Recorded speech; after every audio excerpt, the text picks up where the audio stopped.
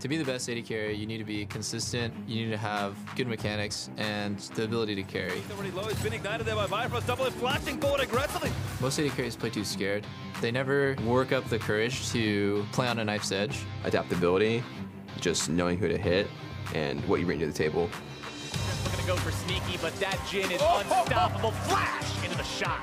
What makes a good ADC is like being really good at laning phase. Shots, one last from Cody's son. First blood on the double it. Being able to sacrifice for my team and also play selfish when they need to get ahead and so they can carry their team. Mid laner versus AD carry. Takes a shot back in. Oh, he's gonna get it! Well, I definitely think I possess like all these qualities that, you know, top 8 carry has. I think that's why I'm probably the best right now. The only thing stopping me from people claiming I'm the best AD carry is myself. By competing with the best ADCs in NA, I want to leave an impression. I'm waiting for my resurgence. I want to prove to myself that I can be the best again.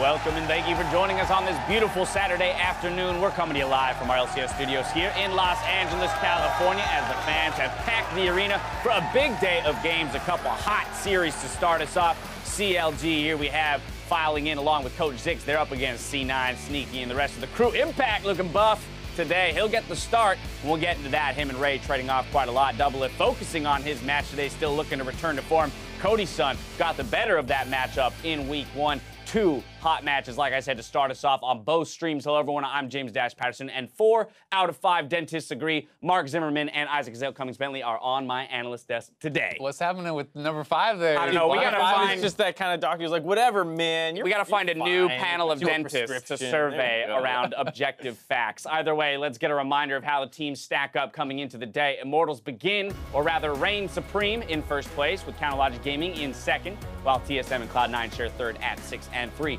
Those 4 teams all duke it out in our first matches of the day. On NALCS1, we've got TSM versus Immortals in the battle arena, followed by Team Dignitas looking for a win over FlyQuest. Over on NALCS2, Stixay and Counterlogic Gaming aim to take out Sneaky and Cloud9, with Echo Fox taking to the battle theater opposite Team Liquid later in the day. Now, last night we saw Cloud9 get redemption after a hard-fought series versus TSM, losing Game 1, winning Games 2 and 3 after subbing Ray in for Impact. And I think that's the big story because we hadn't seen this guy in a really long time. I think it had been about 3 weeks of just straight Impact after he came back from his break. And he was one of the catalysts for turning this game around. His laning looked worse than Impact's Game 1, but he was able to find a lot of good angles to set the team up, especially on that Jarvan game, really being a big impact for the engages. Yeah, I mean, Fervor Rumble, who wasn't a fan of that. So Yeah, that was you know, that's just Can't go showing he wrong, doesn't even man. need to be playing optimally to have a huge controlling game. That's the thing, it was a statement game. I don't need this. Yeah. I don't need this to beat you. I'm not convinced by that, but it is nice to see confidence back Yes. in Ray from the team, and it's also good again to see Jensen crushing it. Multiple solo kills on Bjergsen. This guy has been an absolute monster this split, and whenever he's succeeding, the team is doing well. I mean, funnily enough, in that mid lane matchup, in all 3 games, there was a solo kill one way or the other. So again, it just speaks to the competitive level of these 2 guys, specifically in the mid lane, and kind of that, you know, ever-growing rivalry between them for who is the best mid laner, who is the true carry here in North America. This time around, it was Jensen. But as we talk about these tough weeks for both the teams, having had played each other last night, TSM's going to have to face Immortals, C9 having to face CLG. Let's go back to the top lane in looking at that CLG matchup. Impact will get the start today up against Darshan, but we do know that C9 is very comfortable swapping those guys in and out. What are our thoughts on this top lane matchup, as CLG loves to send attention up there with Darshan returning to form? I think Impact's actually probably a little bit better of a matchup for Darshan. Impact plays a little bit more standard tanks. He does have the Renekton as well that we saw yesterday, but you know, Darshan's the kind of player who's happy to take Fiora into that or something, versus what, you know, you see a lot more out of Ray, things like that Jarvan, the Kled, the Rumble, these kind of more skill-based carry matchups. I think, you know, while Darshan's been playing great this season season so far. I think he'd prefer to be able to exploit Impact a little bit more on the 1v1. So we'll have to see if that works out in game 1 or if they need to swap things up for C9. Yeah, it'll be interesting to see what his approach is, because I actually think that Darshan, his biggest strengths are not about laning. Though he can be a strong laner, it's more about taking his advantages, you know, if he can get ahead in jungle or just push up lanes or whatever, and using that to help the rest of the map, using that to help the team. And I think he's at his best when he is grouping, when he is making plays with the team and sacrificing his own lane. I was going to say, I know you've been kind of critical in some areas this summer split around Darshan split pushing and carry performances, and that he's relying, or rather spending too much time trying to help his team as opposed to, in some cases, needing to be greedy and playing for himself. So one of the reasons I think Impact's a good matchup for him then is because Impact actually has some of the worst laning stats in the league. So it frees him up to leave lane a little bit more, because you're not getting pressured as hard. Whereas if you are against Ray and he's kind of keeping you in lane, forcing you to kind of play the skill-based matchup, I think that works out a little worse for Darshan. Now, of course, CLG will have to have, shaken off the funk week 4 that they had in order to come away with a victory today. But the other marquee matchup at the start of the day is that TSM versus Immortals matchup. TSM suffering the loss yesterday, looking to rebound today, while Immortals still looking to hold on to that first place slot that they have so far this regular season. Yeah, I mean, TSM may be coming in a little bit low, but Immortals, they just beat the 2 teams that were 5-1 last week. They had basically the hardest possible schedule. They came out on top. They're looking like the #1 team right now, and if they can take down TSM, like, that's 2-0 against TSM on the split. They'd be looking incredible. Right, yeah, they already won the first round or first matchup against TSM, so this would be the second time they're facing them this split. It's just so funny that every time we talk about Immortals, it's like, this will help prove them, and this will help, and it's like they've been #1 the entire split. When will they be fully They just proven? beat the other #1 when they're the NALCS champions. Yeah, because we've seen the 17-1 Immortals get knocked out in playoffs, multiple times. It doesn't matter what you do until you are the champion, right? This team has shown that they cannot always, go the distance, and until they do, no one's going to be convinced. Yeah, the organization from that standpoint still has a lot to prove, and we'll see if they can get it done. Now, as we've got some really big matchups in the bot lane, at least in these first 2 series, we saw the guys talking about it at the beginning of the day. Stixxay feels like he is the best ADC. Sneaky says he's got himself to battle in terms of becoming the best ADC. Doublelift is waiting to return to form. Well, let's talk about Freak's tier list, maybe. Use that as our setup for getting into the discussion around these. What is this tier list? No, for the most part, I think it actually looks pretty reasonable. I think a lot of people would be surprised at Piglet being that high up. I know when I was talking with Freak a little bit about it, and I'm sure he'll justify this stuff later on today, but a lot of the stats for how much Piglet team struggles around him, he's actually still putting in really good work.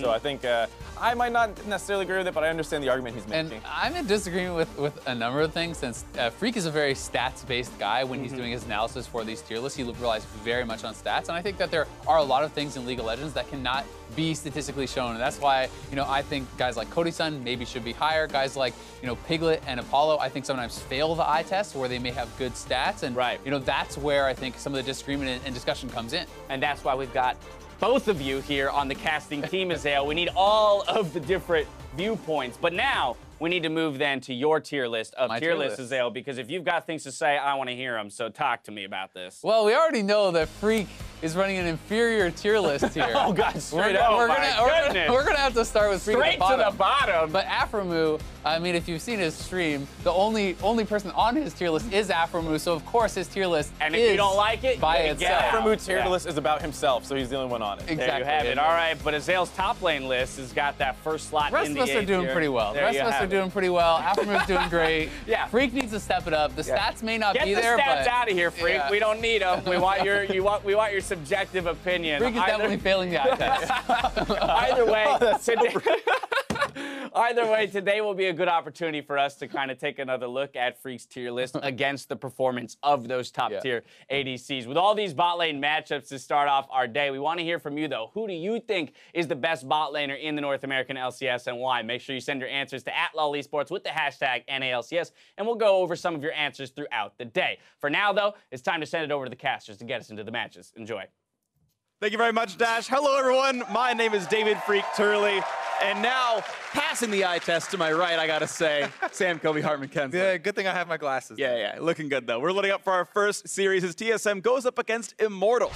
Now, TSM are hoping that this week would be their battle for first place, but they come into this one after a loss last night to Cloud9. Yeah, that was a big one. And Doublelift did talk about it in the little video we had beforehand. But if he does still want to prove that he is, again, the best AD carry in North America, as he has been previously, then he still has his work cut out for him, because they were unable to take down Cloud9. They had really high priority on his champion Jhin for that entire series, and it just did not show up. So Doublelift here against Cody's son, someone he has talked very positively about. Yeah. He's going to have his work cut out for him. Yeah, the last time these guys actually played against the other, Doublelift did show a lot of respect for Cody's son, and of course for good reason. You can see Cody's season-long stats right here. Solid KDA, great kills, great damage, all that kind of fun stuff. You can see the laning phase is where Doublelift does have his edge as an individual player. And a lot of it is the duo of Immortals. People have been so high on these guys. Cody's son and Olay have created a lot of plays for themselves, but Immortals as a team has also adopted to play around them.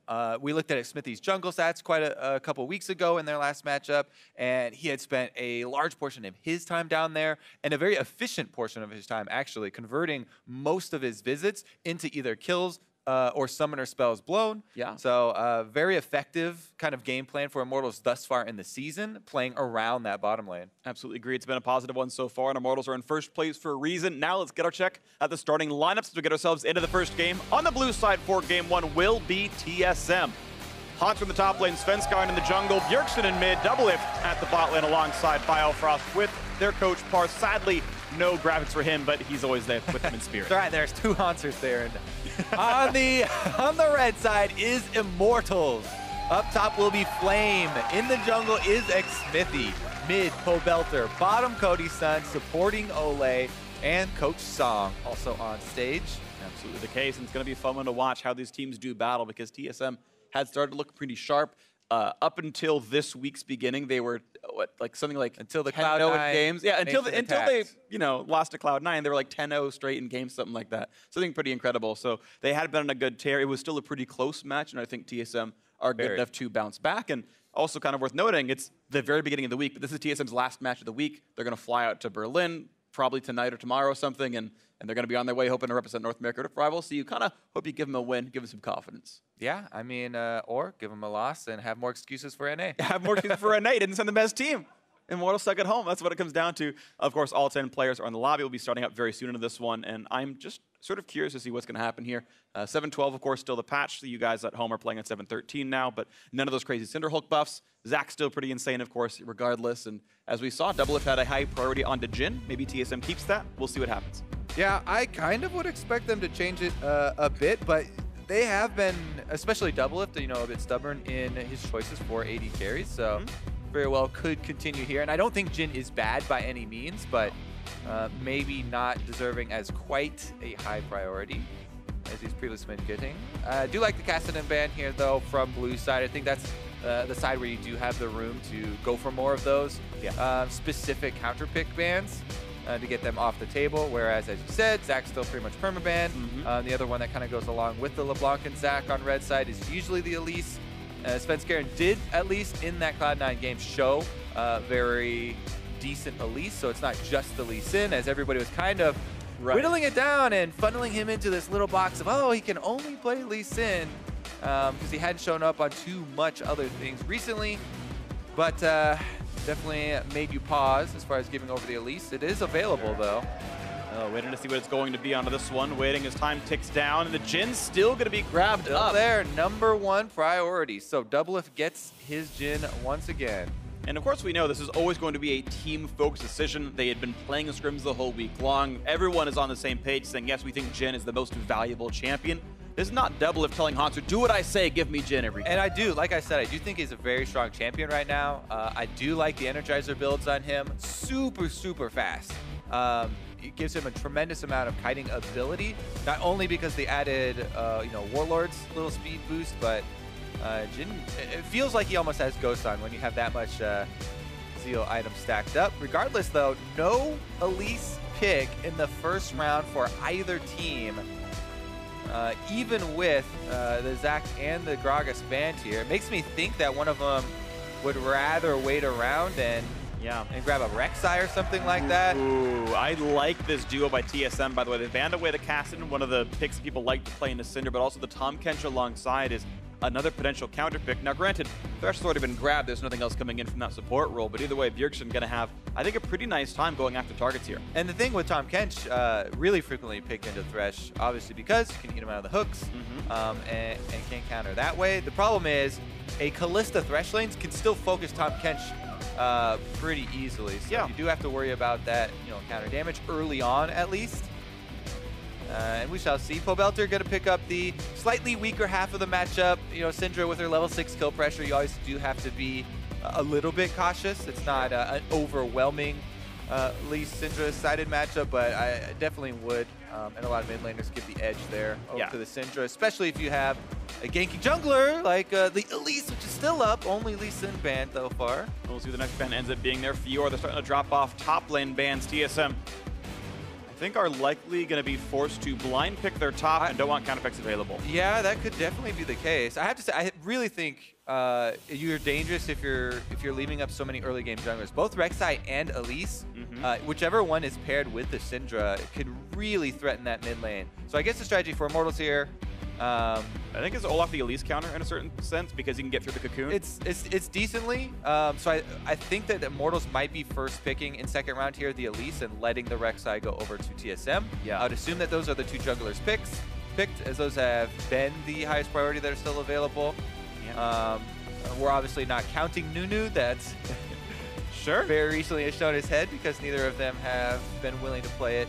I'm just going to ban the Elise out, so pushing him down the tier list a little bit more. Rek'Sai probably getting the nod as the best tier list jungler right now, but if it fits the comp, maybe something else to go for. Immortals have their choices, and they can still blind top as well. Just, it feels like the way the bans were shaping out, that wasn't likely to be the case. Yeah. 6 seconds to go, though. A lot of time being taken here. TSM deliberated for a while on that Elise ban, and actually it will be the Rek'Sai getting the nod. The Queen of the Xerathai here for Xmithie. Now, are you willing to blind pick something like Renekton here for TSM, having banned out the Fiora already, but not necessarily also checking off the Jace or these other kind of range matchups that can kind of poke him down? Yeah. Those got a lot better with the Doran Shield, so I feel like I am willing to blind pick Renekton in this scenario. I'd potentially think J4 maybe over that. Now, Jarvan's not great in the Thresh because of the knockbacks, but I just feel like I like Renekton more than J4 though, because then you're giving over the J4 to the other side. That's unlikely. Or maybe he Kled is. Yeah, I was gonna say he has been on that Kled pick though, or kick for quite a while. Yeah, all right, Kled it is. So there's the fighter choice. We were both a little bit wrong, but Renekton might come through to flame all the same. Hanser thinking he's pretty comfortable with his matchup, and one of the big things for a pro team is to look at your opponents, to understand what their priorities are, and even though there's 50 available top laners to pick, TSM going to hope they can understand what Immortals would pick in this situation. They take their time to deliberate, and they say, Kled is our best blind. They're going to go into Shen here onto this one. And of course, they grab Kha'Zix for themselves. So a very physical damage-heavy lineup. Bjergsen, the only mage on the roster, expecting Ninja Tabbies in a lot of places here for Immortals. And yeah, well, I have to say, the first thing that jumps out at me is their bottom lane playstyle that we kind of went over in the intro. Super well set up with this composition. I mean, Rek'Sai can gank there early. Kalista Thresh has so much versatility. There's a tremendous amount of CC from there, and very clearly Shen is one of the easiest to get down there from top lane. So absolutely, Immortals look like they're drafting into that same kind of bot lane centric style that we're used to seeing from them, where they create plays and they create them very quickly, and then once you get your bottom lane free to roam around, Kalista and Thresh are very good at chasing people down, looking for picks even in the mid game. So yeah, the fact that you have a Kalista at all makes it so easy to be the Thresh. You normally want to run around and look for picks, but you can now face check brushes, look for wards, be like, oh, did I get caught? Press R, out they go. It's pretty much zero risk, a really high reward. Champ select is over. TSM and Immortals going to do battle. TSM going to close out week 5 early on here, as they already played against Cloud9 yesterday, but Immortals hoping to keep that single loss alive as they continue to tack on, win 7-1, the first place team, and they could get an even larger match lead over TSM if they could win this one here. Hoping to keep it forward with a bot lane focused style. Shen to the top lane. Kalista, Thresh do the battle down to the bot side as Cody Sun has been having a pretty good 2017 so far. And Immortals hoping to stay in first place. Here we go with game 1.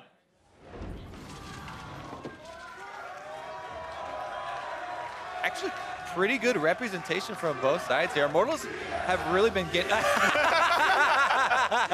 You say that.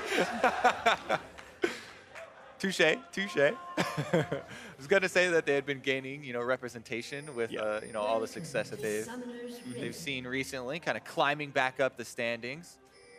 And it is kind of the story for all these players on the team as well. Long histories here for especially the ex-CLG members of Belter and Smithy. And back up.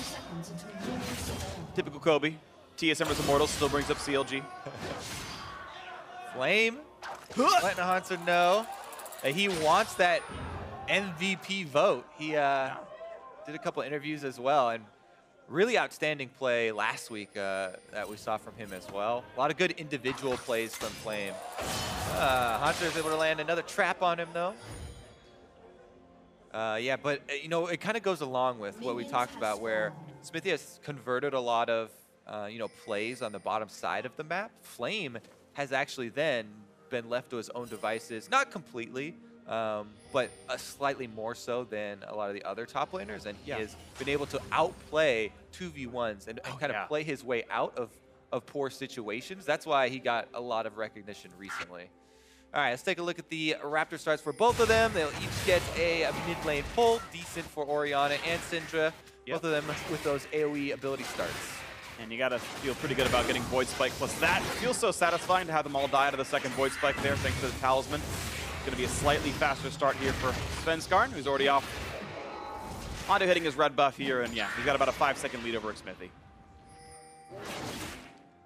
We also noted that Hanser put a defensive ward down in front of the team's blue buff, kind of right as he had to walk back to lane, so it makes sure that there's not going to be any cheeky jungle invades. There's really no easy way that Rek'Sai is going to spot that and go for the steal. Early push here for the Immortals bottom lane, kind of as expected, into the Tahm Kench lane. Double lift on Jhin has been very good, though, at least still getting lane control, even though they didn't really convert it to a lot of mid-game power and carrying for the late game. Right. Still has had, you know, that presence in lane that you expect. Meanwhile, the junglers are meeting up on the top side. Smithy went with just the, you know, Raptors red scuttle that's become so common with an experienced Quint. Has been fairly common for maybe 4 months or so now to get that early level 3, but not going to have any action because of it. Just continue on back to his blue side. They have all the possible ways of ganking top lane, by the way, warded as well through Scuttle and Flame's own ward over that wall. Yeah. So Flame pushing up on Shen. Yeah, there's the wards you can see on display there. Yep. Is fully protected and can very well keep this wave up. And it's really worth pointing out that ward is kind of only valuable if you've taken Scuttle, because otherwise they have the river open and your ward sees almost nothing. So nice coordination there because Smithy grabbed it. He's got a better ward now. Fighting the bot side, Battlecross has the rend on. Big crit comes out from Devilip, and it looks like TSM getting the better of that trade. Kobe, you were talking a little bit earlier this game about Devilip's Jhin plays yesterday. In Champs, like they showed the stats, and he has like a plus 10 CSD on average from that match against C9. And that's something that we've been able to count on with Double Lift for pretty much his entire career, is dominating laning stats in the North American LCS. We keep having our eyes on these junglers, though. They just passed in the blue, or the bottom side jungle here, trying to fight over that Scuttle Crab, and the fight was won by Smithy. So Smithy has gained both of them, and they got a little bit of vision on each other. Svenskarn did get the earlier back off, though, and he's got extra wards. You can see the power of that duo right there. I really like, you saw it a little bit ago, about 5 seconds back, the tongue lash into crit to make sure Cody couldn't run away from the auto attack. Really nice coordination from that duo right here. Hanser about to dismount, is going to. Now he's got to rebuild Skarl's courage, but he should be able to without too much difficulty. Yeah, and he's got a ward in the tri-bush, but that's not good enough versus a Rek'Sai. So this is kind of the scary period. You can tell he's feeling a bit rushed at the moment. He wants to quickly push that wave in, try and charge it up, and get out of there, because Rek'Sai could be coming up the river. You know, they're pinging out the warning pings right now, so it's not just Hanser worrying about it. Entire team cautious for him, as Smithy actually wasn't even going for it, but he'll be able to recall, or actually cancels it and sticks around for a little bit more dangerous play, but Smithy still farming, not moving in. And not going to go for it. I really did like the idea. It felt like Hans was like, hey, Sven, where could Smithy be? And Sven's like, I got you. I've tracked the jungler. He's in one of these two camps. He's like, okay, I'm gonna be safe. I've got the wards and Tri-Brush. Sven now actually going to hope to track his opponent a bit more. Will he use the Scryer's Bloom to spot out Krugs? Well, right there you gain the information, though, because you know that they respawn around 4.5 minutes because they knew that Smithy did start them. So now he knows that it was very recently cleared by Smithy, and yes, his initial pings were correct. So Smithy had just been on this side of the map, and that's kind of how you track junglers without perfect information. Right. You stack up previous information and then get a single ward in there, able to help both the top laner and the jungler out. Sven actually pretty happy to just go back to farming as well after using his tracker's knife. Sven right now is a level down, of course. He's still waiting to get level 5. Like Smithy might go for a bit of an invade himself. Is now on a ward, 5 matched. Both can see each other, and Sven tried to hold still, but of course that ward saw him. Yep, and they are pretty much exactly even. Sven's a tiny bit ahead of experience because most of the Smithies came from the 2 Scuttles right now, but very marginal differences. Mostly about tracking right now. Nice little taunt, little trade right here. Level 6 is in for Flame. Hans will get that soon enough. That wave should be enough for him. You can see the XP bar pretty much entirely full in the bottom left corner. And we do like to go over mechanics during the lane phase, but we might have a dive on our hands, so I'll do it a little bit later as Smithy might go for this. Yeah, Hans are only at 300 health left onto Scarl. Controlled on that try, but here comes another taunt, and it's actually going to be a retreat. Yeah, they're not going to go for the play just yet. They force the dismount, and that's when you might think they can go for the dive now, and they might bring around the Rosie, but now the minions are all dead.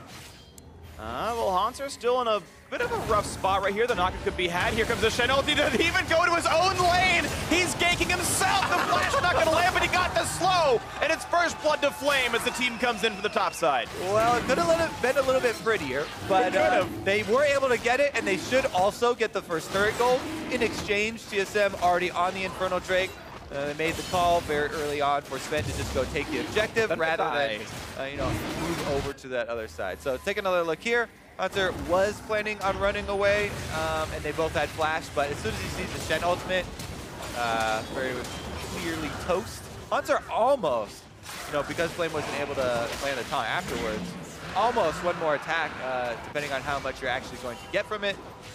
Able to remount there, but not able to do so. So first blood, first turret, both over to Immortals, and in exchange, pay for a little bit of late game power there. Yeah, with the Infernal. And look at this, actually, Flame can defend the bot lane turret with a teleport. Problem is, there's 3 members around. The Colleagues is here, is injured. Sven can't really dive. Nah, turret should fall. They're okay. Yeah, but Syndra's, exactly. Syndra's coming over as well, so that was a bit ambitious with the teleport. Yep. And ends up going down anyway. Well, I'm used to play with the guy. You can't really blame Flame for having ambition here. Yeah, thanks, Name buddy. puns. Thought you hated those. I recanted. Okay. They have to be clever enough. I decided that was clever enough to be a name pun that I would go for. Team at down on the one side, Bamiya Cinder on the other. About to clears out the mid lane. Small lead to Bjergsen, but not huge. Now, I also really like touching on how the compositions are going to play out when we have these basically lane swap trades of the early turrets, because even though we're no longer in the level 1 lane swap meta, we have been seeing fairly frequent, around the 7-minute mark, people making those big plays and going for the traded objectives, especially with the addition of Rift Herald, that becomes more viable to make those trades around the 10-minute mark. But this particular one, you're going to have the mid laners, obviously see them hover on the side of the mid lane where they've got all the deep wards, and whoever extends down to the deep line here without a turret is going to get TP'd on. Here comes Kled. Suddenly he wants all the lane for himself. Goes for the charge. Ole pretty far. Gets the lantern, the flash to buy a bit more distance, but here's a Syndra. Not going to land a root, but they're going to go for the slow with the ulti coming across. And the alley-oop is in. They save each other. It cost them a single flash, and they're out. I mean, it cost them 2 flashes. Okay, 2 flash. And it also cost them the ultimate. And it did look kind of neat. And we talked about the versatility of a Kalista Thresh bottom lane, but I'm still... Kobe, it was a 2v5. Give me this one. I'm tentative to say that was worth it. For TSM, though? No, for Immortals. Overextending down there in the bottom lane. Bjergsen in a bad way, but here comes Sven. The cleanse going to get Pummel out for a bit more time, and here comes Xmith through the flash. He's got him, the R! He's got him, he's dead! goodbye to Bjergsen. Xmithie dives him into the jungle. But while they're still on the run, though, Ole around, he's going to get out. As long as he had vision, he had that one, and it happened. Yeah, the Rek'Sai, as long as you have the damage on them as well, his E damage was canceled because Bjergsen was able to flash into Fog of War. But as soon as he gets around the corner, yeah, gets the next little hit right there. And he watches, yeah, to be fair, Hanser was able to get back to the lane in time. The reason I did think it was good for Immortals that prior play, though, was because they used TP, because Bjergsen roamed down, he loses, you know, part of a wave and stuff. Well, I'm going to say that, yeah, since they killed Bjergsen, that's exactly what they were planning on. A genius play to get another kill here for Xmithie. I guess one thing I will point out is the fact that Bjergsen ran the other direction. He ran right once the Rek'Sai ult was cast, because you can dodge a Rek'Sai ult by building enough distance between where you were and when she lands. Yeah. And that distance is less forgiving if you're running back towards Rek'Sai. Also, with the change, I found that you cannot do it with level 1 boots. Yeah. No matter how early you start running the other direction, if your target only has level 1 boots, you will hit your ultimate now, and it actually feels so much better for Rek'Sai. It definitely still is, you know, people can use flash and dash and all that kind of stuff, which is a little bit annoying, but the improvements is why we've really seen so many more people really happy to play the champion again. And there's just so much more confident in that snowballing that she's kind of designed around. And I'm glad that she's a warrior enchant jungler now. I just tend to... Well, I know there's going, some center junglers I understand, but I do just like warrior enchant jungler. I think it's a fun play style to watch. Let's set up this play, though, because they have no idea that IMT are coming. Oh, the knockup onto one. Shen's going to arrive. They just want the Tom Kenshin to fish food, and they're going to go for that. Quick chunk, going to buy a bit of time and a double. It tries to pull him a bit farther away, and Double's able to flash to safety. But Rek'Sai is on the hunt, and here comes the Void Rush. Kill comes through, goes over to Flame, and now it's Pulvelt from the backside, though, caught out. Shockwave misses. There's the rest of the damage up, but Hanser gets the kill credit. Bjergsen did the damage. Counter 1 kill here for TSM, and it looks like it is going to be a trade as they try and push mid afterwards. IMT, meanwhile, on the bottom side, looking to increase the coverage here. Looks like they should be able to get it a little bit earlier, as they've already set Flame up to try and stall, maybe. Well, we're going to try. I mean, he's tried to stall with the bot lane before. And yeah, I don't... He's trying again, but it doesn't seem like he'll be able to push him off or anything. Yeah. Looks more like to be a trade of objectives. And hey, good the TSM getting that mid pressure. Okay, back to your warrior enchant for Rek'Sai. Yeah. Never mind, we'll do this. Speaking of Rek'Sai, Xmithie in here with the Shen on his back. They go on to double if while Ole and Cody's son were already stacking up the spears into the Tom Kench here, so it was an easy rend at the very end there. And that's the playstyle that we talked about with this composition. Playing off of the bottom lane, using the Shen to get in there. There's a ton of crowd control, and they could just play around Cody's son and Ole, which is what they've done for the majority of this split and really worked out effectively for them. Just constantly creating those plays centered around those guys. And okay. So, Rek'Sai. Rek'Sai, part 2. I've been checking, especially on the builds of all the Korean junglers for pro play in their solo queue accounts. Starting to see Cinderhulk actually taking over, but this is on live. 13, on 13, super strong. Where it gets buffed. So, currently still on this live patch for LCS 7.12, but it does a bit less damage, and it does cost a bit more, so definitely see the warrior, but keep your eyes open for you know, the rise of Cinderhulk. All right. That into the Tiamat.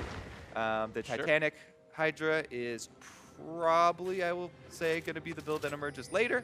More so than Cleaver? I think so, because that has been the kind of burst there with the Titanic, as well as your true damage E, is what, I mean, I watched a bit of the games, and they were solo queue games, so it's a bit different, and you want, you know, value burst more, but that has been with the rush. Well, fight for an Infernal Drake. TSM wants their second. No rend stacks really just yet. Cody's son looking for the fight. Smite gonna go over to Xmithie, gets it away from Sven. Fight continues. Shockwave only out of the one, though. He's put the teammates into his belly. Flame gets the first kill, though. The spree for him. A trade back for Sven. And there we go. The Rek'Sai getting another for himself. Xmithie forced to run away, but the damage coming across the... Oh, nice one! The assassinated Void on Void crime. But he's gonna trade it back around. Now TSM only with 2 left alive. Scarl runs for the hills, and TSM hoping to do the same. Only 2 players left for both sides. Great stun comes in. They want to knock down Flame. They almost got him. One more spell. Not going to make it away. And he's regained his courage. Cody's son not long for the world. The Rend won't quite kill him. He's going into the turret. He dismounts and the kill comes through to Bjergsen. The ace delayed for TSM. Oh, so I know we always talk about the solo laners for TSM, but this team fight, look, just watch Hunter and Bjergsen. They pretty much feel like they're on their own game plan here, and they've been just dumpstering Pobelter. They did it before in the river, they do it again. Bjergsen actually ults a little bit excessive damage there, but then all the stuns that Bjergsen lands afterwards. A really nice W into a double stun there onto the bottom lane, which gave Sven the space for him to flash over the wall, get his kill onto Smithy before he went down. But again, lands another stun here, won the ball that already existed, which is usually more difficult to work around since your opponents can counterplay as they already see it. And then Haunter, as you said, he flashes for the remount to be able to get the final kill here, setting it up for Bjergsen once again. And those guys working in tandem has really turned this one, for TSM. They've evened up the Infernal Drakes, they've evened up the gold. Now we just have to keep our eyes on the vision because it's actually been more TSM favored. And we'll see if that really does matter as, Shen teleporting in onto the bottom lane doesn't really require any sort of vision setup. And it's more about tracking cooldowns. See if they can track it properly then if we go into this. A very close game here as Cody's son. Oh, still waiting for the Hurricane to come through. That's the big power spec you really, really want. Doublelift going for the very tried and true. There's basically the 2 options. It's with and without Youmu's. Yeah. Going for the Infinity Edge into Energizer build. That's fine. It's a little bit less powerful early on. Very 4-shot reliant, but should be okay. Nice bit of damage there. Ole should still, I believe, have Flay, so no kill to be had. And that's just good play. Once again, the support, you toss the lantern, you walk away, you give your teammate the room to use you as an escape path. It means no damage. Yeah, speaking of AD carry builds and the Ghost Blade, for me, especially from jungler perspective, because we usually get our Ghost Blades a little bit later after jungle items. When I start to see 3 Tiamats, that's kind of the turning point for me. I'm like, I'm not really worth it. I'm not going to go for it just because of that. Yeah, just because of the early base armor that's on so many of the ones you're going to try. Oh! He's forced to flash. Yeah, he's gone.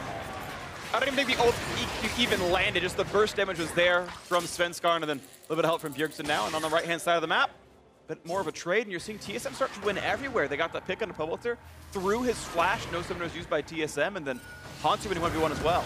All right, Bjergsen lands another stun. There's the root, there's the damage of it. One more shot, I'll do it. Smithy falls away and just stays alive. They couldn't get him down. Now the turret, though, under fire. They were too scared of tower aggro there. Nobody wanted to stay in tower aggro to finish it off. Bjergsen walked out, and Svenskaren unable to have the damage to finish him off as well. So Smithy walks out alive after that stun under the turret, which was pretty well set up to guarantee it. TSM, though, still get the turret afterwards, still get the objective. I'd rather take the turret than the kill. Obviously, both were going to happen regardless, but it's going to be Gromp going down for Hanser, and TSM now in control of this game, 900 up, and feels like they have all the tools they need. Rift Herald despawns in 115, and maybe they'll target it, maybe they won't. Looks like Immortals going to be the one to play for it. Should be able to burn it down as well. Yeah. As you said, TSM were pushing out and everybody went for recalls, so recall timings are an objective in themselves, getting back to base to be able to purchase your items. They have to pay for it with the Rift Herald. Immortals already with all their, outer turrets pretty well taken care of. It's just mid lane that they would probably use this Rift Herald on. We'll see if that turret can fall. As you mentioned, Immortals taken down bot lane and top lane tier 1s already. So mid would be the likely target, unless something crazy happens. But it feels like Immortals don't have lane pressure anywhere. Hanser has been able to push in flame. Bjergsen has gotten those several kills on a Pobelter, now 5 now with a flat Magic Man build on the Syndra. I mean, you were hoping that Immortals could play through their bot lane with that Kalista Thresh. And hey, they still got farm, they've got some kills, but after that last, slow going. Well, I mean, after that last team fight with TSM, having control of the map afterwards, having that deep vision, being the first to grab that territory, and a bunch of the gold to go spend it, they have been able to utilize that to continue to push up here onto Immortals. That being said, Kalista Ultimate is ready, Thresh is ready to go in there, Shockwave. Only last component for Exodia they're waiting on is the Stand United to be able to pull off that team fight. We'll see if it's Exodia or a Blue Eyes White Dragon or what's going to come through here, but TSM, make sure they can withstand that. Here comes a nice little root attempt, but once they're going to flash away. A knock up there on a Bjergsen. Do they have the damage output? It's going to be the push in, and the Void Rush is not enough! The damage wasn't dealt. He couldn't get Bjergsen low enough. The actual Biofrost chomp didn't need to happen, but I believe Exhaust was an important part of that. Oh my goodness, the Hex Drinker even not enough to save Smithy. It just purchased it to deal with this 5-kill Syndra, but now he's up to 6. Bjergsen lands another stun. He got the cleanse down on Pobelter. They get the kill on the jungler, opening up the possibility here for the neutral objective. Even though he went back to base, it looks like Immortals, without that perfect information. Yeah, and there's no smite anyway. There's pretty much no chance to get this one to happen. So nice pickup by TSM. We've got to fight again. Another one of those stuns. Able to get the cleanse out of Pobelter. And Smithy looking to finish it here. I think he flashed exhausted, in time. Because I think that was going to be enough damage otherwise. It looked like it should have been enough execute damage because the ult does scale with that missing health. Yeah. And Biofrost, probably the savior there. I'm sure someone's going to be able to tell us and watch that back a couple more times, but it really did look like the flash exhaust is what saved his life. So nice play out of Biofrost, or unnecessary, one of the two, who knows which. Either way, Bjergsen lives, and either great play, flash exhausted him to save your life, or that was useless. You flash exhausted, wasted 2 summoners after. It's one of the two. The thought counts, though. Well, you have to find the frame where the damage of Rek'Sai Ultimate is actually done. Yeah. All right, regardless, though, Bjergsen is now 6-kill Syndra. This is the reality that we do live in. And everybody has to respect the damage coming out of him. That's why we're starting to see those magic defenses also built, in addition to the early Ninja Tabby that we had. The Banshee's Veil now for Pobelter, so even though he had to burn his cleanse, should be okay from the super long range stuns before it gets popped off. And Smithy's Hex Drinker is close to giving him survivability. Yeah, and I want to talk about TSM's macro play now, because Immortals coming into this are the #1 team in North America, and they're only down 1,500. Most teams would probably not close us out against IMT, and the comeback would happen. TSM going to keep control, though, and I want to kind of start focusing on what they're doing to continue to outplay such a strong team.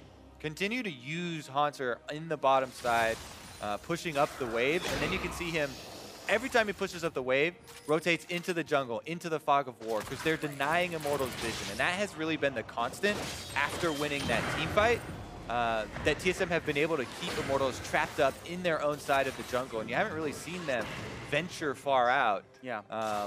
Really trying to play around their point of power here. Syndra in the mid lane, pretty well protected. They're going to summon the Rift Herald to go top side and slow push that, because it looks like they're going to be fighting over the bot side of the map a bit more. I think Smithy was mostly running out of time more than anything else and had to put it down somewhere. Yeah, you will get a purple flash on your screen. Yep. A couple seconds before it times out. Just to let you know, drop it wherever you are. It's better just to drop it than not use it at all. Yep. Even if it only means 25 gold going over Bjergsen, at least you took his time. Yeah. That is the strongest person on the enemy team, so now you get to go get some of the vision back.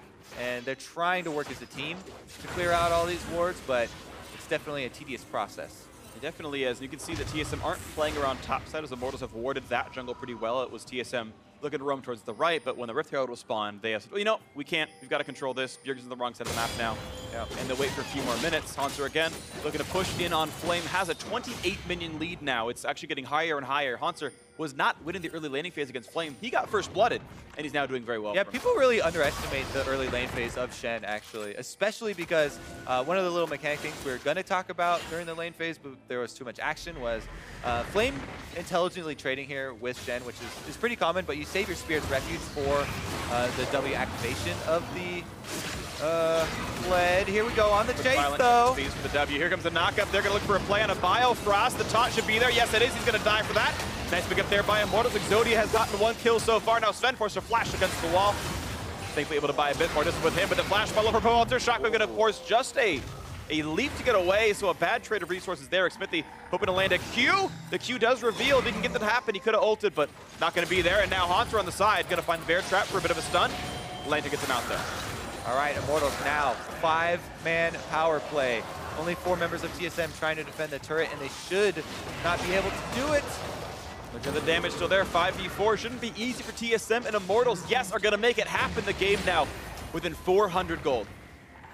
We got to see it, the initiation from Immortals. They work so much better when they're the ones to be proactive, and they're the ones to start this off, get the pick onto the Tahm Kench, utilizing, or not even the Tahm Kench first. They pick someone else, have Tahm Kench come in to devour that person, then swap focus targets. TSM, though, working again diligently to control the vision around this top side. Over the wall they go. They think there's a pick to be had right here. Nice double. They're going to absolutely destroy him, TSM!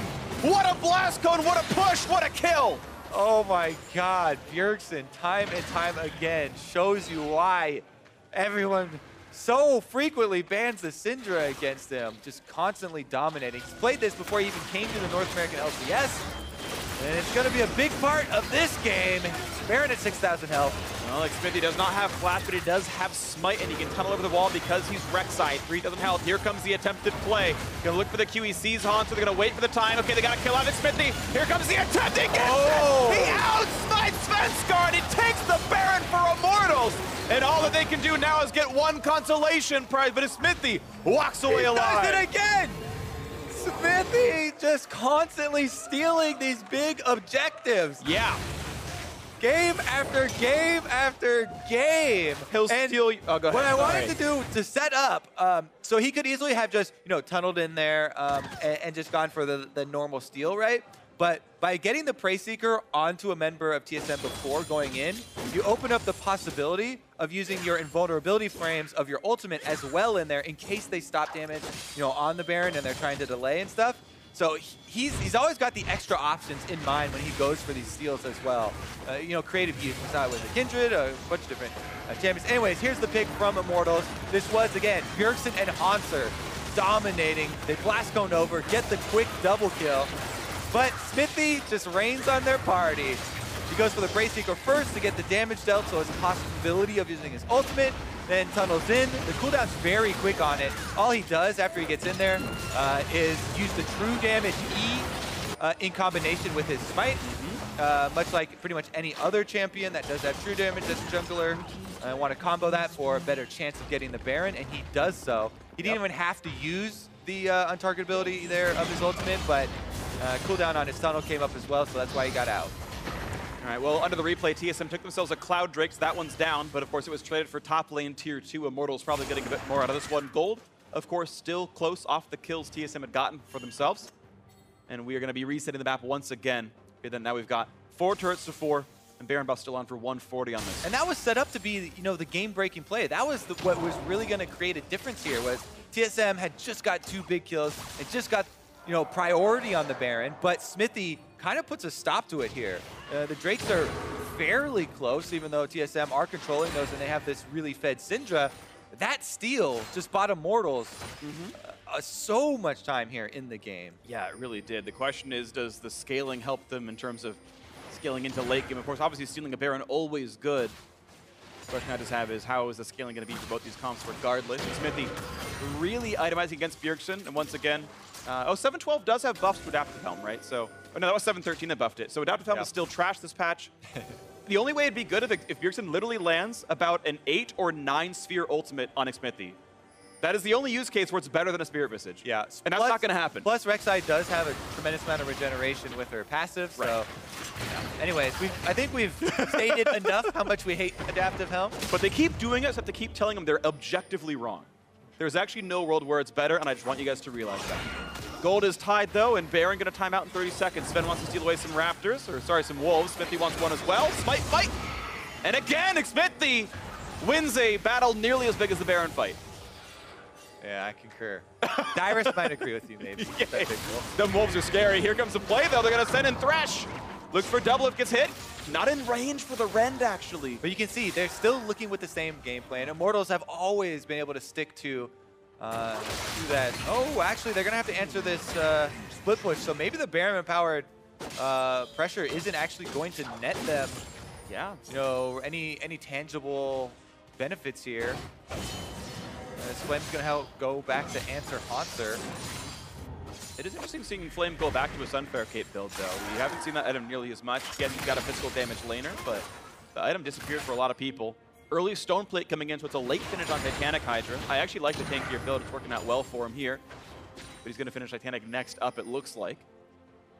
Once again, in a bit of a tied game as we reset the lanes yet again. The Vision, as I check back through the map, TSM have 2 D4s to speak of. Immortals about 3 for themselves. The Vision certainly has been cleared out back and forth. Yeah, I mean, a Baron still like that when you're down a bit is going to do that. Really good stall here from Immortals to be able to steal that one away and kind of stabilize so they can build up and prepare for the team fight. You see another Hex Drinker coming in. This one for Cody Sun as well. They're trying to deny all the primary targets of Bjergsen because they know this is the carry member for TSM. He's so fed right now on the Syndra, and they're just trying to get any sort of defenses for their more squishy members to deal with it. Banshee's Veil and 2 Hex Drinkers on all the primary targets that Bjergsen will have. Yeah, he's going to be a Black Cleaver out of Cody Sun. There we go, though. Ability's going to be Ole holding the front line, and the ulti is up, and he's going to pull him right back out. Bjergsen doesn't find a target. Out goes the Thresh, has the chance to lantern. No one needs it. It's going to be traded ult for ult, Hanser for Cody Sun. Yeah, decent ult trade, except I don't think Ole needed to drop the box before he got ulted back out. Unless they were really looking to turn that one around, which, you know, maybe is up in the air and they were undecided if they really wanted to, but one extra minutia there. Look at Ole running around the map, making sure his teammates are safe. Moby's, of course, really useful on Thresh because it enables his lantern plays a bit more. Runs over, makes sure that Flame's going to be fine, and there's no gank to be had for Svenskaren. Taxi Man, Ole. Yep. Taxi Thresh on the way. Is it Taxi or Uber? I feel like they're taking over a bit more. Fair enough. Yeah. I saw, I'm going to take a non sequitur here. I saw a great image the other day, which was 20 years ago. It was don't beat strangers off the internet and don't get a stranger's car. And now it's call a stranger from the internet and get into their car. Not my joke, but still hilarious. I could tell it was not your joke. It was actually funny. Got a solid laugh there. I've heard that joke a million times, by the way. Oh, Freak, you're not funny. Other jokes are better than yours. Wow, you're original. See, that's my own. All right, let's see if they can rotate down to the bottom for the red steal. Not going to be the case.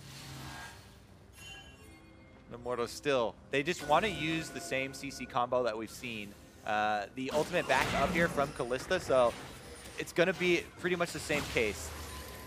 Looking for the Thresh initiation. Here comes Stand United, ready! Dave Slowdick Smithy, the root's there, he can't get the lantern! He gets the shield, he flashed away, but he can't take the lantern! He climbs over the wall, there's gonna stay alive, but he's unforced to flash. Tunnels, oh, Smithy, he almost killed himself! Yeah, that could have been... Oh, he almost killed himself again! He's out of there. I thought he was in range, I'm sorry. He knows better than that, though. He's better player than I am. All right, we're good, no kills. Freak is just kind of arms flailing up here, by the way. He's very concerned. It's a close game. It definitely is a close game, and that was a close call. It was definitely an unnecessary risk to go back into the range. Oh, he rooted him. He got a lantern, though. Can he get to safety? He's trying. Flame running out of health, and Bjergsen picks him off. Nobody can click these lanterns. TSM keep putting wards down on top of it, and I guess they're unable to click around him. He's gonna knock that one down, and here comes the play towards the Baron. Flame dead for 40 seconds. Bjergsen's done. And they pull back Ole, one more ult down. They don't want to go for the smite fight yet again. A big slow comes out from Svenskaren, though. Shockwave pulls one back, though. Hunter can't get him with the stone plate on. Lock it, pop, doesn't block a lot of damage. We're gonna know Smithy, no kill just yet, but the ulti comes across, and he is legendary. The shut down on a Cody Sun. That kill is there. Now the chase on Ole, who's been slowed, isolated. Hook's not gonna land. Just the 2 kills. TSM getting the picks, though, and it's not just 2 kills. It's control over all the wards around Baron. And maybe they'll start it up. They do have to worry about Stand United, though, because Flame's timer's almost up. Yep. And it could be still another 4v5. Hunter actually looking for a friend. Trade. 2,000 health left in this one. 3K going back and forth, looking for what Xmithy might be. Ole is going to be down for the first one. So the chase on towards Xmithy. He does not have vision in the pit. But they will not give him the chance to go for a smite. The damage is there first, and now they can secure the Baron. TSM going to grab this one much better play than last time. TSM grabs it. All right, they are able to just stop all DPS. They keep calm, secure the Baron first, and now they have a tremendous amount of pressure to work with. And Infernal Drake is up, so you can just grab that one before using the Baron buff to go finish off the last secondary turret there.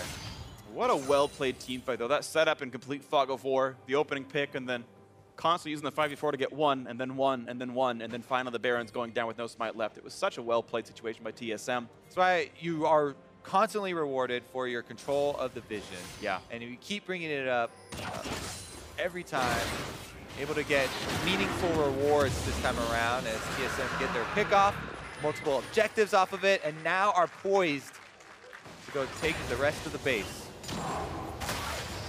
Smithy accidentally sold his enchant for a second and undid it and got it back in there. I saw his jungle smite pop up on the item screen. I mean, fine, though. that's fine. You can do that. Yeah, it's not actually a problem. He's got his stone plate now, so the extra defenses are there.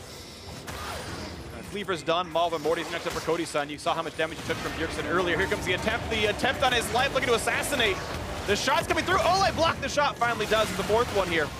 But still the poke is in. There's no Banshee Veil left now for Poe out there. Smithy took a lantern across the wall and goes right back in 2 seconds later. Here comes Hans in the side waves, though. He's going to find Poe Belzer. The damage is there. One more shot to get in the shot and buy some time, but it's not going to buy enough. He's gone. But trade kill, though, as Cody's takes out the Syndra. He's fighting back. He's lifefully. He's staying alive, and the kill's coming through for Immortals. They've picked up 2, and Cody's son. The tanky build comes in. They pop the Guardian Angel. They're diving Nexus turrets here, and TSM do give up 2 kills. They still get the inhibitor, but Biofrost saves.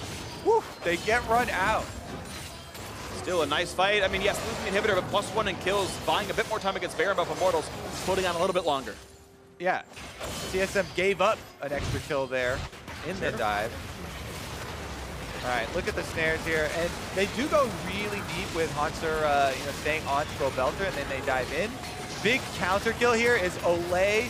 Looks like he nails Bjergsen the hook with the hook right out of the taunt, allowing Cody's son there to get his rend off. And then Cody's son kites Hanser under the turrets, hopping back on Kalista with no extra dash, and they're able to just devour him out of that play. Yep. Biofrost there. Very close stuff right there, and ended up being a little nice one. So TSM sitting on this 3,000 gold lead still in Baron buffs on half the team. And you see that assortment of elemental drakes in their inventory as well. Gives them that consistent power throughout the game. See if they can get more to happen as he's going to go in the 2 Bjergsen Syndra. 10 and 2. He's got so many kills. He's playing so well in this game right now, and the shielding is getting better and better for Biofrost. Ruby Sight starting to face the Mountain plus Locket. Right, reduced active item cooldowns. That's why it's kind of, we're seeing so much in this Ruby Sightstone for the pro tank players. And it's that plus the Face of the Mountain. Face of the Mountain also a very big, targeted shield here for the probably Bjergsen. Sure. As he should be the focus early on from Immortals. Syndra has, everybody likes to talk about her ultimate, but she has very good in-fight DPS as well, even outside of the cooldown of her ultimate. Big crit onto that turret, down to half HP right here as TSM continues the push, gets another rapid fire cannon trigger, and down to 1/4, one more shot. That turret's gonna be gone. Mid lane is open. Not gonna get the root on Ole just yet. Flame winning around on the wings. Bjergsen building up spheres, and then waiting to play the poke game. Gets a bit of a reveal onto it Smithy. TSM playing it patiently for now. Baron buff is timed out. They're more powerful, but it's not free. It's still only a 4,000 gold difference. Immortals, we have seen them fight back from leads like this before. But TSM are certainly in control. 8-4 now in turrets. See, that overdive definitely cost them as far as their Baron power play. Even though they still accomplished the goal of getting the inhibitor down, you can see the pressure that it is creating on Immortals here. The Sun. Yeah, of course, that's just a quick ult for Cody's son. No overcommit there. Nothing for the turret just yet, but it's very, very low. 2 more shots, 1 more for Double. Gonna take it down. Here comes the ult. They want the play on a Pobalt. He's been slowed. Has the lantern, comes down. These shots aren't gonna be much damage. That 4th crit won't mean almost anything. He's gonna fire on a flame for 360 damage. Knock up there on the backline. They found Bjergsen. They found some damage up, but quickly saved by the Biofrost Tomcat. Down to the backline they go. The taunt is in. They don't quite have the damage. And Svenskar is still cutting back and forth. Pobalter cutting away from Hanser. Gonna stay alive, but the first kill comes through. 650 is gone. Another shield comes in, look for the hook. They're gonna look to take down Hanser, and they can't. Biofrost continues to save everybody. That bank account is massive. He's saving everything. And making it happen now. Top lane inhibitor getting low. Biofrost finish it off. Double it. Rest of the team gonna knock down 1 more shot. A big crit on Cody's son. They're not gonna get the root, but he throws in a teammate for a big knockup. Do they have the play though? There's no shotgun to be had. And the kills aren't gonna come through. Inflame though will in the backside though. She managed to get up on the Hanser. Now looking for Bjergsen, but stunned up. The damage should be there here for Double. The crit will almost kill. It's close. He's going to land the root, but he's got to reload still, and he's able to get away with it. IMT gonna have to defend Nexus Surge here as Sven slips over. He's out of mana though. One more shot and Cody's Sun does him in. Base left in ruins after that though. TSM should be able to return to the scene of the crime pretty shortly. All right, so Doublelift, he opens up. They've already got Smithy down at half life, and the Rek'Sai tries to go in for the flash knockup with Jhin on top of him. Doesn't really get the enough execute here as the locket came out just in time, so they never finished off Sven, and they're able to just turn around here for TSM onto the front line. Meanwhile, Hanser there pretty much tanks up 98% of his life before Biofrost then devours him out and buys a tremendous amount of time for the team. And Hanser is full of defensive and deceptive tank stats. He's got the giant Steric shield now, which scales like massively on bonus health. He's got that stone plate. He's got even Guardian Angel, and even when it all comes down to it, Biofrost can also devour him, put on his own shield. So it's frustratingly hard to kill off Hanser, and they've only done it twice so far this game. 11 assists as well. He has been great in the front line, actually. Highest participation on his team, Hanser.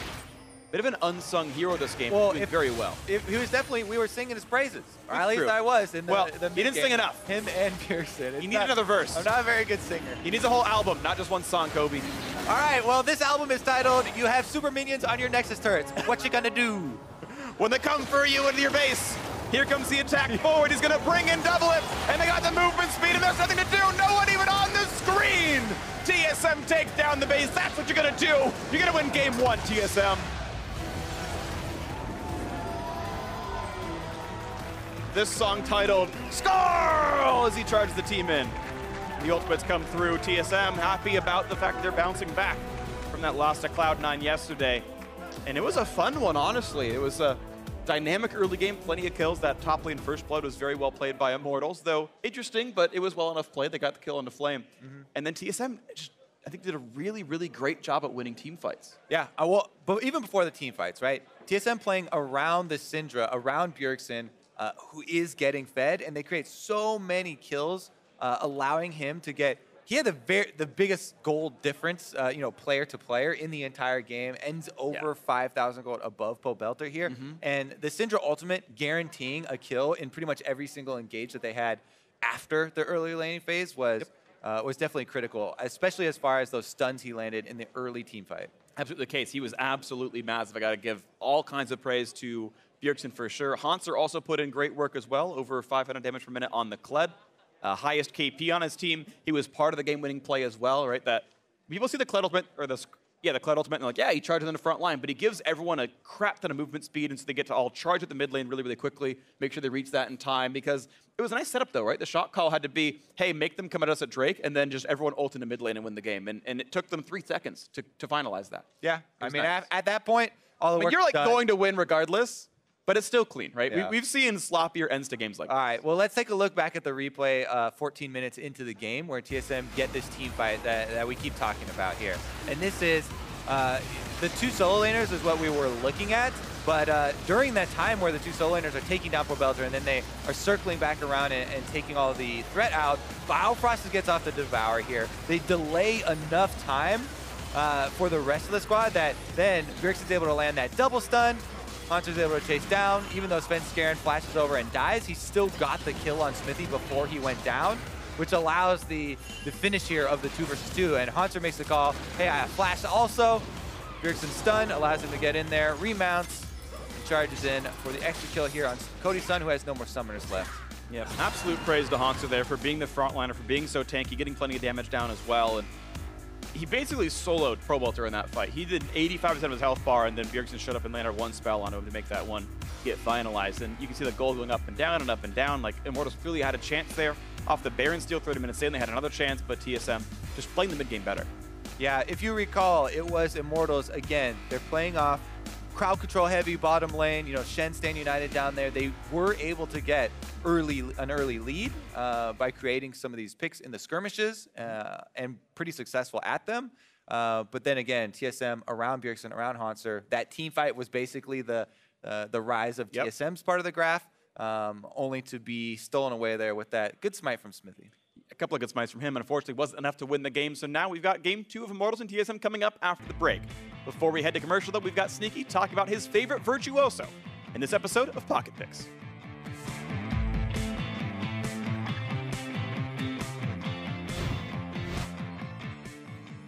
They did it! And they did it!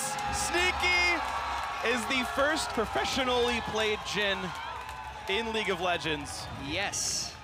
Hi, my name is Sneaky. I play AD carry for Cloud9, and my pocket pick is Jhin. Whenever there's a new champion that gets released, I just constantly play them and figure out all of their strengths, all of their weaknesses. I like to be the first guy that really understands the kit before anyone else, and I don't have to go through the same learning process when that champion does get strong. Sneaky's been that player who's always been the first onto the new champion trains, and specifically with that Jhin pick, kind of pioneered it within the North American LCS. Jhin's overall theme is just really, really sweet.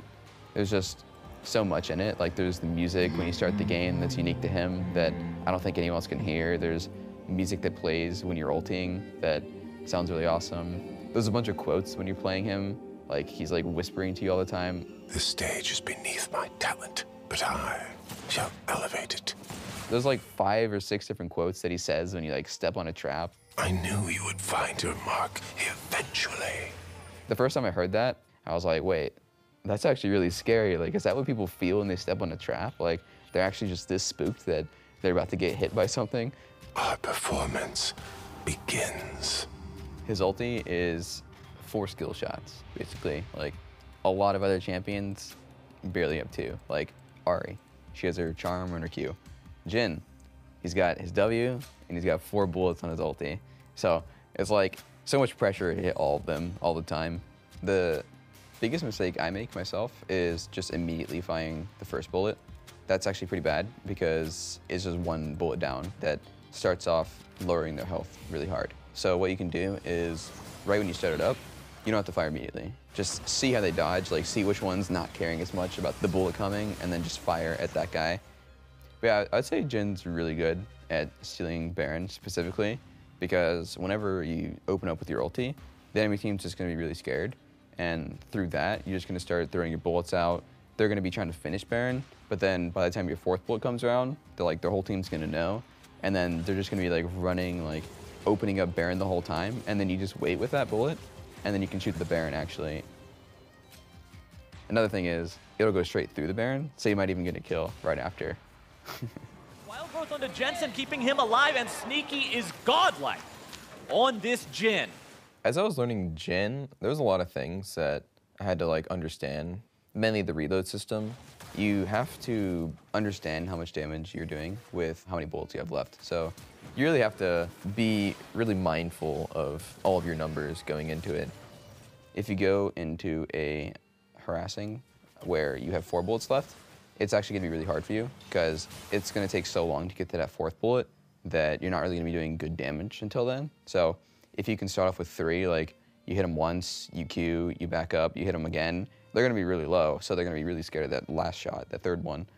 You don't wanna be using your W like naked. You don't wanna be using it when there's no other combination for you. So say you're just walking up and you're trying to harass someone with your autos. If you just immediately throw out your W and the enemy's played against Jhin before, they're just gonna be dodging really weirdly, and you're not really gonna be able to hit your W. But if you wait just that extra second, you'll let them walk and forget about it, and they'll put themselves in a position where they can't actually dodge it anymore. It has a lot higher threat when it's up than it does when you throw it and guaranteed miss it. There's some good support champions that go well with Jhin. I think Tahm Kench is actually pretty good. You get the slow off with his Q, the tongue, and then later, if you keep the fight going, you'll get the stun off. And then after that, you can eat them. And then if you have good synergy with the Tahm Kench, you can combo your eat drop, like throwing them down, because they get stunned for a second, with the 4th bullet. Another good champion with Jhin is probably Morgana. Say Morgana hits a really nice Q, you can follow up from anywhere with Jhin on the W, and they'll just be stuck in the root and they can't do anything. They hit the binding, you hit some minions, you walk up, ready the 4th, like walk up, bam, they're gone already. Zyra's pretty good synergy with Jhin. If she ever lands a root with her E, it'll be a really easy combo with your W. And then if that hits, she'll ulti, and then you ulti too. So they're just basically stuck there for a really long time. That's basically like Jhin's best synergy, is being able to hold someone still to be able to combo the rest of your abilities off of. Jhin is my pocket pick because ever since the release, I just have been playing him so much. And I was really happy to see him being played competitively. He's just always going to be in my champion pool unless he's just gutted completely. I think he'll always be there and be an option for me.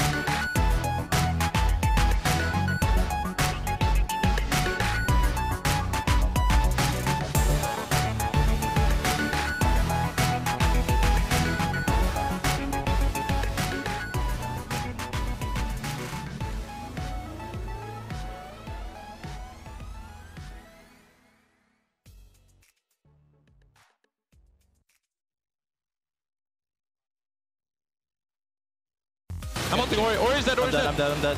Rex has 1 HP. I've stunned 2, I've stunned 2. Rex had flash. I'm stunning them. Cluster. Okay, I'm coming. I'm out. Kalista flash. Are you going still? No flash. I have nothing right now. W and 2. Nice. Go for Tom. Let's go on top, Top. Hey, look at Jhin. Okay. Gonna look for the QECs, Hans, so they're gonna wait for the time. Okay, they got a kill on it, Smithy. Here comes the attempt, he gets it! He outsmites Svenskar, and he takes the Baron for Immortals! Here comes the attack forward, he's gonna bring in double it, and they got the movement speed, and there's nothing to do, no one even on the screen! TSM take down the base, that's what you're gonna do! You're gonna win game 1, TSM. Welcome back, ladies and gentlemen, to round 2 of Immortals versus TSM. As we can see up on the screen, TSM did win that first game. Sky. Up in the sky. Well, apparently we've got a sky in here. That's cool. Bjergsen, by the way, getting a player of the game honors for that one. Most damage in the game, had a pretty immaculate Syndra game overall. Yeah. Deserved it. Yeah, I have to say the kicker was how well he played that team fight, because that's in the early stages where, you know, the goal differences aren't that big, and so much more of it is on outplaying people in these team fights. And him plus Hanser able to basically circle back around the entire team fight and clean up the entire thing was what really gave TSM the momentum and the pressure through their mid lane, where they're able to play through that mid lane afterwards and play off of this fed Syndra and the threat that Bjergsen brought to the game with, you know, his one-shot capabilities with the champion. You could see even after Smithy built the Hex Drinker, they had that 1v1, which is extremely close, but he still came out on top even with that extra shield. Yeah, he definitely did very well for himself. And honestly, I will give a personal shout out to Hanser as well, who had done a lot of work also. Second highest damage in the game. Sing it? Hanser! Nice. Yeah, I did one word. But honestly, he played very well himself. That Kled blind pick got down in lane, came back, was a great split pusher, had a lot of damage output, as I said before, and had like several solo kills in the team fights where he was responsible for Pobelter dying in that climactic 5 I like for the 3. blast cone that he took with Bjergsen. Yeah, the blast cone with Bjergsen. Bjergsen had a 6 stun. Like, that doesn't happen unless he lands the double scout of the week right there to get those 2 kills. But honestly, it was a well-played game from all of them. And it is nice to see that these players are on point, that TSM are looking pretty sharp, and they're going to hope they can close this out and make it a 2-0 win. Yeah, well, I like that it was not a stomp. Immortals also well played there in the early stages, playing through their team composition, using their crowd control, using the Shen on the bottom side to create those advantages for themselves as well. And they are not going to let this one go easily. They did defeat TSM the first time they met up, and still fighting here in the series, looking to push it to game number 3. Let's see if they can do it. Let's see if they can. Tom Kench and LeBlanc. I think Immortals don't want to let Battlefrost play that one again. We expect Zach to join that list of bans from TSM, but they are taking their time right now. And I always like, by the way, when teams take a long time in the ban phase, once they start seeing what their opponents are doing, because the only resource you have here is time, right? And you can either squander it and ban right away, or you can use those 30 seconds to discuss, saying, hey, if they're banning Tom Kench, what do our support matchups look like now? What are we maybe looking to, push ourselves into? And you have just extra time to discuss, because that is the only resource you get here. You might as well use as much of it as you can. It's interesting because it's a shared resource, though. The more time that you take, the more time that they have as well. That's true as well. You're right. You both get to plan during that, and that's fair. But the first pick is going to be Galio in for Immortals. Coach Song helped make sure that's going to be the grab right there, as Gragas and Zach both taken off the table. Alrighty. Let's go to tank. This is something that we have seen from Immortals before, and they usually build these around Pobelter Galio, from the mid lane, and using the versatility of either ulting top or ulting to the bottom side. We've already discussed it so much how Immortals usually will use them to the bottom side, but they keep that option open of also being able to go to Flame, who we had talked about has been performing well in his own right. So I'm very curious to see, if they actually use the other side of the flex and do put it up there and actually let Flame play it, or if it's classic here, Pobelter take it yet again for the team, and they do try and have that, mobility style from the mid lane. Well, you haven't mentioned it yet. Flame's done it twice, Pobelter's done it 3 times, and Rek'Sai is going to be the grab out for Sven. Even though Elise and Lee Sin are both available, I think he's taking it away from Xmithie, but Xmithie thinks he can play this champion as well himself. I think the solo lane flex pick will stay for now. TSM also choosing to not rush for the Jhin. They want to deny Thresh from Ole, and they want to deny the Rek'Sai from Xmithie, who is going to go Olaf, actually. And I think that Rek'Sai actually works really well with Galio, so I can see why they, not only is she a top-tier jungle pick right now, but also want to deny that. You basically tunnel in with Rek'Sai. Immediately you get the Galio ult on top of you while you're knocking someone up, so they stay there. And then, since you're in the middle of the team fight, you can also buy more time with your own ultimate. Regardless, though, Olaf. We've seen this. This is the kind of go-to combination. And if I remember properly, this is the kind of comp Immortals was playing last week as well. A bunch of Bash brothers with the Galio just kind of diving in forward and hoping for very aggressive fights. And they would snowball. They'd get under 30-minute wins with this comp if it worked out for them. TSM going to now play for more backline access, or backline safety, I should say. Bjergsen on the Cassiopeia. That's a pretty risky pick, because it's exactly as you're saying. Immortals, we've seen this before. This is their not just dive buddies. There are multiple buddies. Dive squad. Dive squad here. It's a whole swim team. And you're bringing a Cassiopeia into Olaf, who can immune it. Galio comes down on top and lands layers of CC on you. So it is difficult. Even though people think of Cassiopeia as this kind of counter engage, and it is at times especially difficult to pull off, depending on the type of engages that you're facing. And Immortals right now with some pretty decent, really strong lanes. That being said, I like the Cassiopeia into a mid lane Galio specifically. I think that allows her to scale super well, and she can really pump out that DPS. What's funny to me is I keep remembering old Galio when I see Cassiopeia, who would heal based on ticks of damage. And you're like, oh, I'll just bulwark all your poisons. And it's like, that doesn't work anymore, Freak. We're going to play League of Legends again. Also, I like the added benefit whenever you pick Galio now, somebody on the enemy team ends up picking Adaptive Helm, and it kind of hurts them as far as their overall defenses against your team. Sure. Aha, baited. Baited, outsmarted, all the fun stuff. Double F2 on another, again, hoping for a safety pick here in the bot lane, right? Cassiopeia, again, has the ulti. You can immune some of it, but if you play well, you can get away. Tristana now as well. Knockback for double F, more ways to keep the back line okay. Exactly. I really like Tristana right now. Not only does he have his own jump to reposition for all the diving that's going on, but as you said, he can use that peel for Bjergsen as well, and even kind of lend a hand there with the Cassiopeia. So they have Cassiopeia's own ultimate for counter engage, and then a Thresh to be able to reposition people, plus some extra knockbacks here. I kind of like the choice of Kog'Maw, by the way, to diversify damage a bit more. Olaf and Renekton are basically pure physical, and Galio, as he's almost definitely building tank in the mid lane, isn't going to be a huge, massive source of magic damage, and Kog'Maw quite a bit more mix, going to make Adaptation a little bit harder, and the Gnar going to be making its reappearance here in the North American LCS. We saw Lorlo pick it up against Renekton before, and did very well, even though I believe they had lost that game.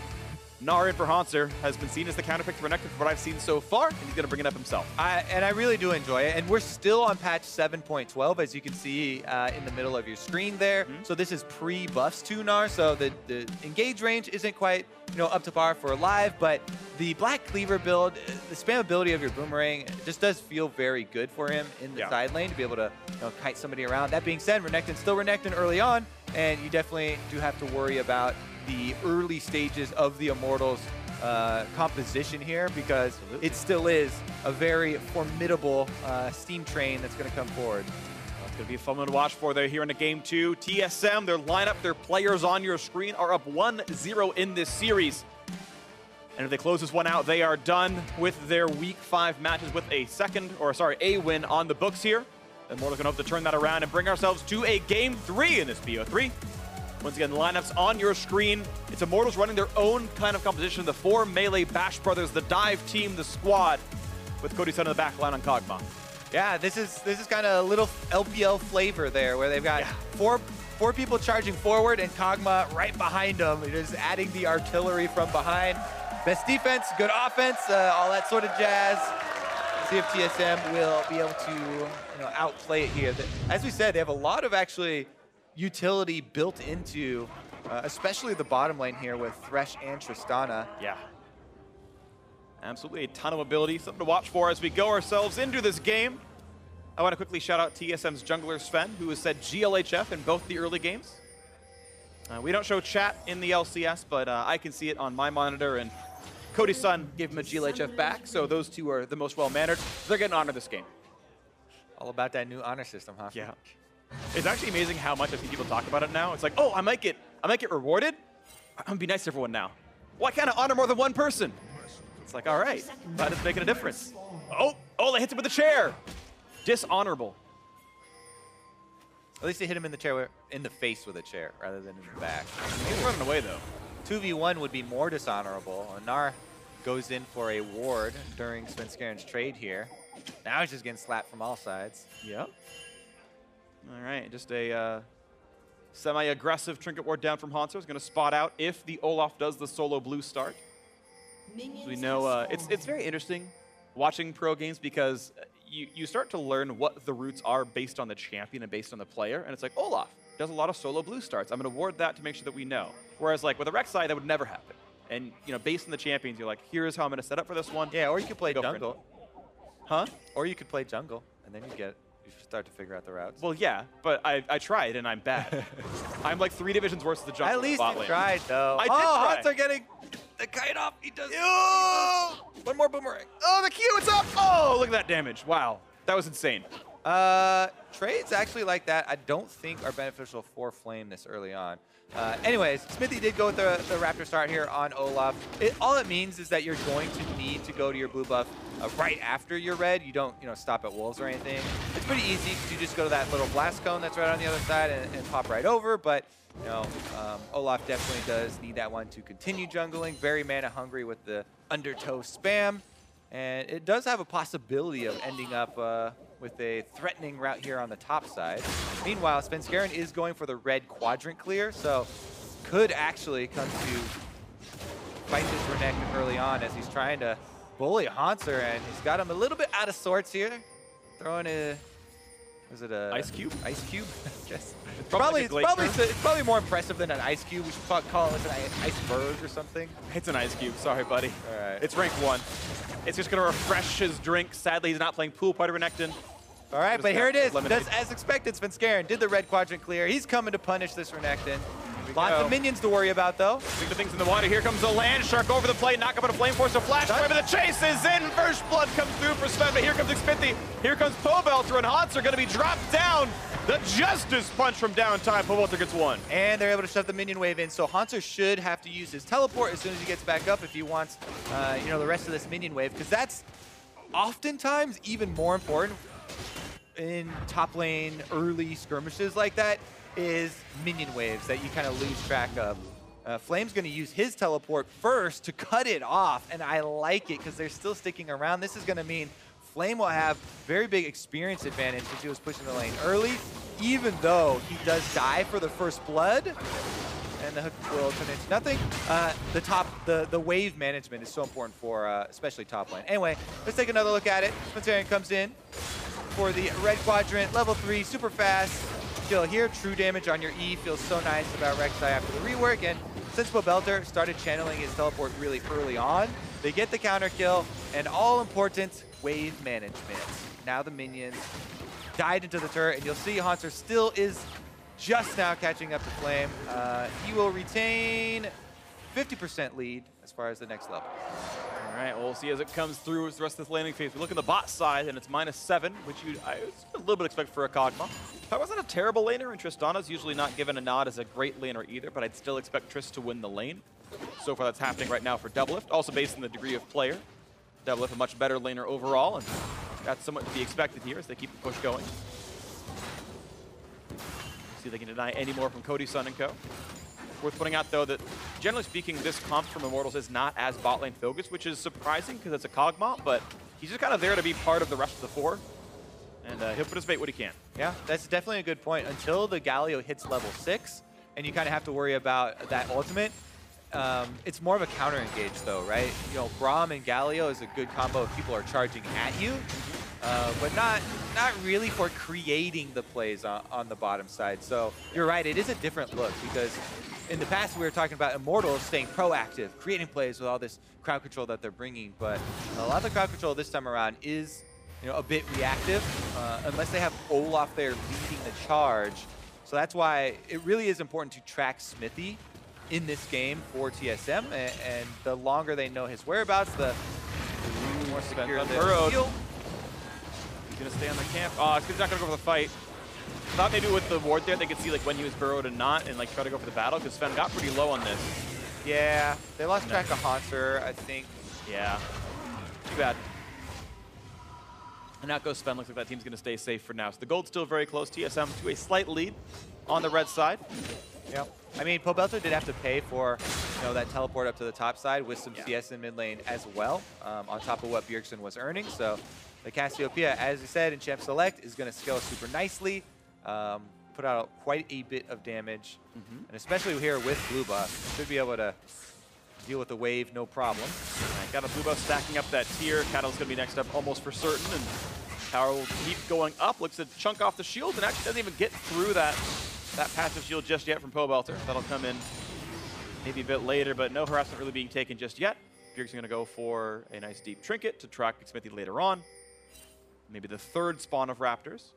All right, as soon as I see Olaf level 6, though, you look for those aggressive charge moves. He has his Ghost available, and Bjergsen is a prime target. Both junglers are going, though. You can see Svenskaren's on the bottom side. Justice punches in, goes to the taunt. Here comes a knock-up in for the teammate, and here comes the ulti across the bottom by a bit more, and just gets him kind of out of the range. Sven, forced away, barely stays alive on the wrong side of this one. One more hit, he'll get a Smithy, and they do. Bjergsen gets one. Here comes the chase. Hanser, they're not going to transform just yet, and Bifrost by the few seconds with a hook, so a kill for TSM in the mid lane.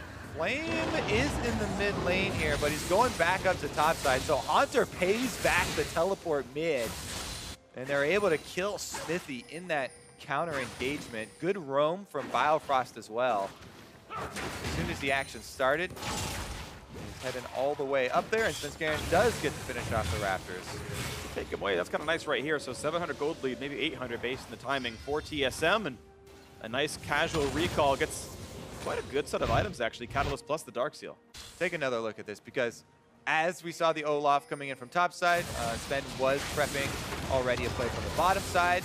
And they got a pretty good knock up here, just the edge of the Gallia ultimate to get Sven, but barely flashes over. One more auto or even an undertow over the side would have got him, but Hanser had teleported in and Bifrost had roamed up. That meant everybody from Immortals had to be in full retreat, and that's enough protection so Sven can live.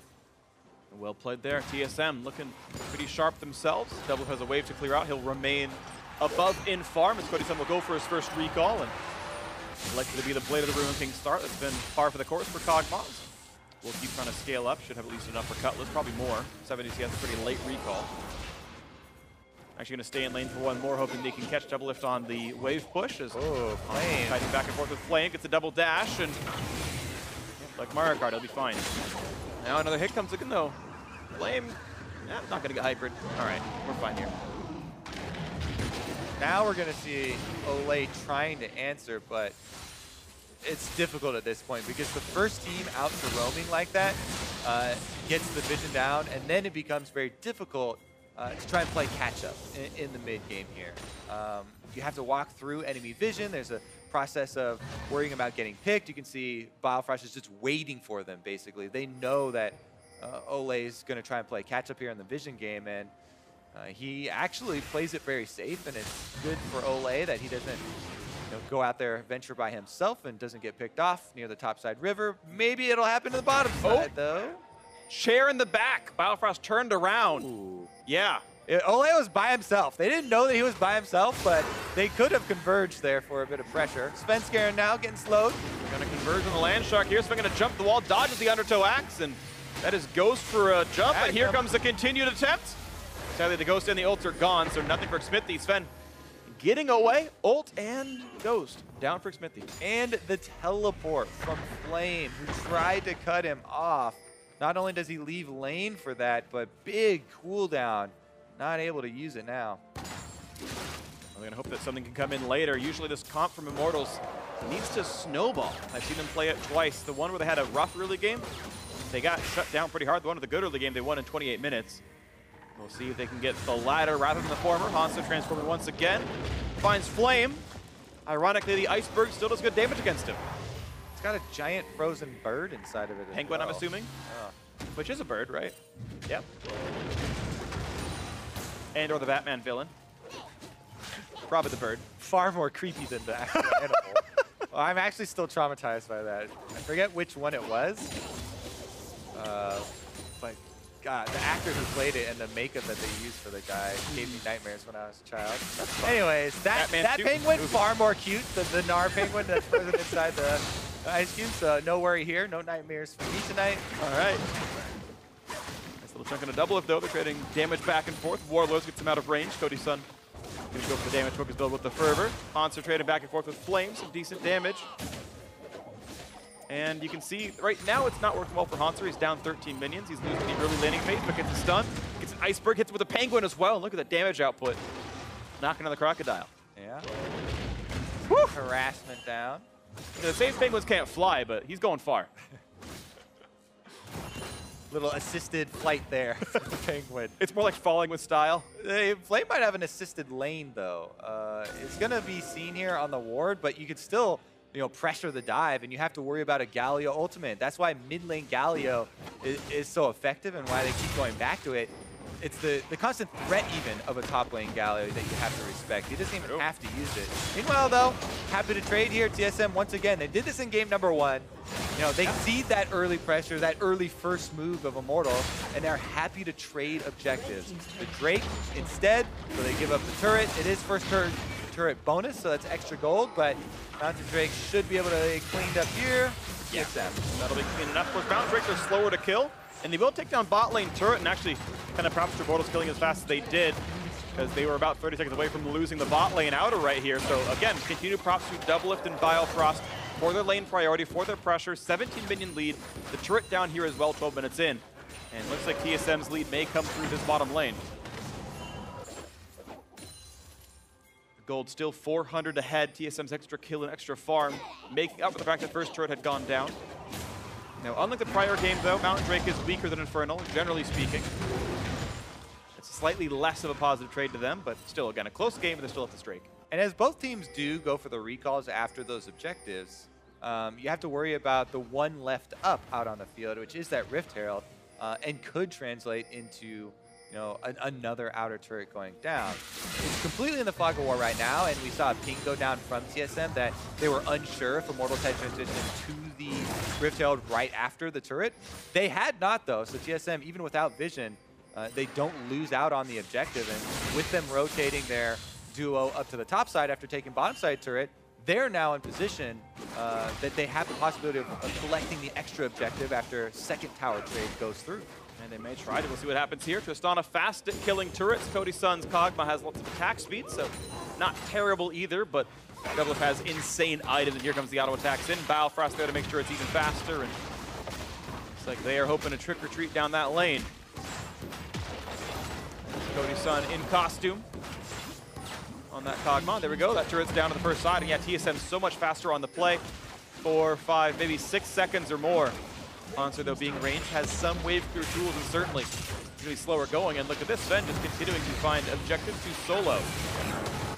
Yep, exactly as you said. The Rift Herald now in TSM territory. Meanwhile, Immortals forcing. Ooh, Hanser gonna chunk speed down. A half HP. The stun is in there as well. He's got no way out. The Delivering Artillery and the Bio-Arcane Barrage makes it happen. The tank staying alive, and that dive worked out well. Hanser. Oh, now it's a low health Olaf with red buff gonna murder this turret. They should be able to catch right up. The only difference there is the kill gold. Meanwhile, in mid lane, Pobelter's being forced out of the mid lane as the Rift Herald is spawned, and that might help TSM to snowball this to an extra turret in the trade. Looks like it will be. So here we go. Mid lane outer gonna fall as well. Makes it 3 for 2 in turrets. The downside being the one kill given away by Hanser, but worth it, you've got to imagine. Blue Steel coming in as well, and I don't believe Immortals got one themselves, though I could have missed it. And nice to know by TSM, actually stretching their lead by a couple hundred. See what Immortals can do when they get back out on the field first, because that was TSM staying out a bit longer to collect the extra objective. In the end, they also have the vision advantage, though, so it seems hard for Immortals to punish and even use the extra 20 seconds or so that they have to get much done. It's mostly just going to be about a little bit of a setup here for the jungle and support working as a duo. Actually setting up a pick there by themselves. They don't have too much damage, so low chance of really catching much with that. Yeah, I think there's almost no reason to go to a lane with tier 2 already dead in a close game. Like, even though TSM all have all these wards on the west-hand side, it's like, why would TSM go back there, though? There's almost nothing to accomplish, so I think it's going to be defensive for a little while. These wards will eventually time out.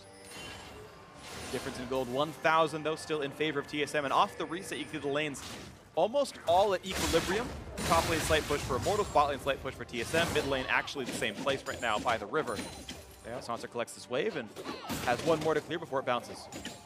All right, so with all these objective trades, pretty close game here. And the Infinity Edge now done for Doublelift.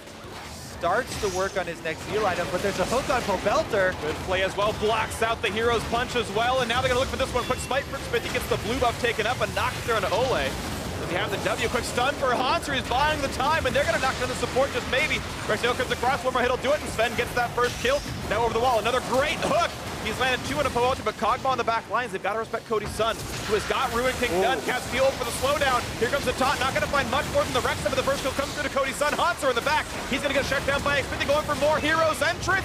Gonna get the knock up onto Bjergsen gonna knock up there on a double. The Winds of War, not quite gonna shut him down. One more shot, Cody's son gets him despite the flash. And now a trade of autos, whose ooze is better? And it's Cody's son getting several here. 4, 0, and 1 in the bot lane. Oh, that skirmish. There was a little bit of miscoordination as well, as they didn't all go in at the same time. And a little bit of an exit on that side, but Immortals in the end are able to claim the victory and will be able to get some damage on the turret. I wonder if, even with this red buff, if he actually finishes the whole thing.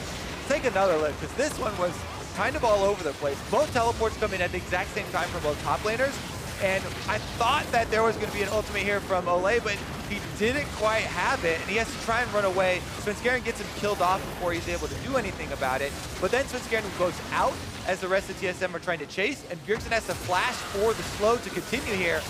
Then we have the split. Immortals immediately, their dive buddies, the trio, goes full force ahead. A little bit late ultimate there from Belter maybe, but he still got the very edge of the knockup onto Bjergsen and was able to get double F just into range.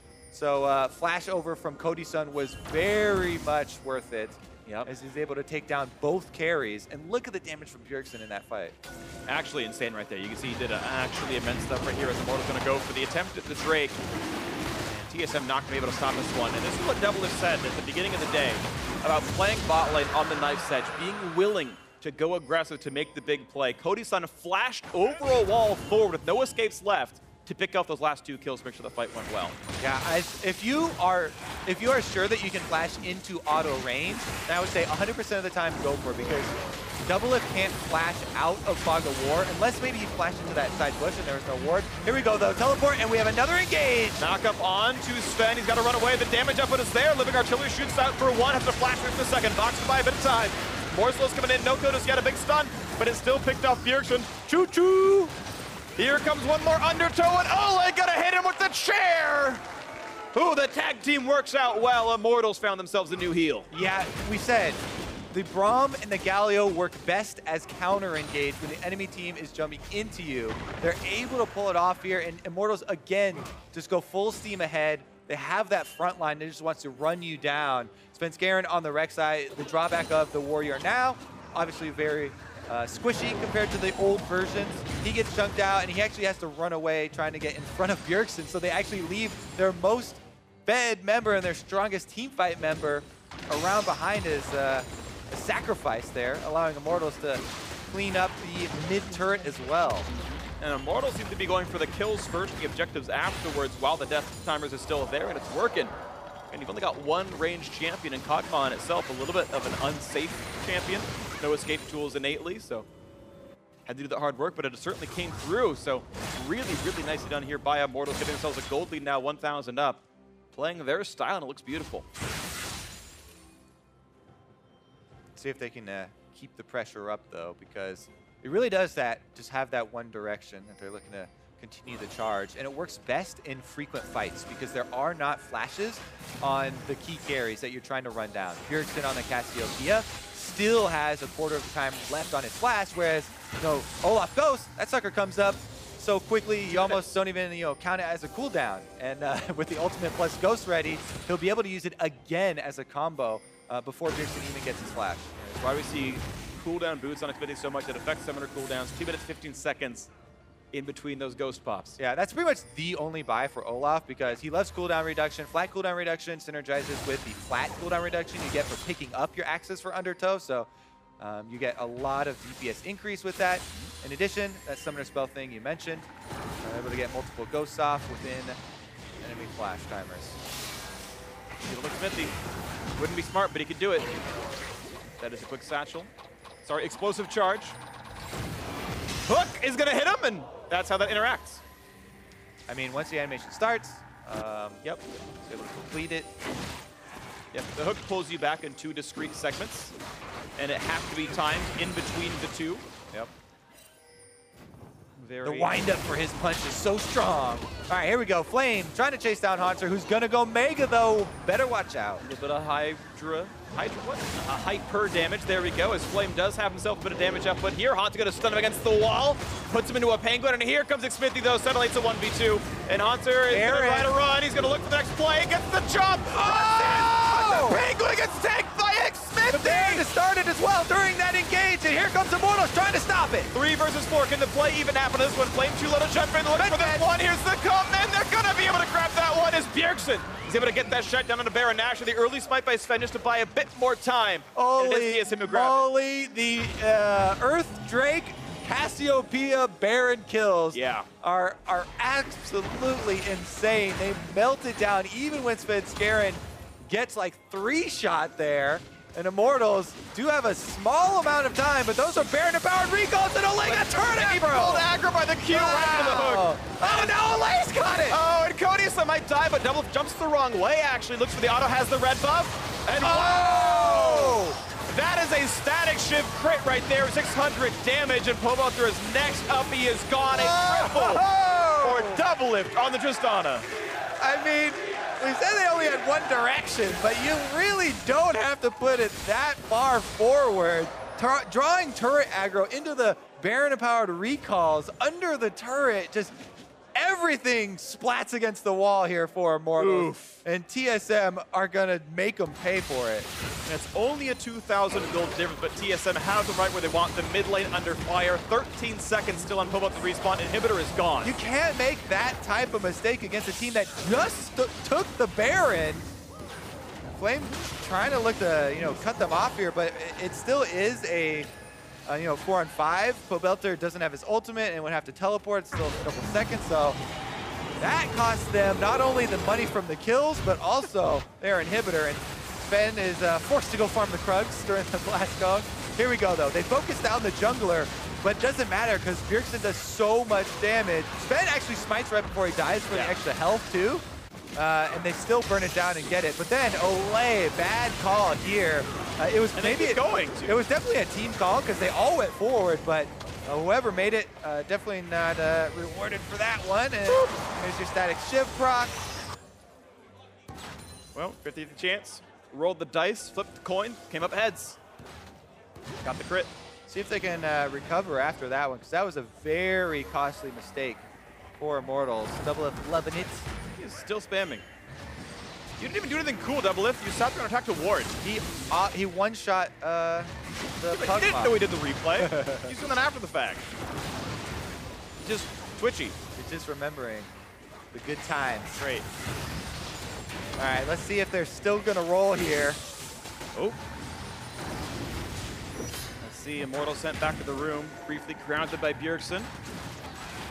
Gonna see where they can get an extra hook there onto roll off who runs back. Chunking down the front line definitely is pretty big here. Flame actually speaking of chunks. Mega Gnar into the wall, into the stun, into the penguin, to the auto attacks. Here comes Whoa, the wall! Oh no, double it, but he's got a lantern, it's fine. Biofrost kept him alive, it was all a bait. Knife's edge, freak. Knife's edge, but he nearly cut himself. It's all right, Biofrost took the knife out of his hands, threw it away. Gave him the child scissors, the blunt edge in the front. Then you can play with crayons, Double, if you stop this. To be fair, they both know that he's playing Thresh. They both know that the lantern's going to be there. So Doublelift knew that he had protective guns, or protective gloves on, I guess. Protective guns? I don't know where that came from. It's okay, I make mistakes too. Don't worry. Regardless, TSM still able to sit back there with the extra 3,000 gold lead that they earned after and take the dragon. You still do have to worry about the fact that there is a 5-1 and free Kog'Maw. Ruin King not terribly, sorry, Rageblade actually, he roughly has the money for right now. I think he's got exact combined costs, so power spike in for Cody-san. We'll see if they can turn back for Immortals. They've got a very beefy front line. And generally speaking, at this stage, I would still probably consider Kog'Maw to do more damage. Depends what comes next for the item builds, but right now I think Cody-san can out-damage Double if they're safe. if they're both allowed to free fire standing still, 100% agree. Yeah. It's not too. Nice little sidestep by Pobelter. Ready back and forth. TSM wanting to siege. No Baron buff left. Hanser gonna get found out here in a 1v2. Hanser kind of short hops, but gets away from the range. Cody-san has spotted himself. Oh, charging up the top pretty early here. I was wondering if he was gonna. Oh yeah. Just because of the. Every time I see it, I'm like, oh, he's gonna go for the flash play. I know, I know. I get you. Cody takes away a small Krug. Sven back in the mix. Flame still up in the jungle. I'm really sure how much value there is to coming from that flank angle at this point, but he is going to go for it. A lot of hits on that turret, though. 300 health off of all the members. And Double now getting free time with rapid fire on. That turret is gone. This 0-4 Gnar is doing so much damage to the front line. Hanser is just destroying Immortals' health bars on their front line. Even though it doesn't look flashy, there's a lot of work being put in by this Frozen Mallet, Black Cleaver combination. Last time he chunks down Flame, almost even kills him. And this time, he basically took Pobelter out of the fight and earned his team that turret just by whittling down the front line.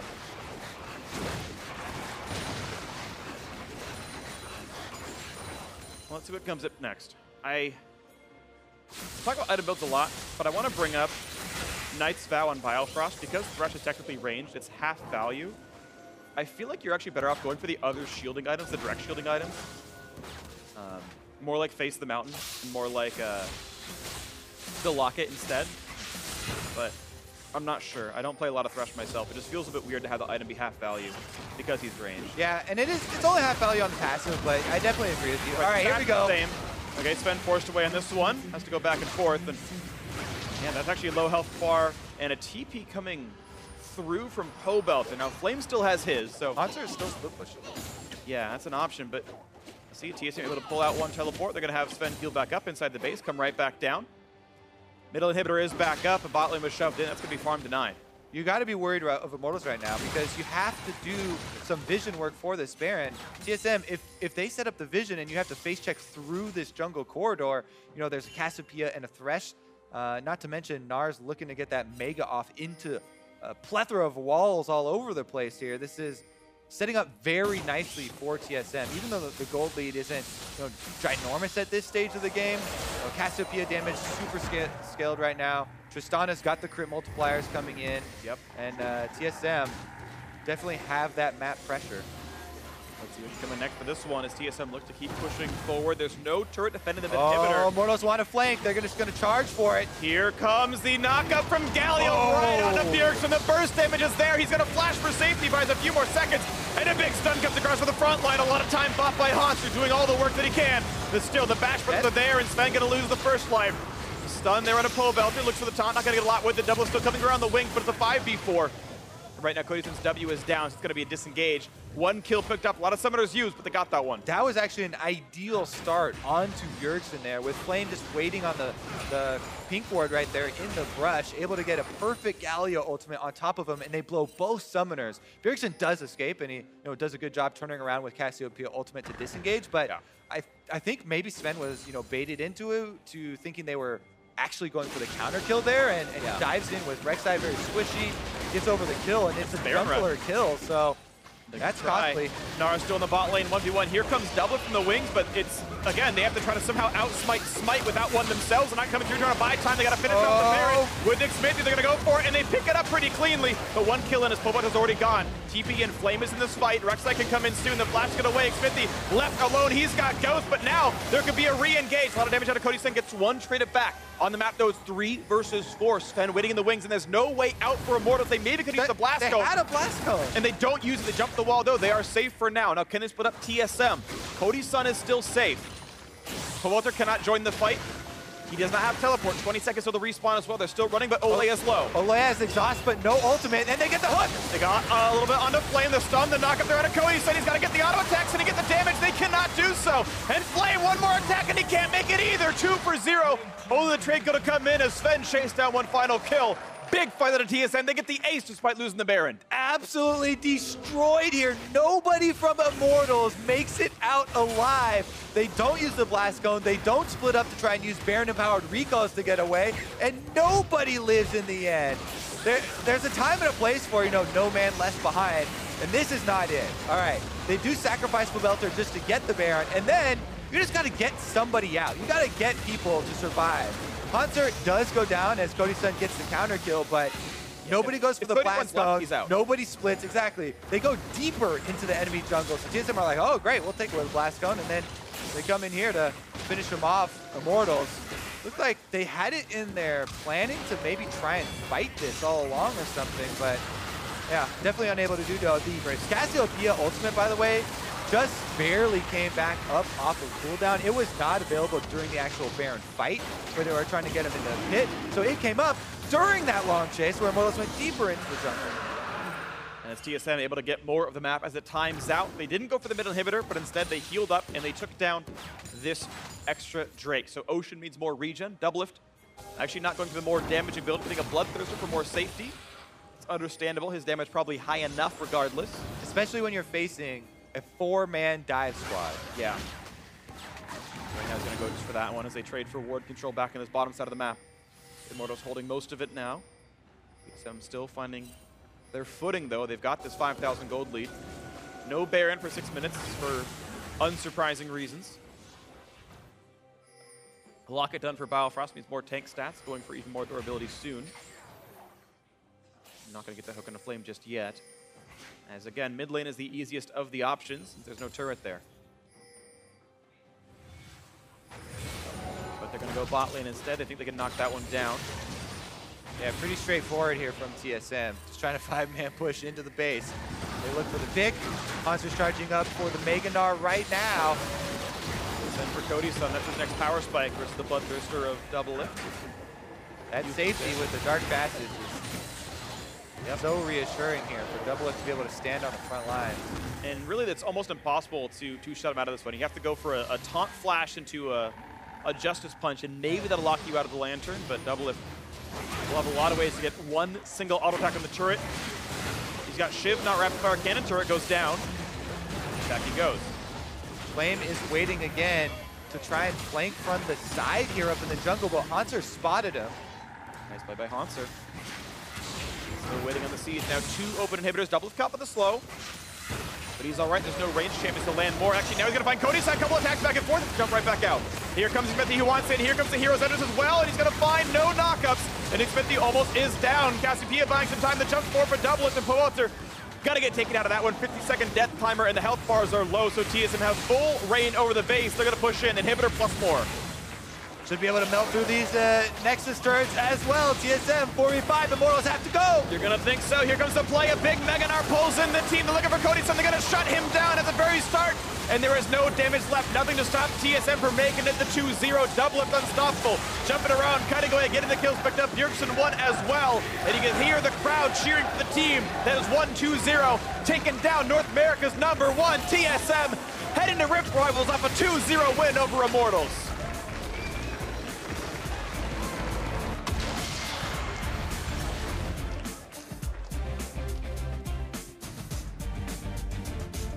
And it was nice to see players take turns carrying in this series from them. You had the 2 solo laners, Bjergsen and Hanser, putting in all the work in game 1, but here, Biofrost 2-0-14, unkilled, only missed out on 1 the entire game otherwise. So many lives saved by that Dark Passage from Biofrost, and so many openings given to more aggressive play from Doublelift on his Tristana. Yep. This the same Tristana that Sneaky used yesterday for Cloud9's victory over TSM. Now Doublelift picks it up and earns themselves a victory here and a match secured. Yeah, and Double certainly did well. Again, they had lane pressure the whole time. They got TSM's first turret, though not the first turret of the game. It was top lane for Immortals who did that, but put out decent damage. Only 1 death the entire game. Certainly was great team fight insurance. I really did like Bjergsen's Cassiopeia, though it was killed a few times. He had 3 deaths. He had highest damage in the team, had a couple of very high impact ultimates instead of those team fights as well. And that's kind of the balance of the compositions when we saw him in Champ Select and we're like, all right, this is scary, full steam ahead, dive comp here from Immortals, but the Cassiopeia into a Galio is going to have free farm, and that scaling, if there's nothing to slow it down, the damage just gets insane, and the graph's definitely telling that story as well. Absolutely the case. Cody-san, to his credit, did do plenty of damage himself, was the highest in the game and more than double anyone else on his team, but the comp that Immortals ran right there is one where you kind of have to snowball, it feels like. Your wave clear is pretty poor, and you're kind of saying go the whole time, and if the go button gets you killed, there's not a plan B really available, and TSM did a very good job of holding on against that pressure. There were some leads for Immortals, but TSM team fought well, and then there was an untouchable Tristana by the late game and killed everyone. Yeah, I have to say, really well played by Biofrost.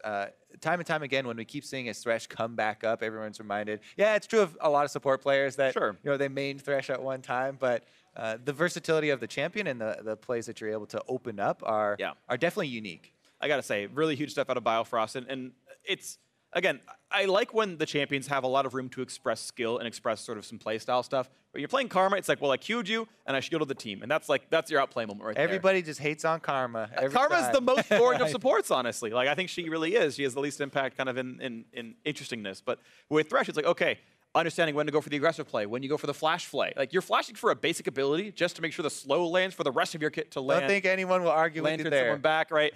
Play in the back so you can lantern someone back out if they're going for the turret kill with the Tristana, so lots of fun stuff. Either way, we want to hear more about that TSM win. So let's check in with Azale, who has an interview with the man in the victorious bot lane. Thanks, guys. Great cast on the day. I'm here with Doublelift after a 2-0 over Immortals, who, we're looking like the #1 team. How do you think that the TSM is doing right now, and how do you think that you guys stack up to the rest of the NALCS? We're definitely really weird because, like, we've been, we always talk about how we're trying new stuff, but, we, like, really upped our Jhin party for this weekend, as you can tell. And I guess we're just experimenting a lot with, like, picks that I feel like could be really strong, but aren't played as much, like in an ALCS. I think Jhin is really only played by Arrow, but he makes it look really good. So I feel like certain picks, like Jhin, like Thresh, they don't get picked as much as they could be. And so we're just trying to, like, push that. But then in Game 2 Immortals, we're just like, fuck it, we're just going to try hard. And we just picked Cassio Tristana, and we just steamrolled them. So I feel like if we're really trying super hard, we're definitely the best team in NA. And at Rift Rivals, we will probably show that. Okay, well, speaking about Rift Rivals, and speaking about some of your confidence, in this season and against some of the AD carries you'll be playing there, guys like Reckless and Sven are very hyped up in the European community, in the world at large. How do you think that you match up against those guys? And, like, are you back to super confident Doublelift? It feels like you've been kind of more subdued this split, haven't been as cocky or confident as people are used to. Yeah, dude, AD carry just sucks. I just hate this rule is just garbage, but sometimes I get to play Tristana or Caitlyn, and I just get a 1v5, and that feels pretty good. I feel like Reckless is a good example. Sven's hella hyped up, but, like, this split, I feel like he's getting very similar treatment where he just plays meta and, like, he can't have a huge game impact. But then Reckless, I feel like Fnatic, they just play so much around him, and it's just about Reckless. Like, it's about him split pushing and getting a 2-level, 3-level lead on the enemy AD carry, never grouping, always farming, and then going, like, this full carry build with, like, Frozen Mallet as a 4th item because he just has such a big gold lead. I mean, I invented that playstyle, so it's gonna be free. So if that's the playstyle, why isn't TSM doing it? Why aren't you guys? Are you not the AD carry that he is? Why can't you run the same thing? I mean, it's just boring, dude. You're just farming for like 50 minutes. I think the best teams in the world, they know how to play fast and they know how to punish that. They set a vision, they starve the enemy team, and they close out the game within 30 minutes. And that's the style that we are aiming to get to. And we end up throwing a lot of games because we're so we get ahead and we mess up in closing out. But we're aiming to be the team that doesn't let a team do these like late game strategies. We're aiming to be a team that just, if we get an advantage, we're just going to close out. All right, so last question. You guys are flying to Rift Rivals tonight. There's a lot of talk about how Europe is the stronger region right now. Do you guys have high expectations going into it? Think you can get some wins? It's actually really funny because, like, I think G2's on a downswing, and that's their first place team. But then for us, like, Phoenix 1 is on a downswing, and that's our third place team. So in terms of, like, the regional parity there, I think we have an advantage. But, Fnatic is on an upswing to compensate for G2. So I don't know. All this shit talk, it's pretty empty-handed, Like, EU has an advantage because they got second place in MSI. But I'm pretty confident I'm the best AD carry going to Rift Rivals. All right, well, we'll see if you can prove that next week at Rift Rivals. Thank you very much, Doublelift, and we're going to send it back to the guys at the desk. Thank you very much, Azale. Great to hear from Doublelift there. A little bit of his old personality there. Yeah, someone get a filter on that guy. There's children watching. Yeah, exactly. But, that's that confidence that Doublelift himself has spoken about. He's trying to find again, right? Mm-hmm. And as we speak about this, we've spoken about ADCs today and a lot of the big matchups that we have. Here we have, the best bot laner in NALCS. This is from Fuel here. Doublelift. He's always been the best. He's just trying to find his way back to that prime state that he's always been in. And I would say that I think to a degree, TSM's performance in the first couple weeks has marred our opinion of a lot of them as individuals just because they did struggle and they're they weren't up to this point #1 in the league, but hey, they just took down Immortals 2-0. Yeah, and I think the thing to note is, like, even when they were struggling and Doublelift not 100% on form, it's not like they're bad. They're still really good players. It's Doublelift is in the middle of the pack and TSM's in the middle of the pack versus they're leading it and the rest of the teams are trying to catch up to them. I also find it intriguing, though, what he talks about in terms of, you know, what the best teams in the world do. And for the first time, we get a real sense of what they're aiming for as a squad, which is that they believe the best teams in the world can not only play quickly, but force the action, create the plays so that you don't allow someone to sit in the side lane and farm up, which is something that Doublelift is used to some degree and is what allowed him to position himself as such a late game carry. Just look at the series versus C9 and TSM yesterday. They were very close games and suddenly it would break open and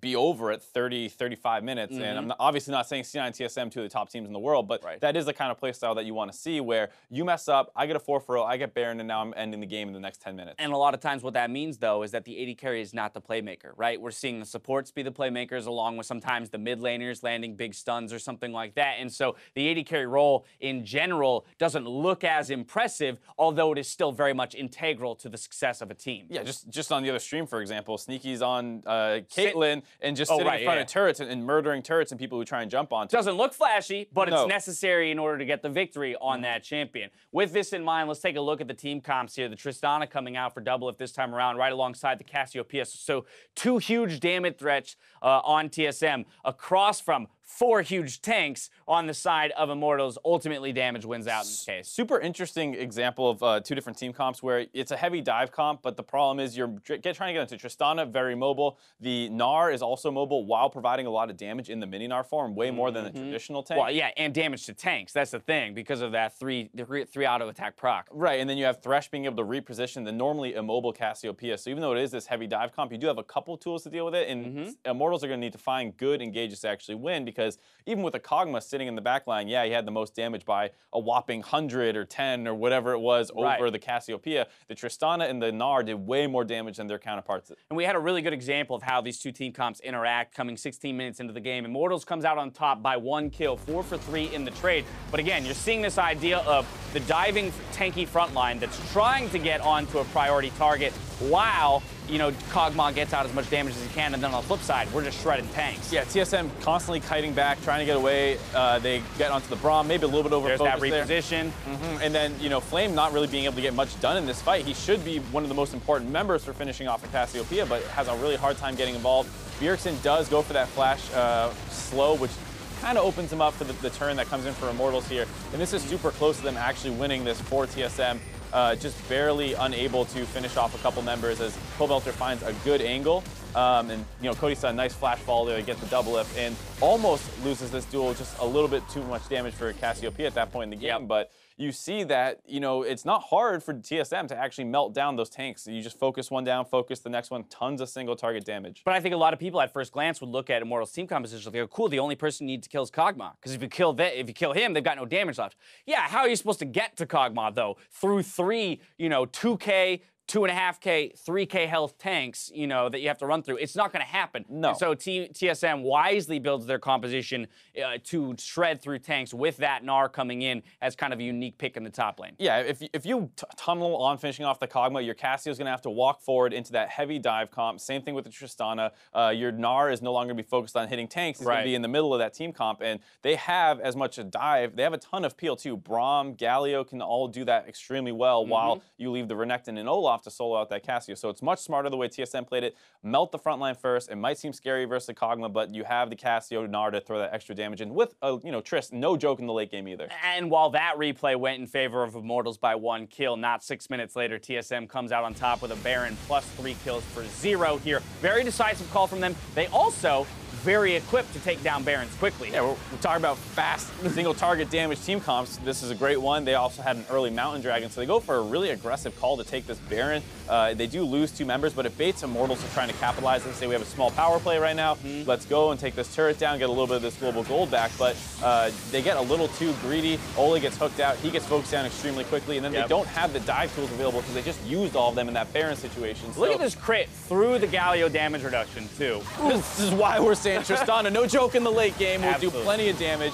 And just a small overextension here on Immortals that we're talking about TSM wanting to be able to close games out quickly. You need to be able to punish when people make a mistake, and there you see that gold draft. Boom, 22 minutes. Swing right down into their favor. And that's that thing. It's finding that exact opening where you can make a big play. Once you've made that play and you've gotten your advantage, closing it out smartly. So although there was that small blunder there where we see the gold graph dip in Immortals' favor, TSM is able to grab the game back, and honestly, 34 minutes is a very quick game as compared to some of the other ones we've seen this split. So in terms of TSM turning things around, moving into Rift Rivals and wanting to show that they can be a global powerhouse, this will be a good way for them to depart from North America. Very good feeling ending, right before on a victory against the top team. The way that you do it too, 2 quick games. Yep. And then the big thing was that, a bunch of people actually looked good. There was Doublelift and Bjergsen playing extremely well over the 2 games. Hanser took a lot of pressure that game. He was camped really, really hard at 0-5, I think. But he was able to bounce back and play frontline that he needed to for the team. Very much so. Now, Biofrost will pick up player of the game mostly for his ability to create openings for TSM as well as play that defensive game, reposition for the immobile carry in Bjergsen, and basically allow his 2 damage threats to really shred through the tanks. Yeah, you just look at those 2 highlights, and the first one's able to reposition a couple members, get them in the right spot to keep DPSing people down. Also deathless. Yeah, worth just noting. Realize that. High kill participation, but... Yeah, he played all right. Yeah, second replay that they show, he hooks them in and lets the 2 single target focus down Ole, able to basically be the facilitator for TSM. Yeah, TSM moves to 7-3. That ties the match win record of Immortals. Immortals still has 1 more game to play this weekend, so there's a discrepancy in the score lines there. Either way, a good win for TSM before they head over to EU. We've got more league action coming your way, though. Team Dignitas hits the Rift next as they go up against FlyQuest. As we go to break, though, TSM's weekend has come to a close, so make sure you cheer them on as they face off against EU at Rift Rivals. Here comes the land shark over the plate, knock up on a flame force, a flash wave, and the chase is in. First blood comes through for Sven, but here comes Xmithy. Here comes Pobelter, and Hans are going to be dropped down. Slowly, Casio. W 3, 2, on the left. Cassie, you appeal? You got her. Nice. I got him. Come on, Galio. They're Galio holding. We cancel him. Come on, Galio. Red Bear. Can we push something? Yeah, let's go mid. Nice. Just as big. And you can hear the crowd cheering for the team that is 1-2-0, taking down North America's #1 TSM, heading to Rift Rivals off a 2-0 win over Immortals.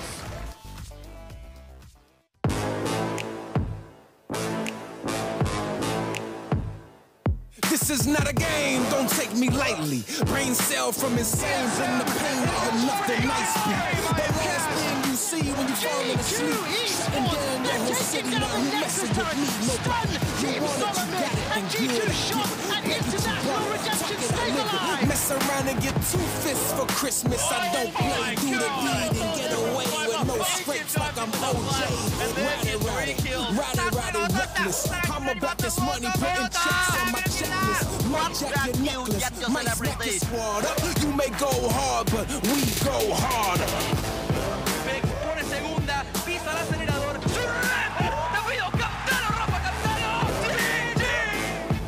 Crescimento direito, Tiberio. Mas tá aí, meu amigo. Não pode não. Fica aqui. So if it's on, it's on. So if it's on, it's on. So if it's on, it's on. Might see me banging on my chest like I'm king. Okay, what the problem is? Mess around and try to rumble with the problem kids. King of the jungle, screw the talking and the politics. You wanted a leader, okay, now follow this. Move ahead if you wanna. I'ma put it on your snow, sitting like a freight train. Ready for your own. None of this earth, we are not the same. When my crowd to the side say hi to the king.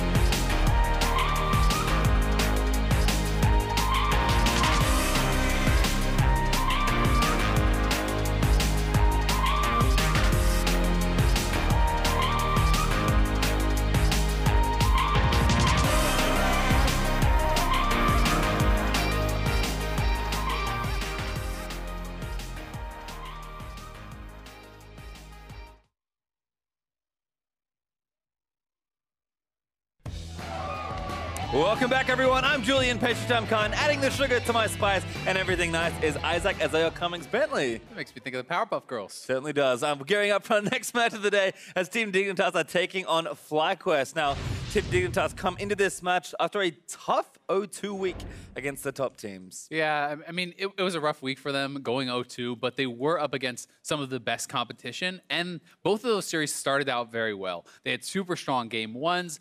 They're certainly capable of having dominant wins, but they need to be able to be consistent, not just week to week, but within the series. And if they want to prove they're still a top team, winning against a slumping FlyQuest is frankly a must. It really is, and FlyQuest, their way to win is probably through the early game. That has been kind of their lone bright spot. They do seem to be able to establish leads. They just don't seem to really know what to do with them. Once they do get ahead, they struggle in the mid game, they struggle in the late game, and for FlyQuest, they've been having this very one-dimensional style. It's been all about the early game, and it's something that Dignitas can look to really exploit. Well, let's check out the starting lineups with all that in mind. On the blue side, to kick us off, it is Team Dignitas. The monster himself in the top side, it's Someday, jungler Shrimp this time around, mid laner Keen, bot laner Lord, support Big, and of course, Coach Cobb. A lot getting the start today, but their opponents on the red side are going to be FlyQuest. In the top lane, Balls. In the jungle, Moon. Mid lane, High, and bot and support will be Lemon Nation and Wild Turtle with Coach Thinkard. And thank you for reminding me that Lord is in. Of course, we did see Altec last time the team played Dig. Certainly have been mixing it up here and there. It's nice to see, again, a lot of teams really take their 6-7-man rosters really to heart and try and get all of their players some start time. But I think, in general, it kind of speaks to what Dig's going through. They've got a pretty good foundation, but trying to build up and get to that next level. And yes, dropping games to the top teams feels bad, even if it might be a bit expected, because this is a team that also wants to be up in that conversation in the top 4. Yeah, and they're really the only team in that top 4, top 5 that seem like there's some roster uncertainty, not really sure who's going to be starting AD, not really sure who's going to be starting at support. Even their jungler has been kind of swapped back and forth a bit. So it's the team with the most uncertainty around them at the top of the standings, and they definitely want to not only get consistent with their play, but with their roster. If you have a solid 5 that you are locked down on, or even a substitution schedule that makes sense, like kind of Cloud9 has in their top lane, then you can really start to build on that and look to improve week to week. Well, we'll see what happens here in the draft. 2 high-based bans there for Dignitas. Cassidy and Corky going to get the nod versus Zach and Galio. FlyQuest looks like they'll be sticking to standard stuff on the red side. We'll see if Dig, though, have one more target ban for Fly, or if they're going to mix things up for their final Phase 1 ban as Rumble gets taken away from Balls. I think it makes quite a bit of sense here from Team Dignitas' side. A lot of people feel like when FlyQuest is doing well, it's all through High. It's through High, the High Moon combo, and then it's through High being able to roam around the map, especially if LeBlanc is going to be left open. You can ban out some of the difficult matchups for that. So Keen is going to have a pretty advantageous mid lane already, unless High has some sort of crazy counter pick that he's been preparing. I mean, if there's anyone, it's going to be High that will have something up his sleeve, but we'll see how FlyQuest respond. There's Elise to start it off, so very standard first pick jungler. I think jungler's in a pretty interesting spot given the breadth of junglers we have in the NALCS. Lots of different picks you can have. I think Elise sort of defaults to the best pick, but lots to talk about Rek'Sai. Maybe the tank junglers are shuffling back in, and there's Braum also for Fly. So sticking to the standards here for FlyQuest. It would be interesting, though. We haven't seen a ton of them, but Malzahar actually slams LeBlanc pretty hard. That is a matchup that's super hard for LeBlanc to do almost anything in. If you ever distort forward and you get ulted in a team fight, it's pretty much lights out. You can have the push in lane very easily as well. So not sure if High is comfortable on that pick or if it's something that he can look to be bringing out. Obviously, you can just play Orianna or whatever, something more standard, but that is a pick that I feel is being very underutilized in the meta right now. One of the people that have actually played it is High himself, so there's a possibility here. But Lee Sin and actually Morgana might put a wrench in the Malzahar plan. Have to see what the lock-in's going to be, and High is going to stick it back to the Orianna. A champion that he's perfectly capable on, but I feel like has never really fit the FlyQuest style to me. Yeah, it's always felt like FlyQuest at their best are, this kind of high-flying, action-packed team where they're doing a lot of roaming, where they're making a lot of plays, and they're playing faster than their opponents. And Orianna is very much the standard kind of more slow-paced play style that High has never really succeeded on with FlyQuest. No, certainly not, but certainly a strong pick, and FlyQuest are playing very standard here in their first 3 picks. Shen, though, will be their first ban in Phase 2, answered by Renekton from Dignitas, actually. So that'll be the 2 top lane bans taken out already. And it's also fair to say, Hai has had some very good individual performances on Orianna. It just has not really felt like that was the team's identity most of the time. Orianna is super standard, though. It's most of the mid laners' most played champion. It's very, very strong as far as you can wave clear out. You have powerful team fighting later, and they are drafting along with the Braum. Already some pretty powerful team fight combos that you can look to pull off. We'll have to see where Someday and Balls are going to go. I mean, already more attention being thrown over Ballsways in the pick ban. 3 bans on him. A lot of people would consider Someday versus Balls to be a mismatch, but that being said, I think Balls has actually been performing very well throughout this split and above a lot of people's expectations, despite the fact that FlyQuest is not having a good season. No, and the top laners will get a final ban each. Fiora versus Kennen for Someday and Balls respectively, as Camille's actually locked in here. So actually a top lane pick with the Braum already locked in. Very rarely see this flexed. Yeah, and Fiora being banned away is pretty critical there because that is actually a very tough matchup and one of the carries you could play into it. That being said, if Someday does want to go the carry route, there are a lot of other carries that are very powerful into it, even something like Jax, which we've seen Darshan just bring out, but you can just play something simple like Gragas in top lane. You can play very, very standard and look to kind of just even up that matchup. That being said, I do think that Someday has the ability to go for a carry style and try to win in that split push because he is an extremely good split push player. I think also just given how the draft is being built, 1-3-1 is a very viable strategy for Dignitas here, given that they've got the LeBlanc locked in already. Jhin could complement that potential 3, joining Morgana and Lee, and there's the Jax you predicted. There you go. So Jax actually going to come out as predicted there. I mean, it's kind of funny. It's one of those things that I'm like, I think this is a good matchup, but I don't actually think they're going to play it. Yeah. And, he does bring it out. This is very exciting, and it does actually show a lot of confidence from Someday because you are left without much of a true front line. Sure, Lee Sin can build somewhat tanky, but generally speaking, you're going 2 damage items. Jax is not really that solid front line, so you do have to really commit now to this 1-3-1 play style. You want to have LeBlanc and Jax split pushing, taking over those side lanes, and I think it's something that they certainly can do with these comps. And this last pick I really like for FlyQuest as well. I was wondering when Total was going to go back to Tristana, given how popular she was getting, but it's their final pick here in this draft. I think it complements the rest of their comp really well. FlyQuest have a lot of good ways to start fights, which has always been the thing they need, and the cleanup crew is pretty good as well. I mean, their initiation is pretty solid if Balls wants to group up with that Camille, but outside of Camille, you have to try to hit a Cocoon or, a Flash Braum ultimate or something like that. FlyQuest is certainly drafting for an extremely strong 5v5. The question is, will they ever have the opportunity to actually get it, right? Because that's not something that Dignitas is going to want to opt into unless they're in a very advantageous position, unless they have a great flank or very far ahead. They want to slow this game down, spread it out, and look to exploit those 1v1 matchups. I think so as well, and Dig certainly have shown that, they've got incredibly talented laners. I think Kane is pretty underrated, despite being a bit inconsistent. Sunday's been incredible, and topside in general for Dignitas, Shrimps look great, especially on a jungle like Lee Sin. I think Dig, well set up here. I like their draft a lot. Even something like the Morgana pick, which you don't see that often, is kind of cool to see. I think my biggest question for FlyQuest, apart from can they find the 5v5s, is do they have the discipline to not play at the speed they normally play at? Because this is the kind of comp where you need to have a little bit of patience, and that is the one thing FlyQuest have been very bad at giving themselves. Well, they have had some really good early games, and if you can get ahead, they certainly have a lot of ways to push the pace as far as sieging turrets, maybe not picking those fights, but you can definitely siege up, with the protection of the Braum and the Orianna there for Wild Turtle. Tristana is one of the best sieging AD carries. So I am excited to see if they can actually pull that off, if they can get an early game lead. Well, we'll see what happens here in game number 1 as the teams will move out onto Summoner's Rift. Double TP as expected there for Dignitas, and no real surprises on the FlyQuest sides. We'll see if maybe some invades are happening. If there's a team to get frisky at level 1, it's FlyQuest with a Braum. Yeah, they definitely are one that likes to look for the invades. And Camille, if you can actually find someone, you can actually level up that kind of hook shot, and that's what he's going to go for. Leveled up already, a jump instantly onto Lod, flash forward, last order, it's going to stun him. FlyQuest looking for the kill, they'll dive the turret level 1. Lod uses the heal, had to burn everything to get out there. I think they maybe could have committed for that, but the question is, how close is the rest of Dignitas? You can probably get that kill, but if multiple members arrive and you're very low from the turret, it could end up going bad. So still a nice early play here from FlyQuest. But that said, they blew 3 summoners to just get the 2, and Balls is already in a tough matchup. Now he has essentially a worthless level 1 skill in this 1v1, so Someday is going to have heavy lane advantage. If you start with the Counter-Strike, you can bully this out pretty hard, and Balls is really going to have to wait for level 3 before he can even attempt to do anything. Yep, no flash as well for Balls, so we'll see if Shrimp does want to visit there. Fans behind Dignitas right now, though. It looks like somebody's going to help Shrimp out on this blue buff.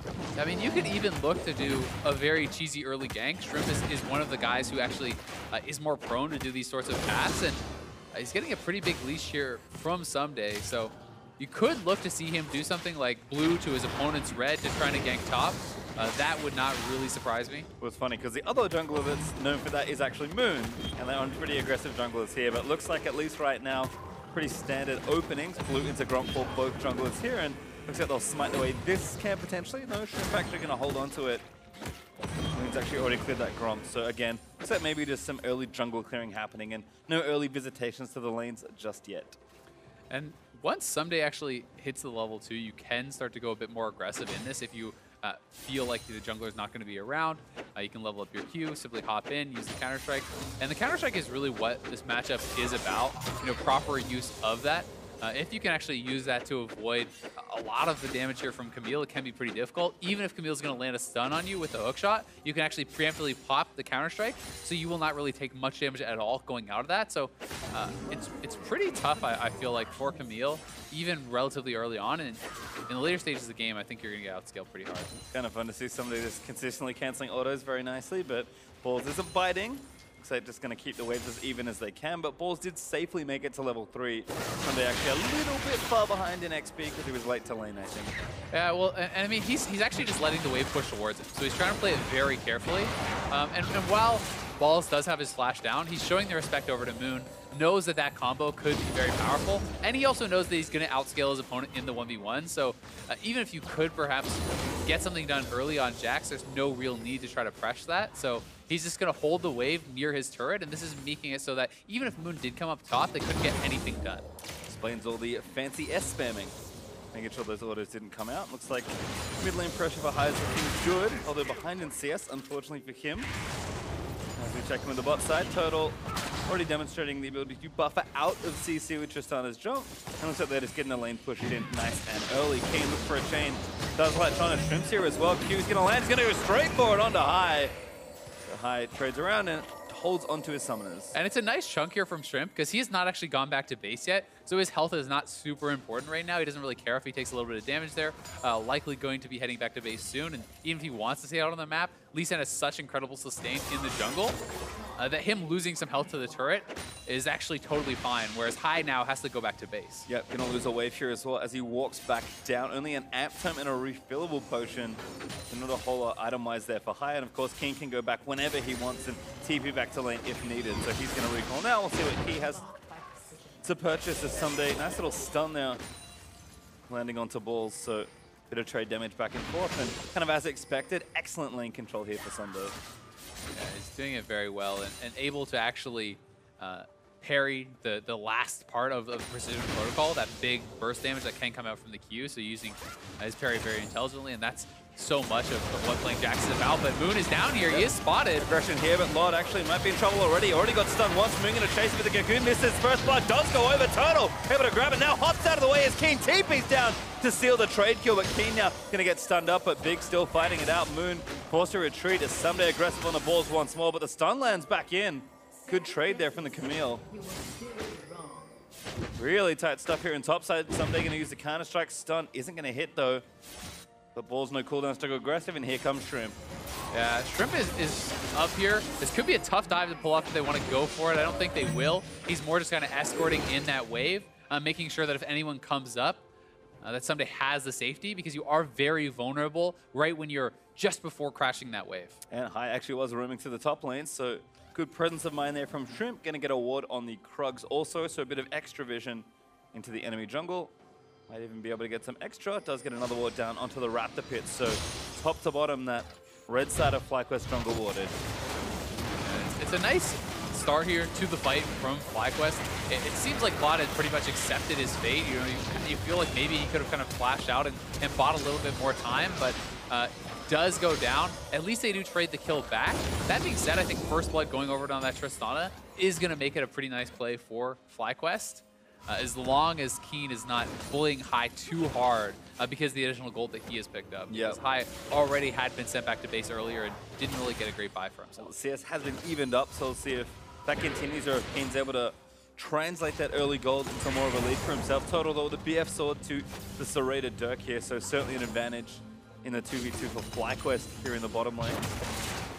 Otherwise, nothing super fancy happening. King with an early revolver might be able to harass High down nicely, but High's actually got his last chapter already as these very interesting trades continue back and forth. Like you said, this is a very precise matchup. Yeah, and a lot of Jack's trading is about the third hit. So you'll see him whack a minion twice. The third hit is your ultimate passive, which is that bonus damage. So you look to hit it twice, then you look to jump on your opponent, you get that third hit off, then you use the auto reset with your W. So it's all about these efficient trades. And once you are level 6, you can consistently trade and really look to bully out. But Moon here could be in some trouble. Good tag there by Shrimp, but Moon into spider form.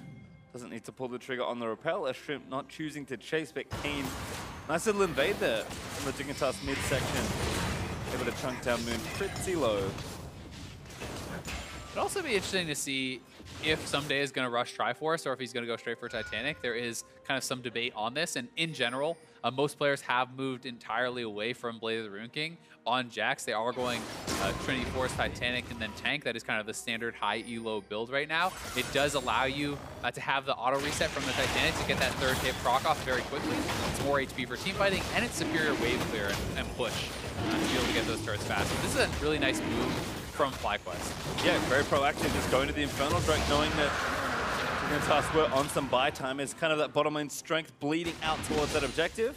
And even though Balls is struggling a little bit in the lane, he's going to return with the Ninja Ally. Still has the TP just in case. And he's going to try and keep Someday at bay for as long as possible. But like you mentioned, Jax eventually is going to scale out of control. Yeah, and when although Tabbies are a very efficient build, when you are going the more defensive build as the person who is going to get outscaled, it can sometimes feel pretty bad. Because while you're surviving, you kind of want to do more than that. That being said, it's a long time before Camila is out of this matchup, and she can certainly make plays around the map. Plus, it is a physical damage jungler on Dignitas' side, so it makes it even more of an efficient item and can help him survive if there is some of that 1v2 pressure. In general, it feels like the early game in the top half of the map's looking good for Dig, so have to see if Keen can maybe leave the lane a little bit more, because 1v1 it doesn't feel like he's getting a huge lead over High. But there's no real reason to rush, right? As long as you're doing well across your lanes, you have great scaling in top lane, you're looking to eventually go towards the 1-3-1. Keen did not take a combat summoner. It's TP versus cleanse. So as far as the late game stage there of controlling those side waves, that is going to be an advantage. He'll be able to have more flexibility to move around the map. So game plan is pretty nice so far for Dignitas. The question is kind of at what point do you move to those side lanes? Can you make a play, knock down a turret, and then kind of unlock that as an option? Because as far as sieging potential, you do certainly give that favor over to Tristana above Jhin. It does feel like we're going to have to keep watching Turtle here on the Trist. Lightning going to go wide there from Big. As Trist certainly set up to scale nicely into this mid game. And Big has actually been playing so much Morgana recently. Originally when he brought it out against Immortals, I was kind of thinking, hey, this is more of a takeaway from Olay, but then he was playing it against CLG. Now he's playing it against FlyQuest, so it just seems to be more of a comfort pick for him, and he's kind of making it his own. Really has been utilizing it quite a lot, and there's a number of support players who have been picking it up and playing it more and more, as it's really good into a lot of the playmaking support, shutting that down with the Black Shield. It works well into things like Rom and Elise with their CC, but also a lot of playmakers such as Thresh and Blitz. So it is kind of making a resurgence in the meta, and has been pretty effective. Has in general been nice to see how dynamic the metagame has been in a lot of different roles. I mean, mid's got a very wide selection of camps you can go for. Top's very versatile as almost always. Yeah. Even jungle's been mixing it up, but I think bottom lane and particularly support has kind of been the fun thing as we've moved through, halfway through the season now. Yeah, it really has been kind of blown wide open as far as metagame. And Shrimp is going to look to get behind High and kick him in. Yeah, that can kill, kick back through. Q's going to miss, but I'm not sure it's going to matter. High with the shockwave, and Keen grabs the kill. Nicely done there from Keen and Shrimp. Shrimp actually just setting up in that side brush. They're able to bait in High with Keen going for this pink ward. So he does not know where Lee Sin is. Keen kind of posturing aggressively, knowing that Shrimp is there.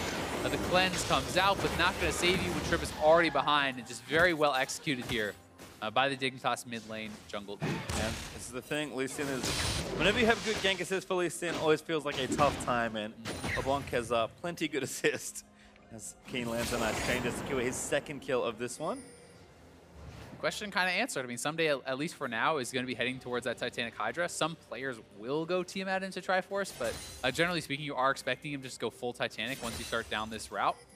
And it will give you a lot of wave pressure, and it's kind of one of the evolutions of split push on some of these champions is people are realizing it's not always just about that 1v1 dueling, which Blade of the Rune King kind of is superior in. It's about how fast you can push the minions to the turret, right? And if you have this massive AoE push with the Titanic Hydra, you can get those minions to the turret faster, you can threaten those objectives faster, and you can also wave clear kind of defensively. It's harder for people to set up dives on you if you can instantly clear out a wave. It's kind of fun to see Dignitas. Again, we talked about them trying to build on their solid foundation to become more versatile. A lot of first-time champions actually here. Yeah, no kidding. I mean, again, speaks to how much the metagame has been changing as the patches have kind of moved through. It's been actually a really nice, I think, time for League in the competitive scene. Like, I feel like this season has had a lot of flexibility, and that's the interaction I'm talking about. Counter-Strike comes out preemptively on that hook shot, and Balls is able to do no follow-up damage. It turns it around completely, and someday look at the solo kill. Flash forward, needs one last Q, but doesn't have it. And that is one of the downsides of not going Triforce if you don't have the early CDR to kind of spam those Qs out more often, but it's well played there from Someday. And if you can actually time your Counter-Strike out of that hook shot, it turns what would be a nice offensive trade from Balls into you actually going on the offensive. He has used his escape ability. He now can't retreat. It becomes very difficult for Camille. See, Balls does return after saving his life, but looks like FlyQuest have had enough of that 1v1. They're going to swap Camille down to that bottom lane and move Roman Trish into the 2v1, but Dignitas earlier on the play here going to move 4 people down to take the first turret in bot lane. And you have to feel Dignitas is the ones who want to go into this 1-3-1 style play. With them getting the first turret, it's going to look to be in their advantage. The question is now, FlyQuest is building up some minions top with the Tristana. Can they look to force more than 1 turret? Can they try to go for a 2? Can they try to get the Rift Herald on top of that? Because if they can, then they can even this out or even get the advantage from the play. Well, they've got a blue buff steal, as looks like Moon also might be starting the Rift Herald. Shrimp, though, going to make that even on total blues, but Moon might be able to get something extra here with the Herald turret. Flow and topside does go down as Turbo able to demolish that one. And looks like High is roaming back up to pushing mid. So FlyQuest will be up an objective here in the total trade. Rift Herald should be theirs. Yep, not bad at all. And it's kind of just the question now, how much do you get out of that eventual Rift Herald? High could be in some trouble. Flash forward. Flash binding there. Someday looking for it, but Rift Herald goes down. Someday, though, with the kill. With that kill on the Rift Herald, though, they can actually pressure mid lane pretty heavily if they want to look for that. A lot of the safe wave clear now gone as High does fall down. And if just Tristana shows up, they could look to dive, but Lemon is rotating over there pretty quickly. It seems like they're happy to just kind of play it slow. Yeah, Someday going to threaten, but does not make the jump onto Turtle. Dignitas still taking over the right-hand side of the jungle. Moon here, 1v2 right now. Shrimp just trying to steal away this red buff. Both have smite, but no vision in that brush. Turtle moving up, but Lemon going to get caught in transition. Big following up with a Binding King with another chain to land in, plus the Morgana ulti on top of it. That's just another kill for King. He just doesn't even get to move. Chain into Binding into another chain. Morgana ultimate. He pretty much was locked down from full to dead there.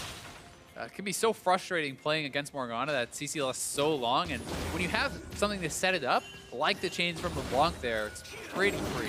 Yep. And that's what it's looking like now. Big just rotating through with his jungler, with his mid laner, able to get picks wherever he can. And this map is opening up in a pretty big way for Dignitas, despite the turret trade being even. You can just see being able to take over more of the jungle, and some days getting so much solo pressure as FlyQuest kind of playing catch up at the moment. Yeah, they are. And it's going to be the question, how do they actually force a fight? How do they actually get to the point where they can have this group fight that they want to do? And you know, at what point do they really start to feel the pressure? Because it's not like they don't have scaling either, right? They have Turtle scaling up on Tristana. Camille does scale well. Orianna is fantastic towards the late game. So they certainly have a lot of advantages in the team fight later in the game. But it's just, how do they actually make Dignitas fight them? Well, kind of a fun double play here by Fly, actually. They channeled Rift Herald mid, and now we're going onto the Cloud Drake. Doesn't look like they're actually going to get the mid lane turret, though, so they need to at least get this. You get the Drake. Turret got low, but yeah, not going down. The Rift, it's kind of clever, but you know, was it actually worthwhile? It's hard to say, because you don't get that full turret out of it. Now they're actually zoned off their own turret. So not only do they not get one, but they may get turned around on. Kane looking for it. Chain lands in again as Lemon dives in. Does get Shrimp. He gets stunned by the Cocoon. Balls leaps after him, and FlyQuest end up with the first kill in the fight. But Lod with a snipe does take down High. Now bullets flying through as Balls eats the last one. Kane again, another chain gonna leap forward and find Total, but he jumps out of the way as Lemon pops on towards him. FlyQuest is still defending. Great turnaround there from Dig. Yeah, really nicely done. They realize they can't actually get to the Dragon, but they can cut off their opponents. And High, maybe that last shot should have been blocked by Moon, probably, but they are going to be able to defend this turret. It's very low. Another binding. FlyQuest trying to defend. Stun onto Kane as Winter's Bite tagged him as well. FlyQuest do defend the turret here. But Dig will be back out on the map pretty soon. High respawning just now. And top lane is pushing against them, it does look like, so we'll see if they're able to get up there and collect that wave before it does crash. That's something that they're certainly going to look to do, and it's something that Dignitas is trying to utilize to keep the pressure up here on the mid lane. They know someone has to go top. The bot lane is going to be shoved in here by Jax, and then you'll have to see, can you hold on here in mid? Well, looks like Kane again, backing onto Turtle. Chain lands in, that should be a kill. Heal going to get burnt, keep Turtle safe. Oh, the binding actually missed there, I guess it looked like. Or, yeah, just barely short or something. I'm not sure what happened there on that. We'll have to watch one more time. As here is the initial play. Keen looking to start the fight off onto High, but they are able to turn it around very well. They have a lot of that AoE fight, and oh, that actually just slipped through the spider link, so Moon getting a little bit ahead of High there. It does cause his mid laner to have to go down. Being able to follow up here, and kind of know how that one ends. Just in a trade as FlyQuest still trying to hammer away at this mid turret. It did get low from the Herald play, but low is not quite good enough as far as getting that gold and opening that space up goes. Yeah, having these items start to come in now for the LeBlanc, for the Jax is very big though. Having the Gunblade does unlock you in the split push that much more because you can kind of opt into these trades over and over and heal back up.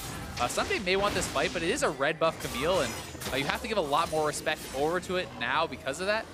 It does just expire, so making me a liar, but... Also, it's Trinity Force as well, so certainly not out of any sort of 1v1 duel. Both players will have to play pretty carefully to come out on top. Make a play though on bot side. A lot of members down there. Someday is respecting it, but it means he's gonna have to give up a lot of farm, and likely the turret here too. So this is well rotated around by FlyQuest, knowing LeBlanc is topside. They can look to force turrets. That's really one way that they can get an advantage back and eventually force Dignitas to respond, which could push them into that fight that they don't want. One of the nice things about Tristana of the Someday going to try and leap straight on top of Turtle. Damage is massive. Turtle trying to return fire elimination, rooted. Big with another nice binding. And here's the coach call from Lod. Keen over the wall, going to try and snipe some people down. Big with a big flash ulti, but doesn't quite secure too much else. Binding going to eat the last binding there from Morgana. Narrowly escaping as FlyQuest all exit together. Yeah, Big goes in for the flash ult, but doesn't actually feel like he can stay around to connect it as there's not enough of his team there. They are, again, just trying to zone them off mid lane, though. They have a lot pushing in. They should cash in on this mid lane turret finally. We'll be able to knock that one down. Turret one going down as Balls tumbles away.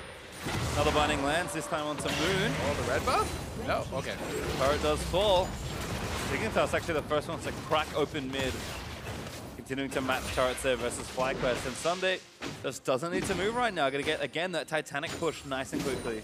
Yeah, you can clear out those waves so fast, and you have double auto reset with your W, as well as that Titanic Hydra. Again, it counts for one of your passive hits, and that's one of the things that makes it more powerful for team fighting too, because oftentimes in a split push you can charge up your passive, but when you're flanking with a team fight, you TP in, you do not have time to prep that. So that allows you to always get that third hit off during a counter strike.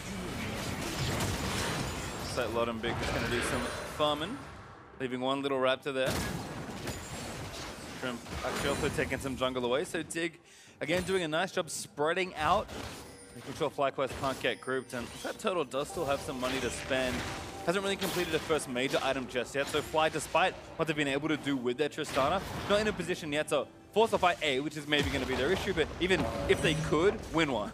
And no one is up here responding on the top side, and Dignitas giving the respect that someone probably is coming, but no one was actually in place at all. They could have easily knocked down that turret had they had that information.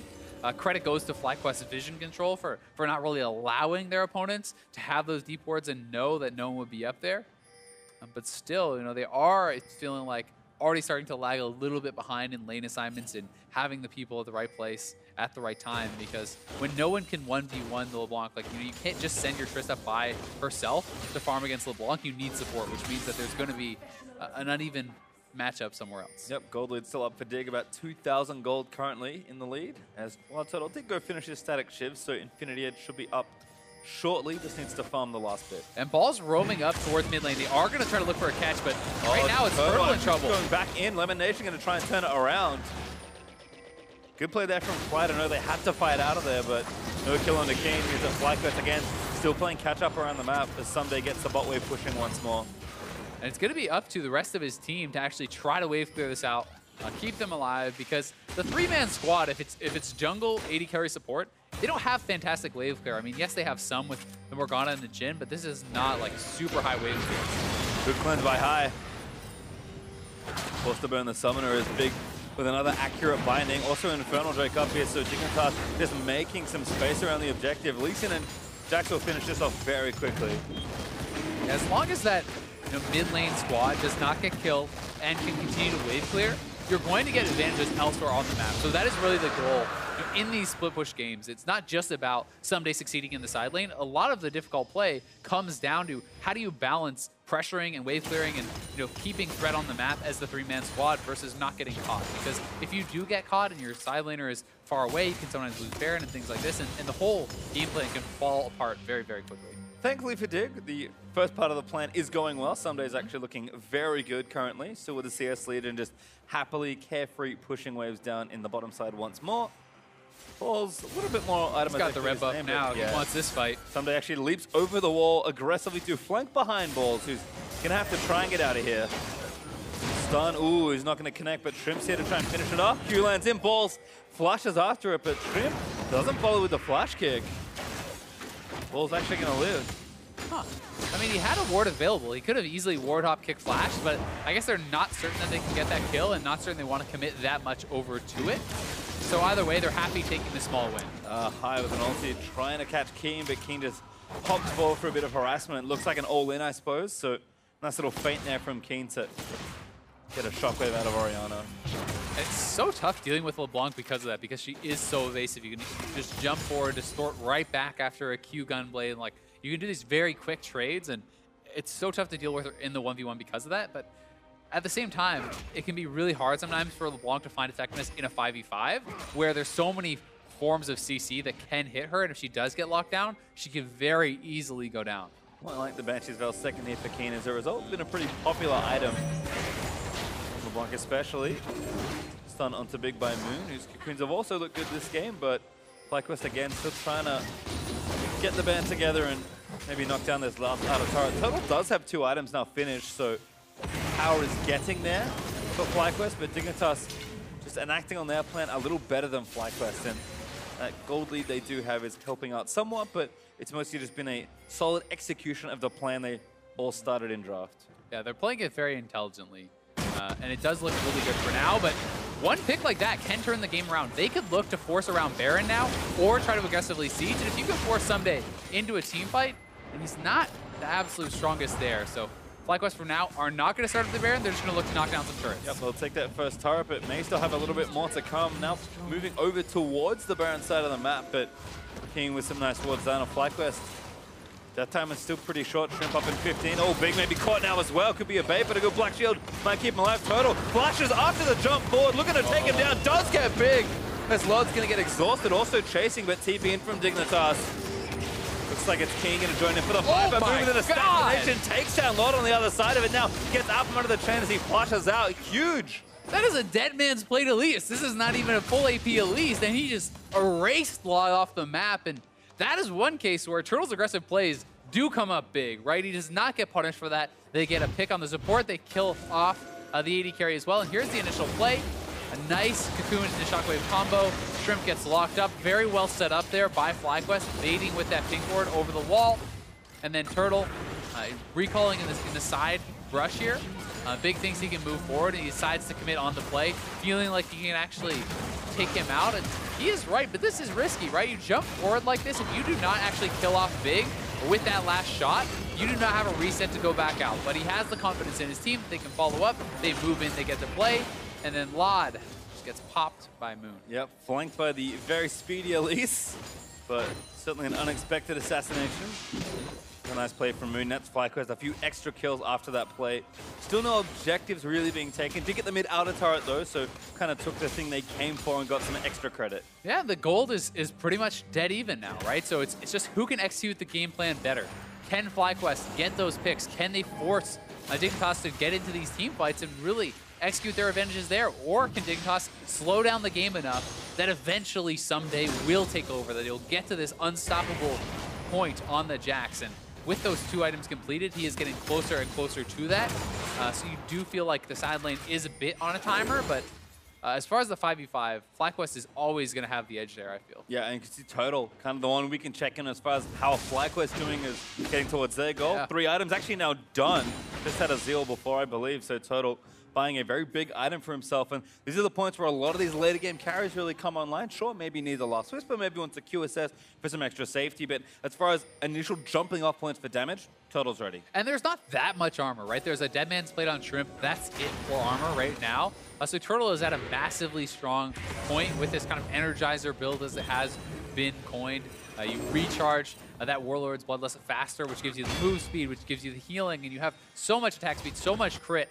And Tristana gains range with levels. So as you get further and further into the game, it's very easy to utilize this extremely high DPS build. This is one of the safest AD carries in team fights. Yep, the other one is Caitlyn, who's pretty much perma-banned, so kind of one of the reasons Tristana's left in. Might be a poor man's Caitlyn, but still effective. And someday, and Balls fight over the Grump. Balls wins. Yep. And I think that while Caitlyn has some other advantages as far as the actual scaling power and teamfight strength, I think that Tristana is superior there. But you get a lot out of the traps and the zoning and the lane bullying that Caitlyn has. And now maybe out of this, as the chain attempt on the Balls is going to force a flash. FlyQuest, though, looking to collapse. And this is the 3rd Infernal, so both teams want to fight very heavily over this.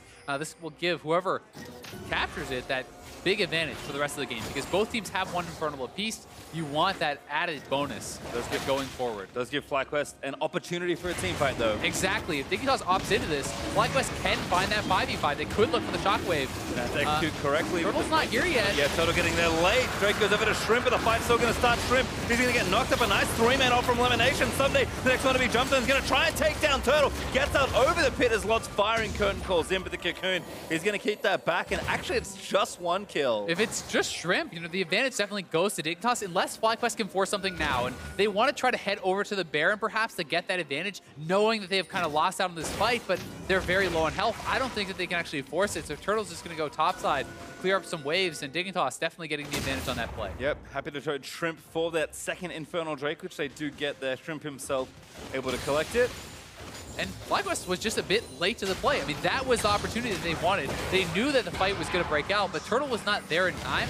He came in pretty late, and now looking for the dive. It all from high. Someday just on a rampage. Keen barely missing the kill on high with a gunblade, but Blood actually goes down to Balls as he jumps into the backline for an assassination. Balls stuns back in. Oh, that damage! Keen. Balls will go down to the trap. Blood getting the kill post-mortem, but Moon now going to jump back in onto Someday. This is just turning into chaos. Someday with a double stun, but Turtle leaps forward. Stun lands in. Last shot was true. As Moon, we're going to keep moving in, but a good kick from Shrimp's going to disengage it. Yeah, not able to get that reset. Had they been able to kill off Someday there, Turtle maybe could have cleaned up that fight. But it is a pretty scrappy one. FlyQuest low health bars. Someday feels like he can go for the dive, and then Balls flanking him from the side, showing off that burst here from Camille, just erasing Law and taking him down very, very quickly. And even a really good trade back onto Keen does allow them to stay around and fight this out. Yep. Again, FlyQuest Turtle looking again. Late, but Turtle with a big flank. Back to the turret. Yeah, Turtle's going to stay and shoot. Gets a shutdown. But gets rooted and is going to die. No high with the shields. Maybe able to save him big. Grabs the shutdown, but Shrimp falls. Turtle comes up with another big play there for FlyQuest, killing off Keen, baiting in Shrimp, and FlyQuest goes 2 for 1, and now somebody has to come back to base on the Jax. He does not really have the ability to stay out there on the map. He has to group up, and that means that more time for FlyQuest. And they could look to get a bigger advantage. And in true Total fashion, he's got a BF sword, not a QSS that I thought he might have. I think eventually, maybe even quickly, that'll be a Mercurial Scimitar, but that is bold as the turret falls for FlyQuest. He's a bold player. It's working out this game, though. He has been making a lot of plays. You know, I talked about how it could be pretty tough to initiate, but he's making it happen. Dante with a big flank, big behind him there with Lod, but High going to try and lock it down. Blastcone's going to barely save the Jax's balls. TP's in for the play. Baron is available, but FlyQuest's going to slow things down. And despite quite a few picks on Shrimp post 20 minutes, FlyQuest has not had the confidence to actually look to force around the Baron. That would be such a big objective for them, is when you are that sieging team, it can shut down the split push, it can force them to group up, because then all of a sudden the 3- and 4-man squad cannot actually wave clear effectively against you. That would be a big moment for FlyQuest if they can get it, but it's obviously very risky going for the Baron too, and they're kind of tempering their aggression because of that, feeling like they're still in a pretty comfortable spot. Yep, just kind of waiting it out. Do actually have a gold lead. It's not very big, but 1,000 gold up's going to feel just fine here late into the game. Balls has also been pretty nice about just pushing out waves and keeping that managed on the other side. Yes, Someday is very strong in a 1v1 with the Frozen Heart now finished for his 3rd item, but your mobility also goes way up, right? So this is something where you can join in teamfights a little bit more easily, because you have like just over a 3-second cooldown, a 3.6-second cooldown on your leap strike, so you actually have very high mobility jumping in and out of the fight. You're relatively tanky because of those HP stats, and now FlyQuest forcing the issue. Shrimp is alive though, and TP is available on Someday. Dignitas would like to just delay this, force them off, and allow somebody to push, but FlyQuest are going to force the issue. Yeah, high zoning on the other side as Balls looks to feint for a play big. Going to get the route done for Elimination, who blocks it with the door. Keen flanking around the other side, but he tips out of the way as Lod's going to pop the curtain call. Elimination with the ulti does get Lod to interrupt the ulti, but Someday did commit his teleport, and now Keen's caught on the other side. I think Someday could have just held on to that. He could have kept pushing. It felt like the Dignitas squad makes such a good job of buying time there, of pushing back FlyQuest, and FlyQuest was not willing to go for that 50-50. Someday should have just kept going. Could have knocked down at least the tier 2 turret and still held on to his teleport, because now he's in this spot where without teleport, it's very dangerous for him to go bot, as FlyQuest could force around. Okay, Shockwave, no, that's not good under Someday with the Black Shield on Elimination, blocking a lot of damage, but Total stayed top lane. So that's going to be a mid-tower down, and now Someday going to want more. Stun is great from Moon to prevent Jax from leaping in. I guess Fly maybe thought they were going to lose that tower anyway. Mid-tier 2 falls.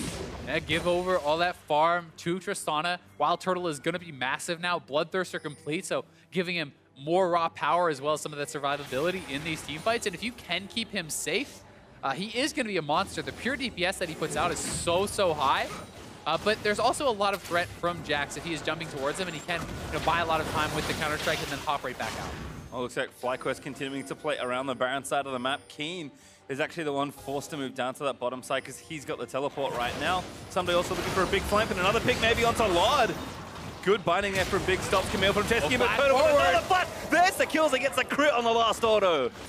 Turtle is making it happen with these aggressive plays. So much confidence. And he is coming up big for the team, and now they are going to go right back to the Baron. They know that Jax does not have his TP, and they're looking to actually set up a pick here. Dignitas may get caught out. Oh, good flash there from Big, but Ball's going to follow through. Someday's the next target, but FlyQuest regroup behind their top laner. Yeah, but Big is actually caught out of position. Balls is going to chase him down. That will be a kill. That should be a 5v3 in the extended play. FlyQuest could look to get that Baron and really take a stranglehold on the game, but Someday is making them question because he's pushing up mid. And oh, they commit the ultimate, and now Shrimp's going to fall. Big does fall to Balls, and that's going to be Baron over to FlyQuest with the jungler falling. Someday is trying to salvage it here, but he's caught out. Yeah, and smart play there from Balls, checking that push, knowing that Jax could be there. Someday now has no option but to try to crack the base, and he can't really kill Balls under the turret, I don't think. He's going to go for it anyway. Yeah, actually losing with the Baron up creeps as Baron does fall. The FlyQuest stun looking for Balls, but he holds on to it. Someday, though, still with the Counter-Strike lasts so long. And Balls is not going to let him get out of here. He's going to try to delay it as much as he can so that Wild Turtle can get here. There's Turtle forcing the flash already, and that should be an easy cleanup here for Turtle. Needs a few more autos. 1, 2, 3, that's enough. And Turtle, the benefactor of so many good setups here for FlyQuest. He's been doing so well for himself, and now such a long death timer on Someday. They have the Baron buff. This is very difficult to wave clear against, and Dignitas does not want this team fight. This is this critical juncture that we talked about. If FlyQuest can get that Baron, if they can group up and really force on a Dignitas, there's not many answers left. And Dignitas now, they're facing down the fact that their inhibitor is going to be getting cracked pretty soon. And this is a team that with momentum is very deadly. FlyQuest, no signs of slowing down, I have to think, as Turtle is able to very easily siege this turret. Level 17 on this Tristana with still an item slot to go. And this mid inhib's going to go down. Yeah, there's just really nothing that Dignitas can do about that. And they didn't even need the 5-man squad. Balls is pushing down bot lane, so they're going to get a big injection of gold in and be able to get even stronger here. They can retreat back to that Earth Dragon, pick up that, buy up their items, and they will be in a very, very good spot. Well, we'll see exactly what they go and spend, because a mountain of gold for FlyQuest. I'm not even gonna. I did check what the gold was. I'm not going to do math. It's a lot. That's the easiest thing I can tell you. I thought you were making a joke about the Mountain Dragon. No. That's give me far too much If it was Freak, he would have certainly been making that. He would have. That's why I didn't. 6,000 gold up for FlyQuest. So he's going to go back and spend that big trove of money. And it's just really felt like the issue with Dignitas' draft is they can't actually get LeBlanc into the split push because they don't have enough wave clear without her, and they didn't draft really powerful wave clear, with their AD support and their jungler. And if you can't have that 3-man squad defending by themselves, wave clearing by themselves, it's really difficult to have Jax and LeBlanc in the side lanes for long enough to really get that pressure down. Yeah, and Lord has been pretty much a non-factor in so many fights. He's getting picked off by a lot of FlyQuest flanks. Train lands on elimination, but he is awfully tanky. They may try to force here. Camille is bot. This could be a chance for Dignitas to look for a 5v4, but I don't know if they're even confident in that 5v4 with Tristana this strong and having that much. Turtle's just in, straight onto Big, gonna try and take him down. Elimination, reaching to protect him. Turtle gets rooted, but he doesn't care. And all they need to do is buy time. Camille is going to be on this inhibitor turret, and they're going forward. Assassination finds one as Log gets tagged. Glacial Fit is going to knock him out. Winter's Bite stun, not even needed as high. Able to take down Lord, and Ball's doing work with Someday now forced to answer. And I think that's going to be all she wrote. I mean, FlyQuest, they are not going to be able to be stopped here. Knock down another inhibitor. They have a minion wave coming in the mid lane, and they can just look to end the game. That one Mountain Drake enough to deal a little bit of extra damage to these turrets, and with the death hammers being long and the Dignitas bottom lane absolutely dead, a kickback retreat might not be enough to save it. Keen, 2 shots almost enough to take him down. The next is exposed, and FlyQuest with a very impressive Game 1 win. Really well done for FlyQuest, despite getting behind early on some of those plays. That has been their strength. And here they kind of turn their weakness into their strength. Their late game, their mid game was very effective.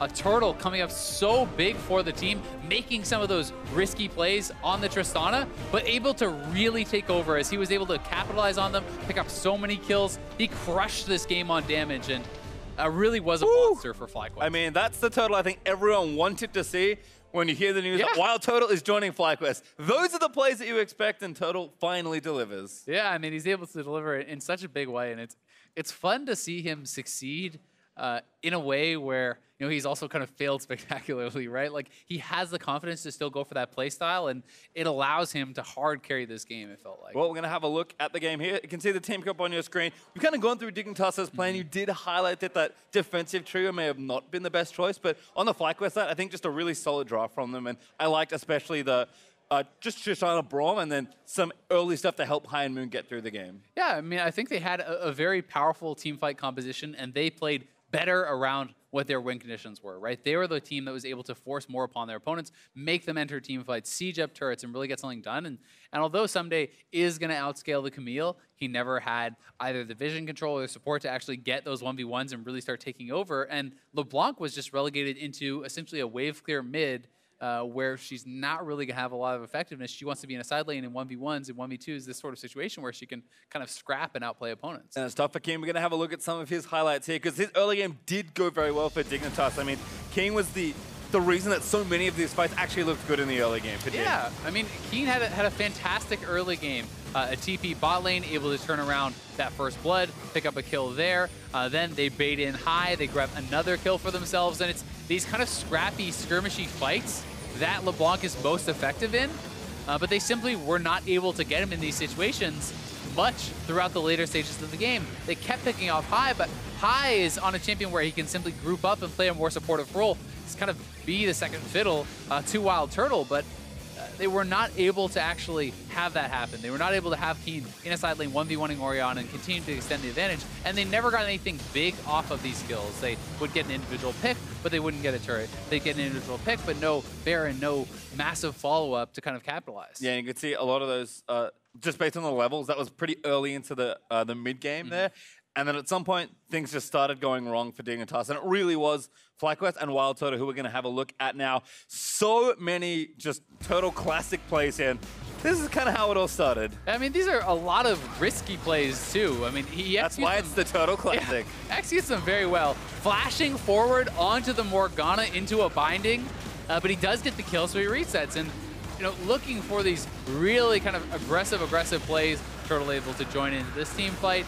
He's able to just jump forward again, looking for more kills, looking to force out summoners, getting somebody to flash out of there, having confidence that his team will protect him and that they will keep him alive, and then jumping onto the LeBlanc. Keen distorting back, thinking that he can maybe escape with the help of Big or perhaps turn around a kill. But again, he's able to stay alive for long enough for them to get not only the first kill, but the second on the Shrimp, and that was really kind of one of the big turning points of the game. And I think for me as well, Toto, yeah, pretty big smile there as FlyQuest regrouping after their Game 1 victory. Yeah, I think the support of the team was the thing that really changed it for me, because so many times Toto made their plays, even on TSM when they won in the spring, and it just looked silly. But here he's jumping in, and Lemon's behind him. High's there with the shield, and Moon especially is there to follow up with just the aggression that FlyQuest are really known for. And we'll see if they can continue that, or if Dignitas can kind of shape up a bit. You know, it would be interesting to see what this game looked like if they had a wave clear mid, if they have someone like Zyra who can really help out with the support. You know, how effective can somebody be on the Jax? Because it just felt like, although he played well in lane, he never really had a chance to get his work done. Well, we'll see if Team Dignitas can even up the score when we come back with Game 2 against FlyQuest. Don't touch that browser. We're watching a North American LCS. Keep these pinks. Yeah, we're coming. I tied you up, Moon. Yeah. I got it. Okay, keep going. I'm not gonna waste ulti for. I got some. Keep going here. Yep. Lee Sin. I'm going. Go. Jump. I'm gonna just ulti this for me. Go. Kill this Lee Sin. Kill Lee Sin. Go Baron.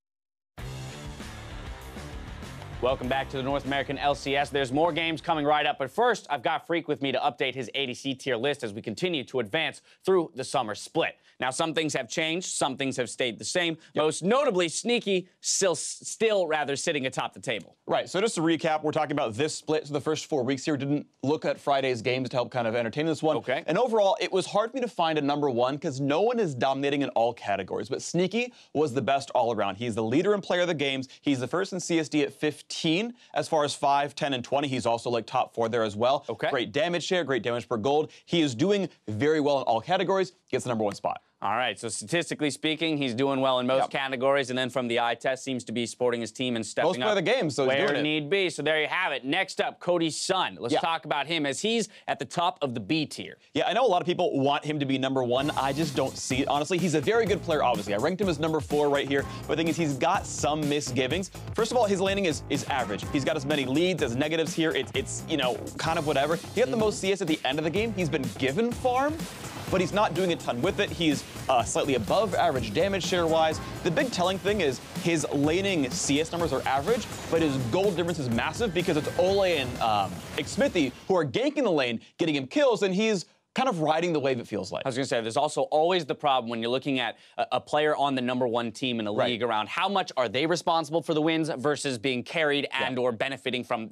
the rest of the team. Right, and I think he's good, but I think it's his team doing more of the work. All right, and then we move on to somebody who would normally be found at the top of the list in Double-It, sitting at the bottom of the B tier, coming back in this summer split, still trying to find his footing. Right, and even by his own admission, I don't think Double-It thinks he's the best right now either. Now, he's got sick laning stats. He's second only to Apollo. Yes, Apollo's the best laner in NA right now as far as bot lane stats are concerned. Double-It, though, a great laner, but his damage is actually really, really bad. He's somewhat like 7th or 8th in damage share right now, and even in damage share per gold share and damage per gold, it's not all that high either. So he's laning well, but he is not team fighting well right now. It's actually Bjergsen, Hanser, and those guys that are doing the heavy lifting everywhere else. So he's a middle-of-the-pack player as a result. I mean, we saw yesterday they took a loss to C9, and I guess if Double-It were, you know, back into form, we would see the dominance out of TSM that we might expect. So still waiting for him to fully turn on. Let's move now to Arrow. He has increased in ranking here, but still sits in the C tier for the MVP of last split. Yeah, and he's still having a middling performance. It's actually the kind of the opposite of Double-It. They're almost the same player, but on opposite sides. Arrow is like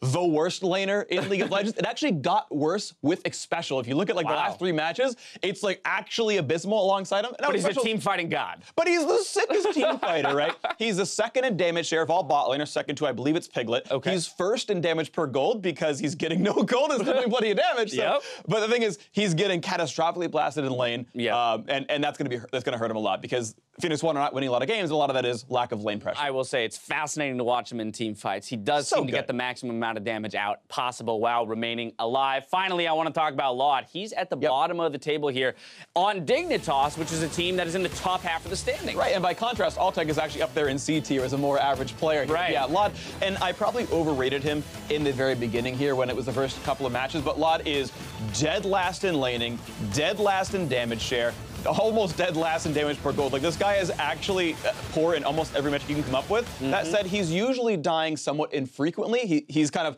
trying to let himself get carried, but he's losing lane and he's not getting much done in team fights. Had a couple player of the game, so he's got some variance. And that's why he was kind of up there before, because he had done some good things early on in the split compared to like Keith and Arrow, who were dumpster fires at the very start. But Laud is just like kind of deplorable everywhere. And has had some standout performances, but not enough to mask the inconsistencies that we see from him in every other game. Right, his averages are the worst of the league. All right, well, that's all we've got in terms of ADC updates for today, but be sure to let us know what you think of Freak's list by tweeting at LOL Esports with the hashtag NALCS. Now for some more League of Legends action, though, let's hand it back to the casters for the games. Well, welcome back to round 2 of FlyQuest versus Team Dignitas. That is fancy. That's very fancy. I'm enjoying it. I like it. Well, we're going to have to talk about player of the game. It is Wild Turtle, actually, for, you know, doing Turtle things, but actually having them look good and his team behind him. And tier list be damned. Exactly. Freak was wrong. One game, you know, there you go. Results-based analysis, Wild Turtle's now the best. Well, after one game, looking great. Well, on the tier list, apparently such a heavy burn there into Laud that he subbed out this game. Altec will actually be joining Dignitas on stage for at least game number 2. So we'll see how he gets set up. And it is, like you mentioned, kind of an interesting thing for Dig. Seems like they are trying to get it all together. As you can see, an early split comparison here between Altec and Laud. Not many games for Altec this season so far, but he's looked about where he was in last split, maybe even a little bit better. Yeah, and he was solid for FlyQuest, right? And he is putting out quite a bit more damage just by the numbers. There are some issues with looking only at the stats, though, because it can be very skewed based on champion pool, based on the comps that you're playing against, right? For example, if you were playing a Caitlyn against a team that has a lot of kind of like low threat frontliners, you're going to be able to just shoot them the whole time. You're going to have very high DPM. And if you're playing someone like Kalista against multiple assassins, well, it's very hard to actually, get in there and deal the damage. So you have to keep that in mind. But that being said, a lot has not been having the best season, obviously. And Altec, was pretty solid for FlyQuest, so they're hoping that can give them some more consistency in the bot lane, swapping him in, but they're obviously not 100% confident with either one of them because they are still moving it back and forth, trying to figure out, where they want to land. Yeah, and I think even if you just look at recency, again, only one game, but last game, Lod was certainly struggling. A lot of picks. I mean, when you get flanked and killed by the effectively full tank Elise, like things are going wrong. Lod did get caught a number of times, and that did make the Dignitas 1-3-1 plan very difficult to enact. It does, and is that the fault of the player or is that the fault of the pick? That's a question that has to be answered. And in my mind, a lot of that was more the fault of their picks because Jhin is not a safe wave clear style champion, and when you're going to be a 3-man squad that's getting hard engaged on, if you're playing something that has more safety, that has more ability to kind of wave clear consistently from further back, maybe that doesn't become an issue in the first place. But that's neither here nor there, as we are into game number 2. And we're going to find out if FlyQuest can pick up their second win of the season. Well, we'll see what changes here in the draft. At least Fiora and Galio banned by FlyQuest. So on the blue side, getting some top lane picks out of the way. Zach, Caitlyn, and not Galio, I guess, because it was banned by FlyQuest. There's Kassadin, though, banned again on the blue side here. This time taken away from Keen. LeBlanc is the last pick. Dignitas, despite losing on it, still respecting the power of the champion. And surprise, surprise, first pick Elise. Yeah, first pick Elise does go over, but you're playing against a very good Lee Sin player, so I never feel like it's as big of a deal personally. That is why we've seen a lot of teams, while this is pretty common, we've seen a lot of teams also focus on things like Gragas that can be a flex, and you can kind of adjust your draft accordingly. Because you could grab Gragas, put him top or jungle, and if you don't like that matchup, then you can obviously just grab one of the other junglers. Well, we'll see exactly what Dig want to go for. There is Lee Sin for Shrimp, and might even steal away the Triss. I actually don't mind this at all for Dignitas. Was very effective for Wild Turtle. I think it's generally a good pick, so gonna take that one away with Caitlyn banned again. Poor man's Caitlyn was my description of Triss last game, so gonna get it here. Yeah, and Triss is going to be rising in popularity, it feels like. Works so well with the new build, with the IE plus Shiv rapid fire cannon. When you hit that 3-item spike, you are ridiculously strong. Has extremely strong scaling to late game. And while you can compare team fight wise, it does kind of similar things. You're relatively safe. You have a kind of a gap closer to be able to jump away and keep yourself safe.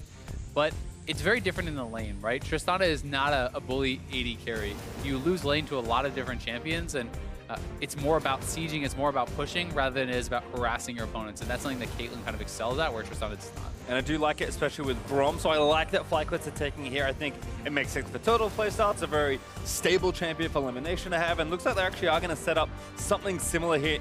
First 3 picks are going to be the exact same here in Game 2 for FlyQuest, and we'll see exactly where Dig are going with their next phase of the draft as Morgana again for Big will round out that duo lane. We do not have parity among the picks, so the mid lane was already picked here from FlyQuest. They're going to be very likely banning some of the bad matchups for Orianna, things like perhaps the Lucian and the Syndra could be getting banned in this next phase, whereas Dignitas likely will look for their advantage through AD carry bans. If you target some of the stronger AD carries that Wild Turtle could use in conjunction with the Braum, maybe you can kind of get that 2v2 advantage by taking things out like the Varus and the Ashe, for example. Yep, I think Dignitas smartly banning bot lane is here, but I'm very curious to see which mid laners, if any, FlyQuest ban away. There's actually a Shen ban.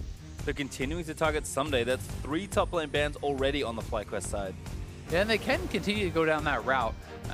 I am a little bit surprised that they're not going to be targeting some of the picks for mid lane, but they may not be worried about Keen playing them. You sometimes can have that experience and not feel that they play the counter picks well enough, or that they don't really have them in their wheelhouse.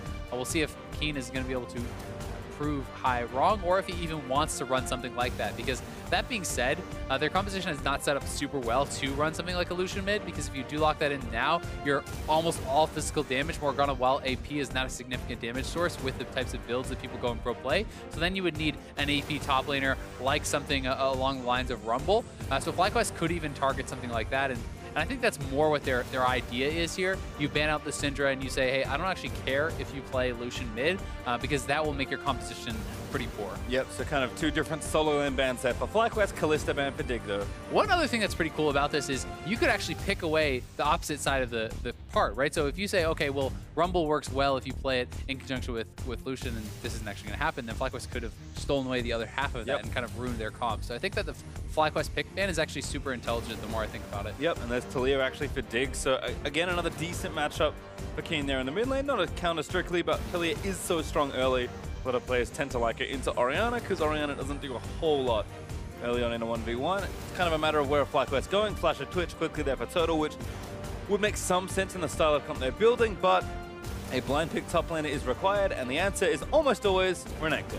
Yeah, Renekton just really does not have a lot of bad matchups. Like, the only ones that can be pretty tough for him are not really things that are seen in pro play, you know, things that are much more risky, right?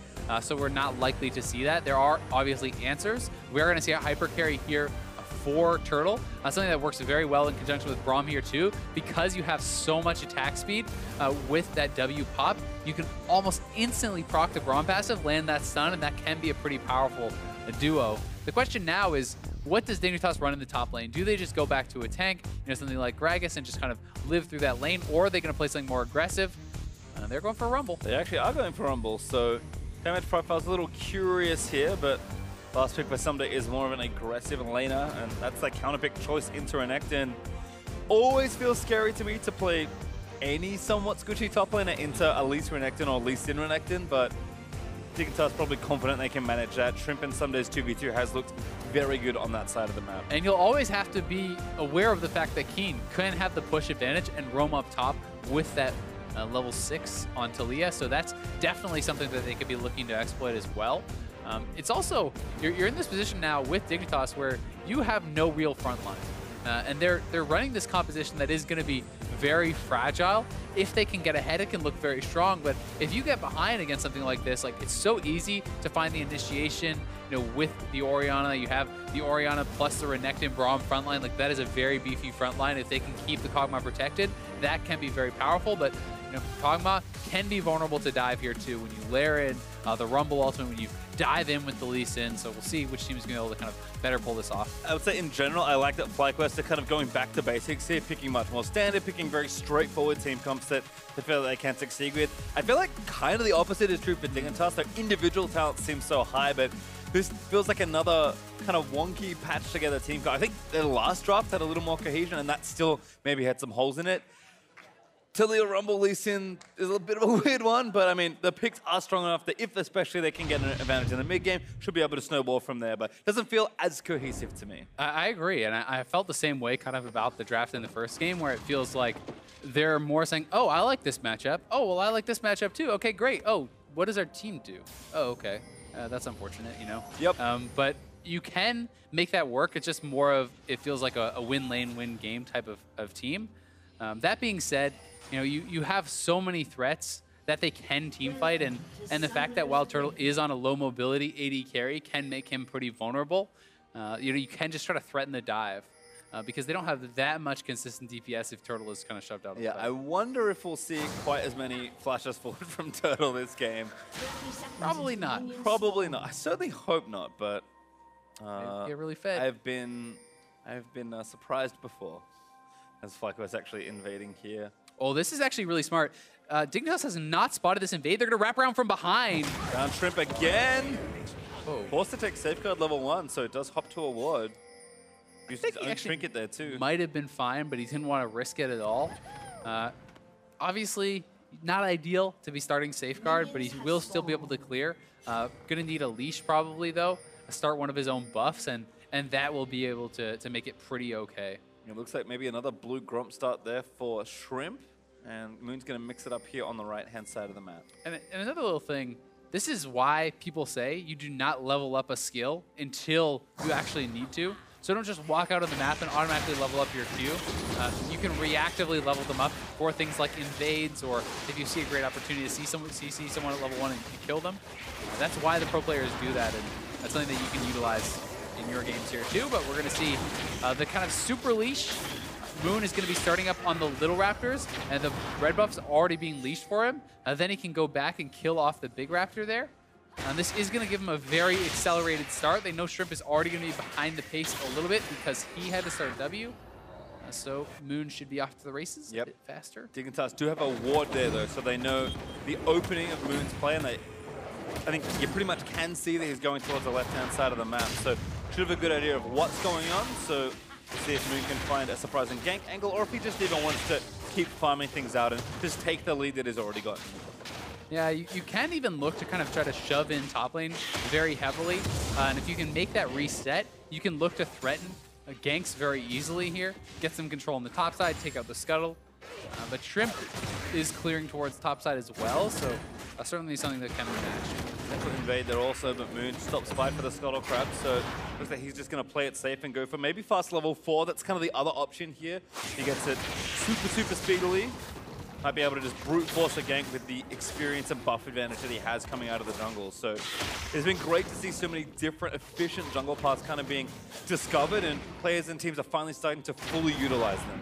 And I think it's very smart, right? Because a lot of pro players play so heavily around timings, knowing that at X time, the player can arrive in your lane, so you ward at this time, you play defensively at this time. But when you do these leashes, when you throw off those timings, it makes people question it. You don't have to do it every time to put it in their mind, right? It's the same principle that CLG kind of has with some of their crazy level 1s, where they're not going to do a crazy level 1 every game, but if they do it every once in a while, you always have to be worried that they could be doing it. You have to give more respect. You have to change your play style.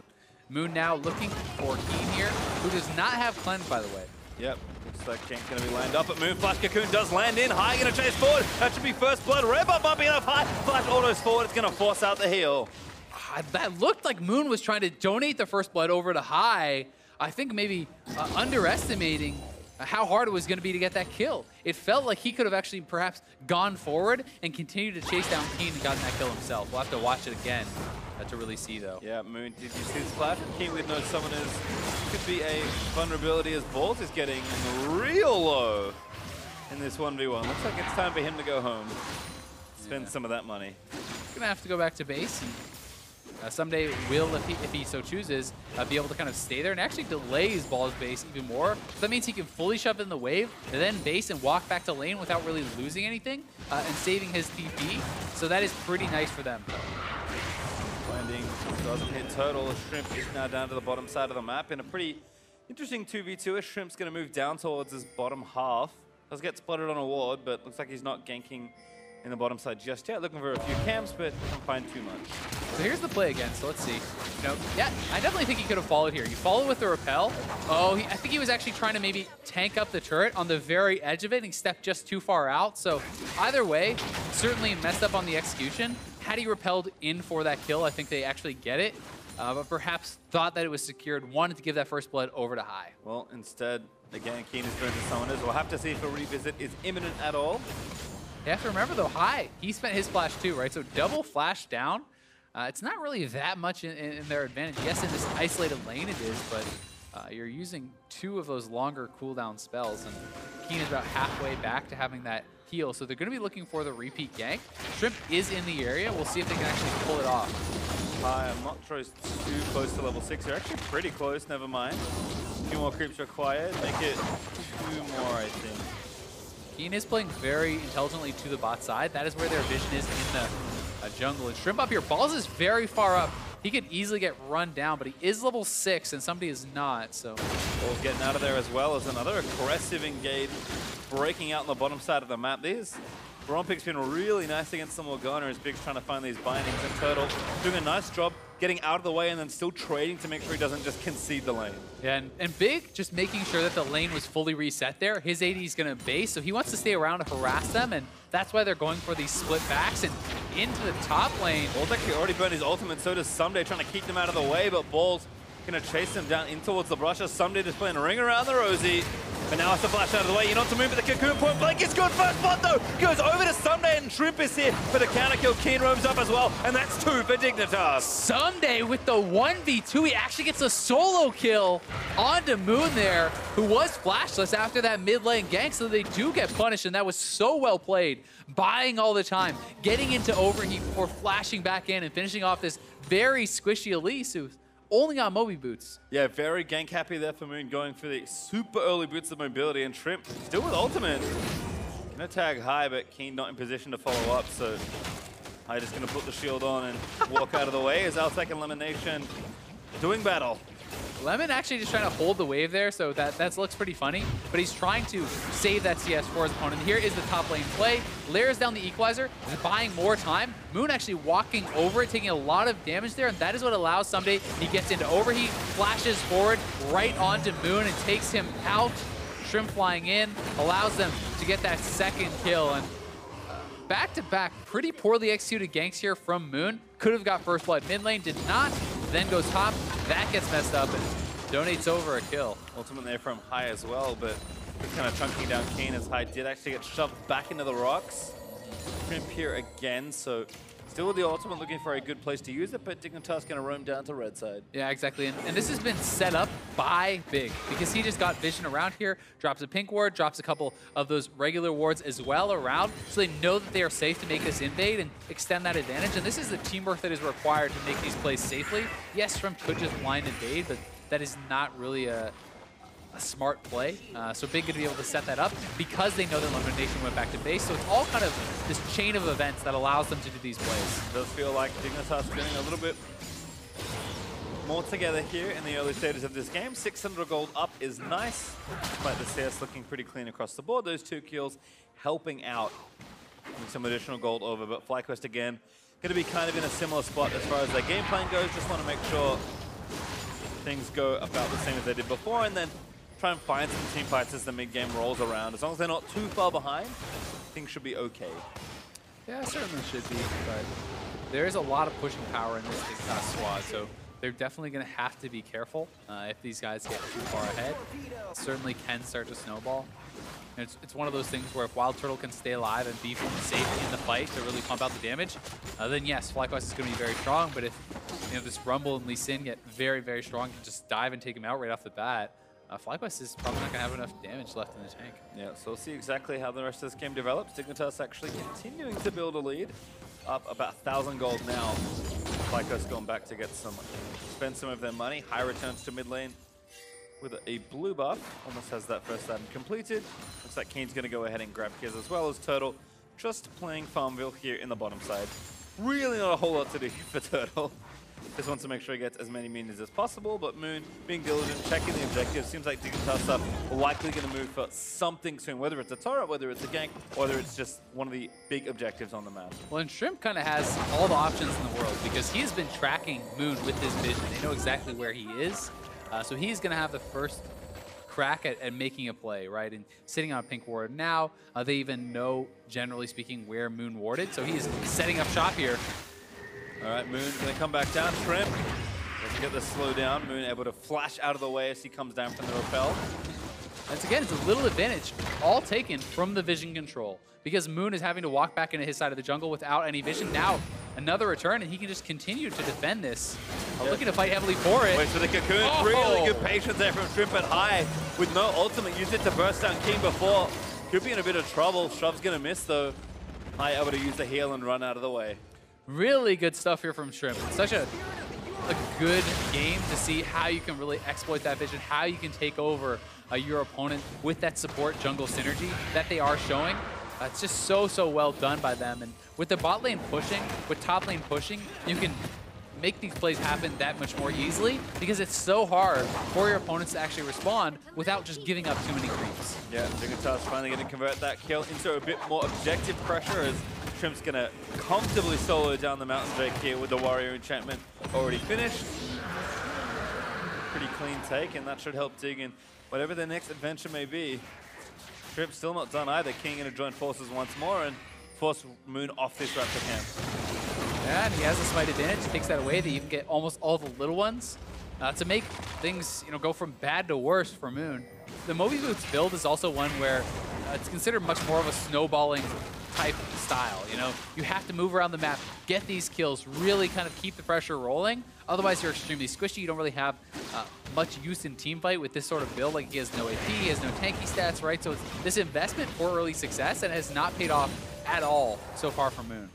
Certainly not. Again, things are looking okay, but those 2 deaths have kind of described how the early attempts from Moon have gone. Turtle continues to farm up a storm here in the bottom lane. He's got 1,800 gold casually in the bank.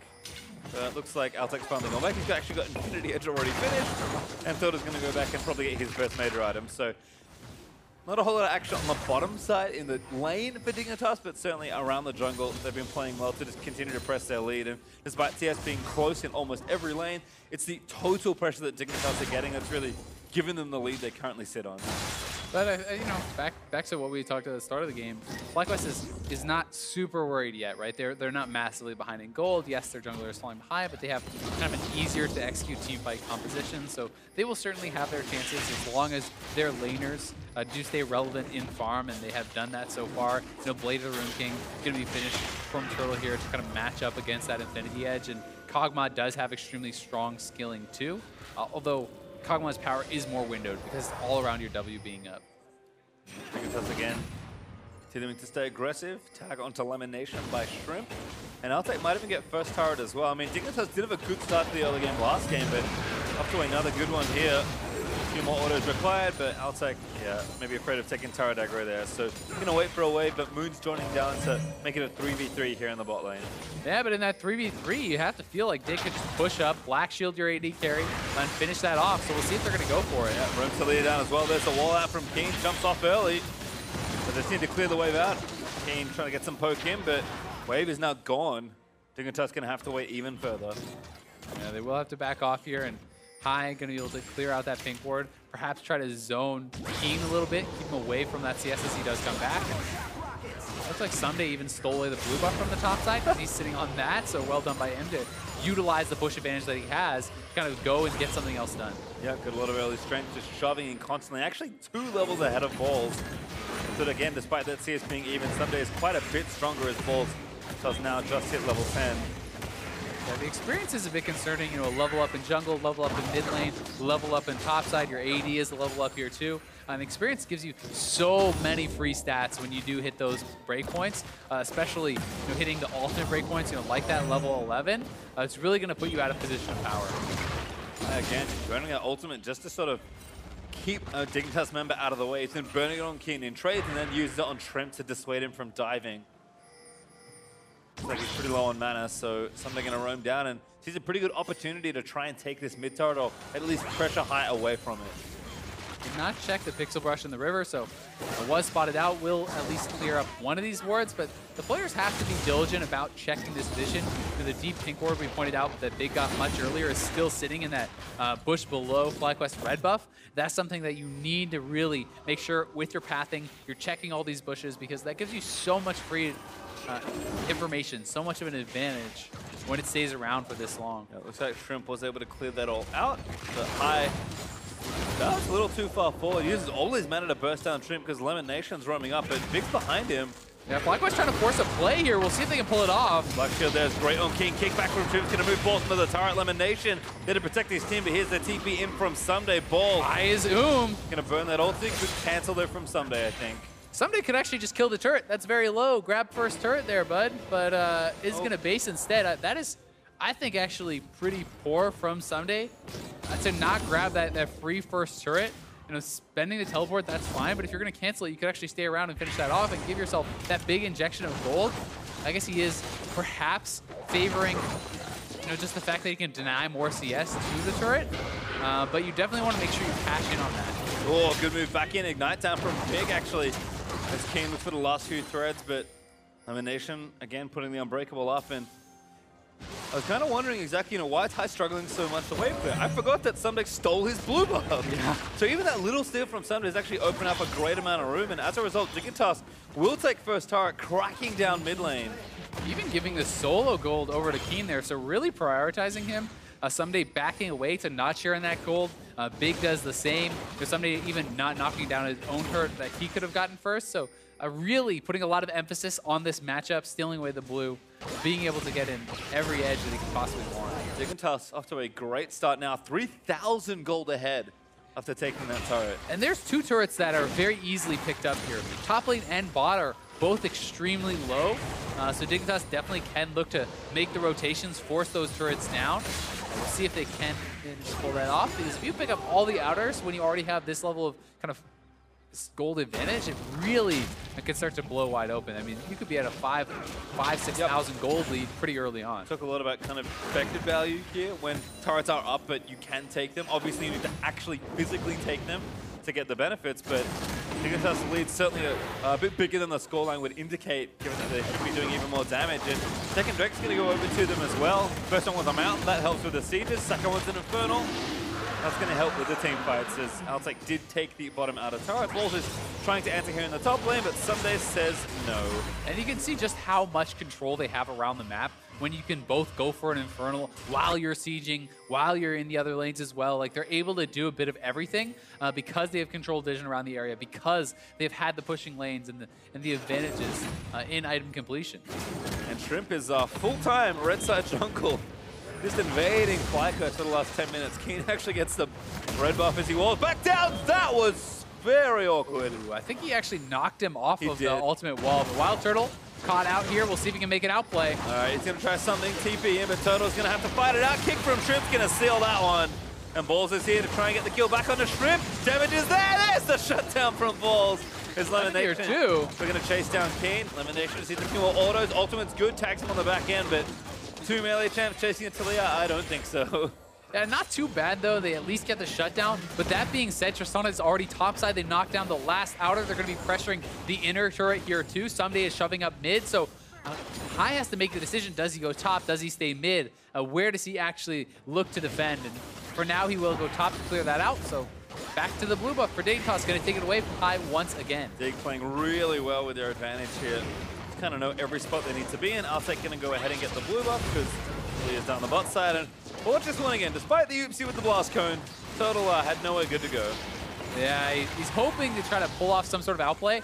I think he was looking to actually flash inside the minions. If he can get into the minions there, then the Lee Sin Q cannot actually follow up, and maybe he can make a miracle happen as Renekton comes in. So I think that's what he's trying for. Either way, he gets enough damage that they get that kill back. But Big gonna get caught out there, perhaps staying around a little bit too long, trying to get some of that vision. Looks like it. Hai gonna get credit for that kill. Sits there from Moon, so Big, I think, warding in the wrong spot. But a minor setback for Dignitas at this point. Altec is still very far ahead as far as those early items go. Up on goal by Turtle by almost 1,000. Looks like that static shot will be up soon, as well. Watch how this one happened. Big made the Rift Herald angry for some reason, and Hai was like, yeah. Okay, they were actually just going to go for the Rift Herald. The flash is pretty silly. I think they're from Big, but Shrimp was actually coming down, so was Altec, so it looked like they wanted to actually go for the Rift Herald, and he was just starting up that leash. Proccing the damage on the back eye is actually most of how you kill off the Rift Herald, so support starting it isn't as silly as it may seem, but nice play there from Hai to catch him out, get a kill, and Big probably should have just held on to the flash. Oh, there's another wall from King, gonna try and cut off Total. Actually knocks him back in towards the Morgana ulti. Oh. Very well played by Kane. A well-deserved kill. That no way out for Turtle there. Didn't have the flash. Used that in the bot lane play, and really nice from Keen. Walls him off. Big able to follow up there. Able to get a pretty easy kill on the Turtle. And now Dignitas clearing up vision around the Baron area. Now Rift Herald said goodbye. So I can kind of see where Big was in a hurry to get it started. But Dignitas again still grouping. Gonna try and maybe knock a few more turrets down. Don't have any outer turrets left to try and contend for, so it's tier 2s only at this stage for them. But FlyQuest, have 0 turrets, so Dignitas feeling pretty comfortable in this situation, and FlyQuest have some work to do if they're going to get themselves further back into this game. Dignitas' gold lead has grown to almost 5,000 now. Yeah, and while it is harder and harder to kind of take out those inner turrets once the outers are down, as long as you're still controlling your opponent's jungle and kind of farming that down, and Balls looking for a solo kill here on a Someday, may have it. Needs a few more cooldowns. Flash from Someday as the slice was barely coming back off cooldown. Will save himself there, but Balls is going to get some pressure down. Might even have a turret to take here, depending on what somebody wants to do with that TP, but another pick attempt here. Keen and Shrimp teaming up, finding flies wild there from Big. It looks like Dig again controlling this mid lane, and Balls is going to get some work done here on the bottom side, but Someday going to return to that lane with the Zhonya's, and no need to TP just yet. Able to walk down happily. Yeah, he's going to have to back off there. Was a little bit nervous about perhaps a roam down from the Lee Sin or someone like that. Not going to be able to take down that turret, but still getting a nice advantage for himself, forcing out the flash and the ultimate from Someday. maybe can get something done in that 1v1 a little bit later because of that, but it is a lot harder with the Zonias now completed. You can see Balls actually building a lot of damage early. We've seen this from almost all of the Bruiser fighter type champions, but curious to see if Balls does go all the way in for a 1v1 item build with something like Blade of the Ruin King, but I think he'll probably opt more for your standard Titanic Black Cleaver. Has a Hex Drinker for his lane matchup, and then Gargoyle Stone Plate's in there at some point. Yeah, and the Blade of the Ruin King, while it is a strong 1v1 item, to me it's more of an item that you should build against tanks because you have that percentage health damage. So really utilizing that in combination with the percentage armor shred of the Black Cleaver to really kind of destroy tanks in that 1v1. Against the Rumble, the kind of Blade of the Ruin King type item, that 1v1 focused item really is going to be the Hex Drinker, and that is a pretty greedy build if you want to say so, because even just going for that means he's going to be squishy in the team fights. Not utilizing just the Titanic Hydra plus Black Cleaver, you're certainly going to be vulnerable. Yeah, delaying that tankiness. That was a pretty cool interaction. Elimination, though. Kicked back by Shrimp, and that looks to be a kill almost over. Talia going to try and cut him off. Keen wants it. They're not going to get it. Not really a full commitment there from the team. You have to feel like they maybe could have picked up that kill with a summoner coming out of Altec or someone like that, but they're right onto the Baron. Just going to decide to have to turn here. You have to think. Oh, Baron is so low with the Infernal on the mountain. They're going to try and get in, but it's too late already. Altec actually taking it down. FlyQuest going to lose the big objective. Really nice from Dignitas. So they decide not to chase the kill. They just use the HP advantage that they have gotten from that. Go straight to the Baron. They burn it down very quickly with that Mountain and Infernal. And they are going to lose their mid lane turret, but Altec is already shoving out the side lane, soaking up that experience, soaking up that gold, and we'll have to back off now, but not going to be in a very good spot here as FlyQuest, because Tristan is such a strong sieger that they could definitely be looking to take out some of these inner turrets. Nice dodge there from Altec, gets out from under Elimination's Q, and looks like with 2,000 gold to spend, Altec's going to go ahead and do some shopping. Rapid Fire Cannon should be on the way very soon, and like we said already, Balls has delayed his tankiness by going for that additional 1v1 lane-focused item, so Stun is going to be hurting everyone once his 3 items are completed, and Shrimp is just casually soloing the Cloud Drake. Yeah, there's just no real armor on FlyQuest whatsoever. Yeah, there's cabbies on Balls, there's pieces of a Deadman's on Moon, but very soon Tristana is going to be 3 items. When she bases, she will be. And she's going to be shredding everyone. Yeah, shredding turrets too. Oh, nice Zonias. Great Zonias there from Someday. Blackshield's going to escort him out. Altec is still not shot, by the way, so Dignitas getting maximum Baron duration instead. And he's 300 gold away from a full item completion, so he wants to get a turret. He wants to have that gold to buy up the full rapid fire, so they're pressuring down these mid lane and the bot lane. If he can just knock down 1 turret, he will have that buy he wants, and then he can start to look to fight, and they should be able to get it on this wave. Yep, I'll take a few more shots, and there it is. Shrimp looking for the play, but doesn't quite get behind FlyQuest. High actually burnt his flash, so able to keep himself safe, but he won't have it next time. Yep, and now he'll go right back to base. He will have that massive power spike. They're all going to go back at the same time, synchronizing those buys, playing around the fact that Altec wanted to stay on the map and get that. Very smart, but Someday... Overstayed by the looks of things. Moon able to get that execute. Yeah, Someday, the one guy who kind of didn't really synchronize his base with the rest of the team, does go down, but still Dignitas in a very good spot. Huge gold advantage. AD carry certainly in a very powerful spot here too, and just gonna get run down. Doesn't have flash, doesn't have Zonias, no real chance for him to get out from the position he put himself in. Yep, I get low from the equalizer actually, but not enough to take him down. And like you said, just a minor setback there for Dig. Silly of Someday to be in that spot, but not gonna cost Dignitas too much here. They've kind of done all they really wanted to do, and still with 50 seconds left of Baron, Altec able to get a 5th turret now for Dignitas. Yeah, it's very nice. I mean, getting that 1 kill may mean that Dignitas cannot push top the turret as well, so that may have defended 1 for them, but they're still definitely very, very down, and it's going to be hard. When you are this far down, they need to delay, they need to get High and Turtle to this super strong point, and I honestly feel like at this point on Balls, he should just be bailing out of a Titanic Hydra and just going pure tank. Like, you're too far behind. I think as a team, not even just individually, but as a team to really have that matter. Yeah, it's obviously a matter of opinion. Yep, again, everything just a late hit for FlyQuest. It's kind of the easy way to look at it. If nothing else, 3 items on the way, but still not there for High and Turtle. Balls needs to be tankier. Moon is very far behind as far as total items go. I mean, FlyQuest are down a lot of gold at this point. Yeah, and the problem with building damage this late in the game against this Tristana is going to siege.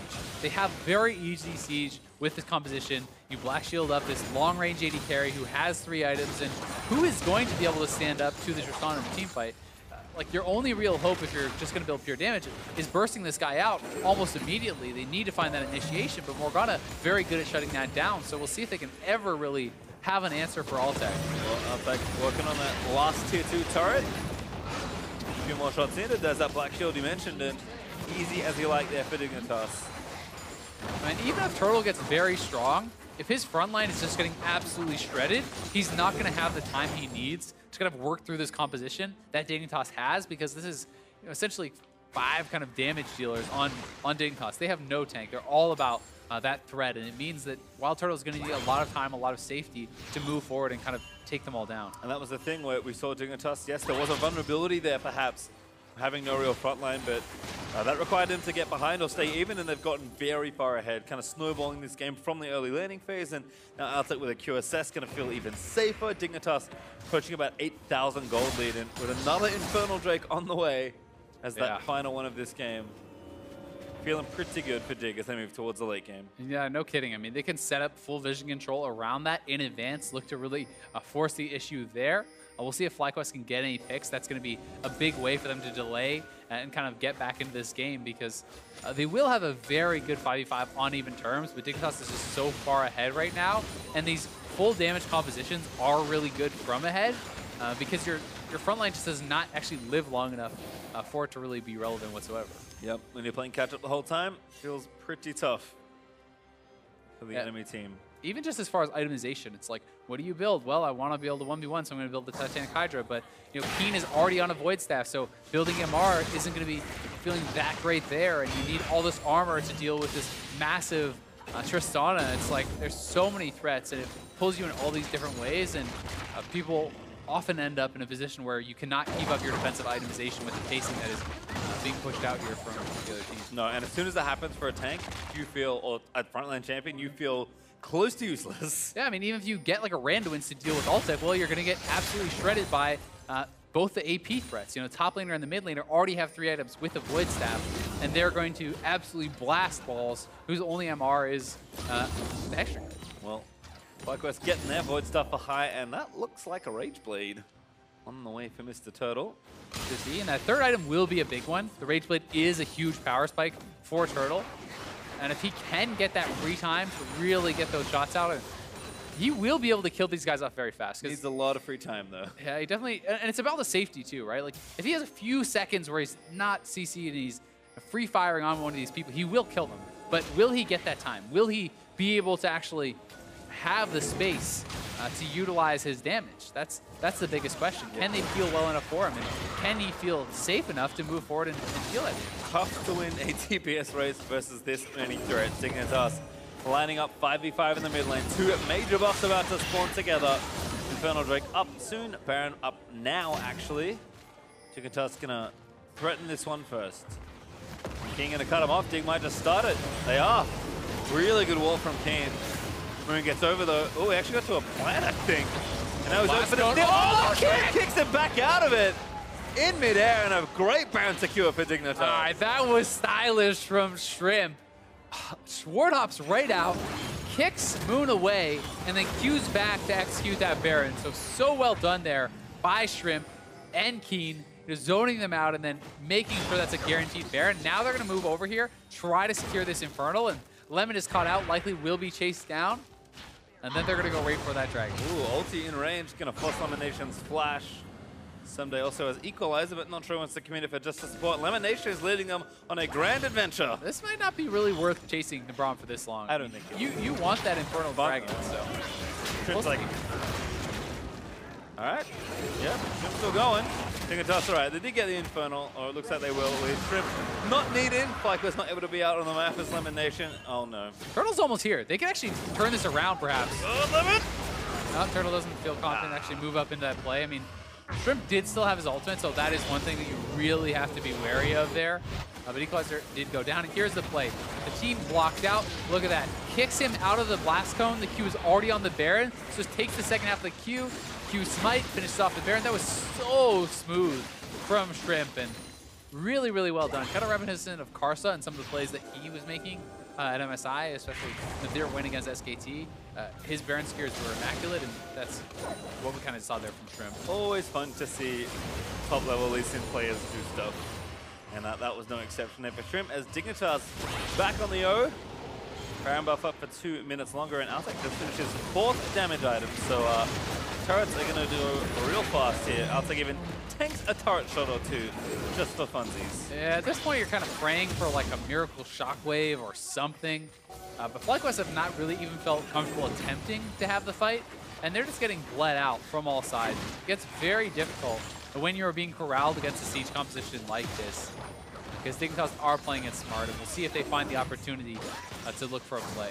Altec does get chunked, but just going to move back in and behind the safety of his team. Somebody getting aggressed on, but the Black Shield there is going to, again, thwart any attempt at offense there for FlyQuest. And that was a Flash Cocoon, it looks like, I think, from Moon. That does get immune, so a nice Black Shield there coming out from Big. Able to keep him safe. And they're closing in on both sides, utilizing the Baron buff very well, not risking anything, just chunking away at this turret. And Altec, yeah, staying very... Oh, TP coming in from balls. They're going to look for the fight now. This is the play they're trying to make. This is about all they can do. We'll see what FlyQuest get done here. Someday first caught out. He's going to go down before the zoning spot. That shouldn't get tagged by the end of the Glacial Fissure. Altec, they're still threatening its highs, keeping them out of the way. Shrimp dashing back towards Keen. He's going to regroup with the rest of Dignitas. Just one kill there for FlyQuest, and they committed a lot for it. Yeah, it doesn't feel like enough. I mean, it's good that they got the one kill. May buy them a little bit of time here, but such a big minion wave crashing in from Dig. They already knocked down the top inhibitor. They're looking for this middle one, and Altec is the main threat. Shrimp stunned. Turtle going forward. Oh no, Keen chunked him completely out there. Shockwave does that onto Big, but Big Locket there's going to maybe keep them all safe. Good wall from Keen. Oh, Altec can just go forward now. And now again, FlyQuest don't really have anything else to do. Altec gets exhausted. Gagoon's going to miss though. He's just going to keep running for it. Shrimp able to get Total. Moon's going to go down to Altec, and there's the reset he needs. Another kill there onto Lemon, gets him yet another jump and high. He's going to get chased down by Keen. Altec not even needed. There's the ace, and that'll be game for Dignitas. A really nice one here from Dignitas, in control pretty much the whole time. Very well played. Utilizing their advantage, they get the ace. They will send us to game number 3. There we go. Finally got it at the end. Bulls did live for a little while longer, but wasn't really needed. And Dignitas able to knock down the turrets and take the Nexus and bring this one to a 3rd and final game. 2 Tristana games come out, 2 Tristana victories. Both players looking really solid on the pick. This one, to me, was a lot about the jungle, though. I thought that Shrimp did such a good job, getting things done, especially the early control that Big and Shrimp were able to establish in Moon's jungle, getting so much vision down, really taking control of that area and taking away so many camps, stealing away so many buffs. I felt that that was what really allowed them the time to kind of move ahead and take control of the game. I think so, and in general, this kind of felt like a lot of what we've seen from Dignitas, solid early game, using again their strong jungler, their strong laners to get an advantage, and then intelligently snowballing. This is a team to me that when they're ahead, seem to play the map very, very well.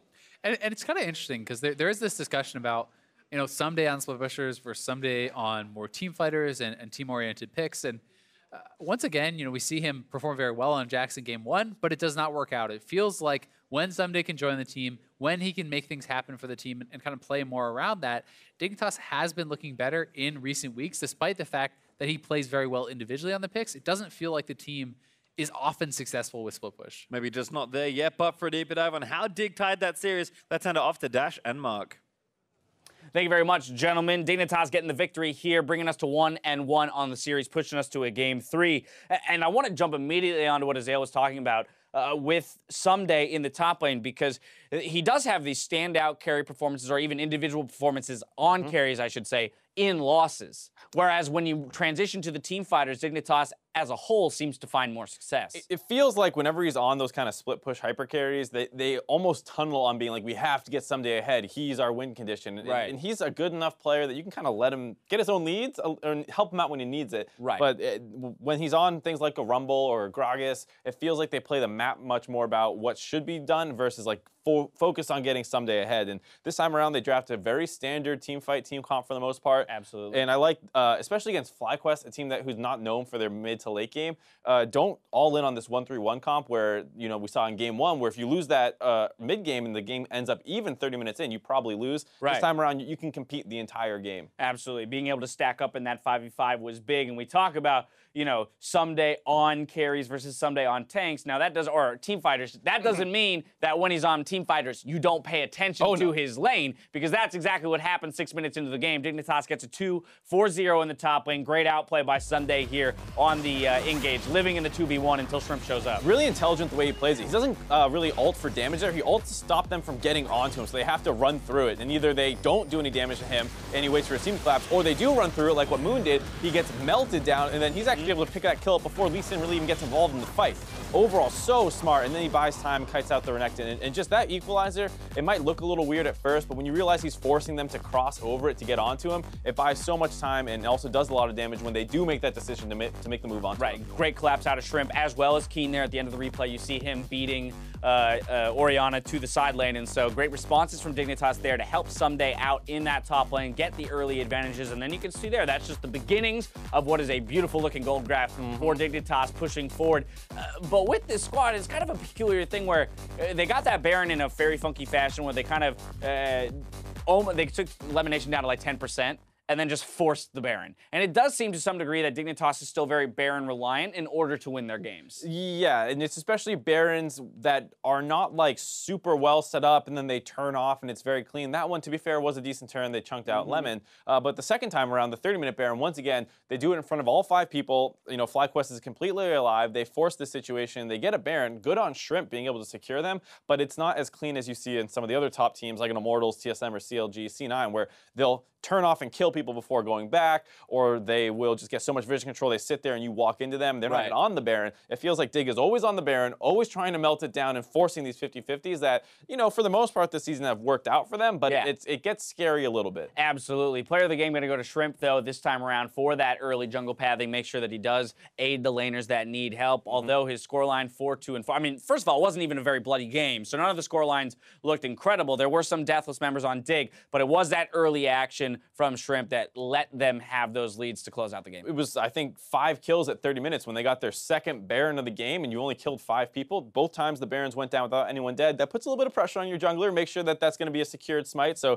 good job on him getting those. And like you said, that early skirmish from the top side is really kind of what broke this game open for Dignitas. What else do you want to talk about here, though, on Dignitas? Because it is kind of a peculiar thing where they're sitting at that 5-3, still very much at the top half of the standings, and yet we're sitting here going, it feels like they can only win with the Baron, right? They can't win when they put their top lane carry on carries, you know, who is, in a lot of people's books, the #1 top laner in the league. Why is it that they only win in one fashion? It is very surprising because even if you look at game 1, Keen on LeBlanc was having a great game. We were getting ready to hand him player of the game. Yeah, that's a really good point. Yeah, I actually kind of forgot about that. That we were both looking, we're going, oh my goodness, like someday here you go, he's playing well with the Jacks, but Keen is stepping up. This is usually the formula that nets them a victory. And this is something that it feels like they just can't win when Keen is the primary carry. We saw last split, he had some like 9-0 Azir game. They end up losing that one as well. Right. And so whether it's due to his inconsistency in late game, which is something that you were critical of both this team's other carries in when they had Laud as the starter,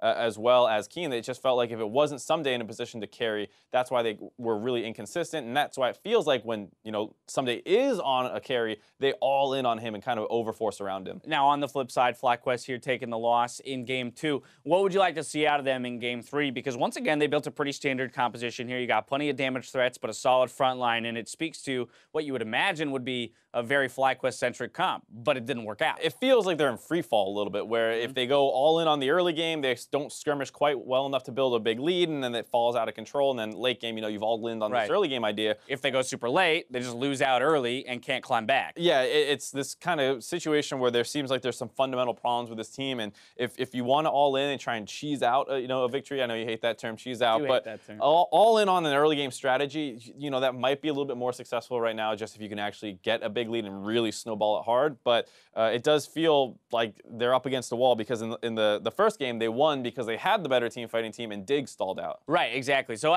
maybe this next game will rely heavily on champion select and which strategies both teams reach for. Team Dignitas have brought this series to a game 3, so meet us back here after the break to see who takes it, FlyQuest or Dignitas. We'll see you soon.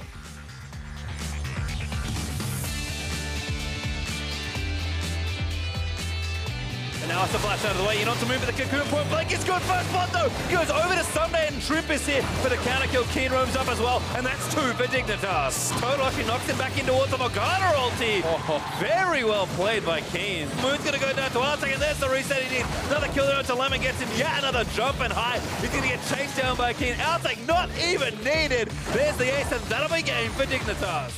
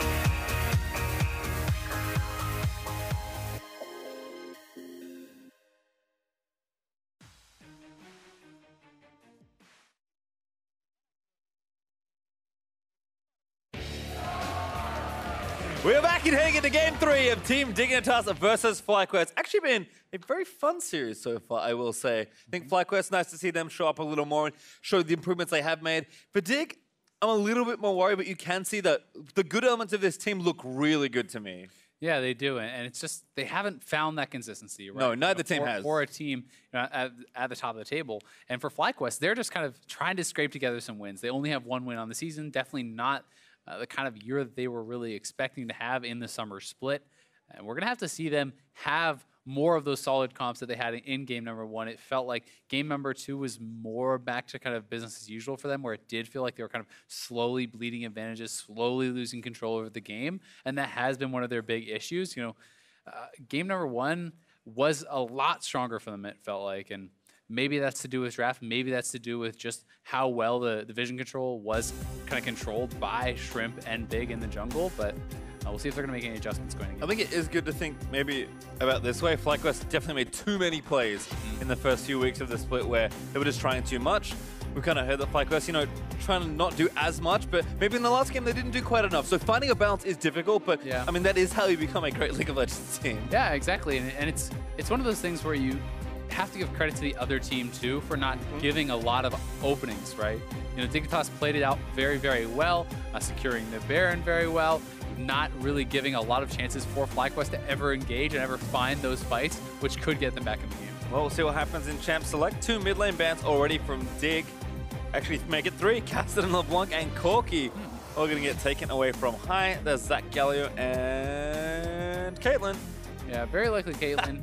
Cannon is available now. You could grab that up for someday if you want. As one of those early picks, it has been very high priority.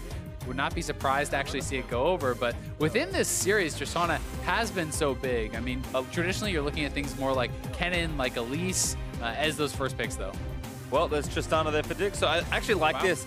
Maybe not as far as like current meta trends go, but in the with how the series has gone, I think this pick's actually really smart. Yeah, it is. I think it has been very effective for both sides. That being said, I don't think we're going to see FlyQuest leave their AD carry pick to the second round again, and they're going to grab one up here pretty early themselves. Jhin has been very popular in the NALCS and should be able to help them deal with this. We'll see if they're able to kind of pair a good support there alongside it. Because generally speaking, they have been going for the Braum. They have been kind of ceding over that 2v2 advantage to their opponents and focusing more on the team fight with that Braum. So maybe this time around, Lemon would focus a little bit more on lane and see if they can get an edge there. Well, there's Rek'Sai actually for Moon, which is kind of cool to see.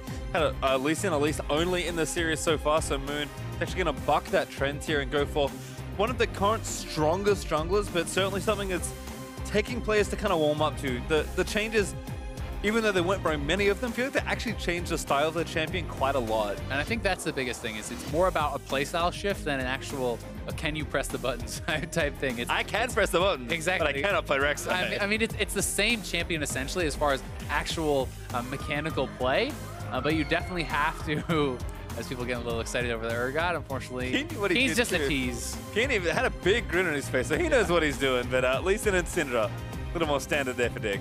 Well, now you have to decide for FlyQuest, are you actually going to pick up your mid laner right now? Do you go for something aggressive, you know, something like the Fizz or the Echo, who can answer that Syndra very, very well? Cassidy is off the table.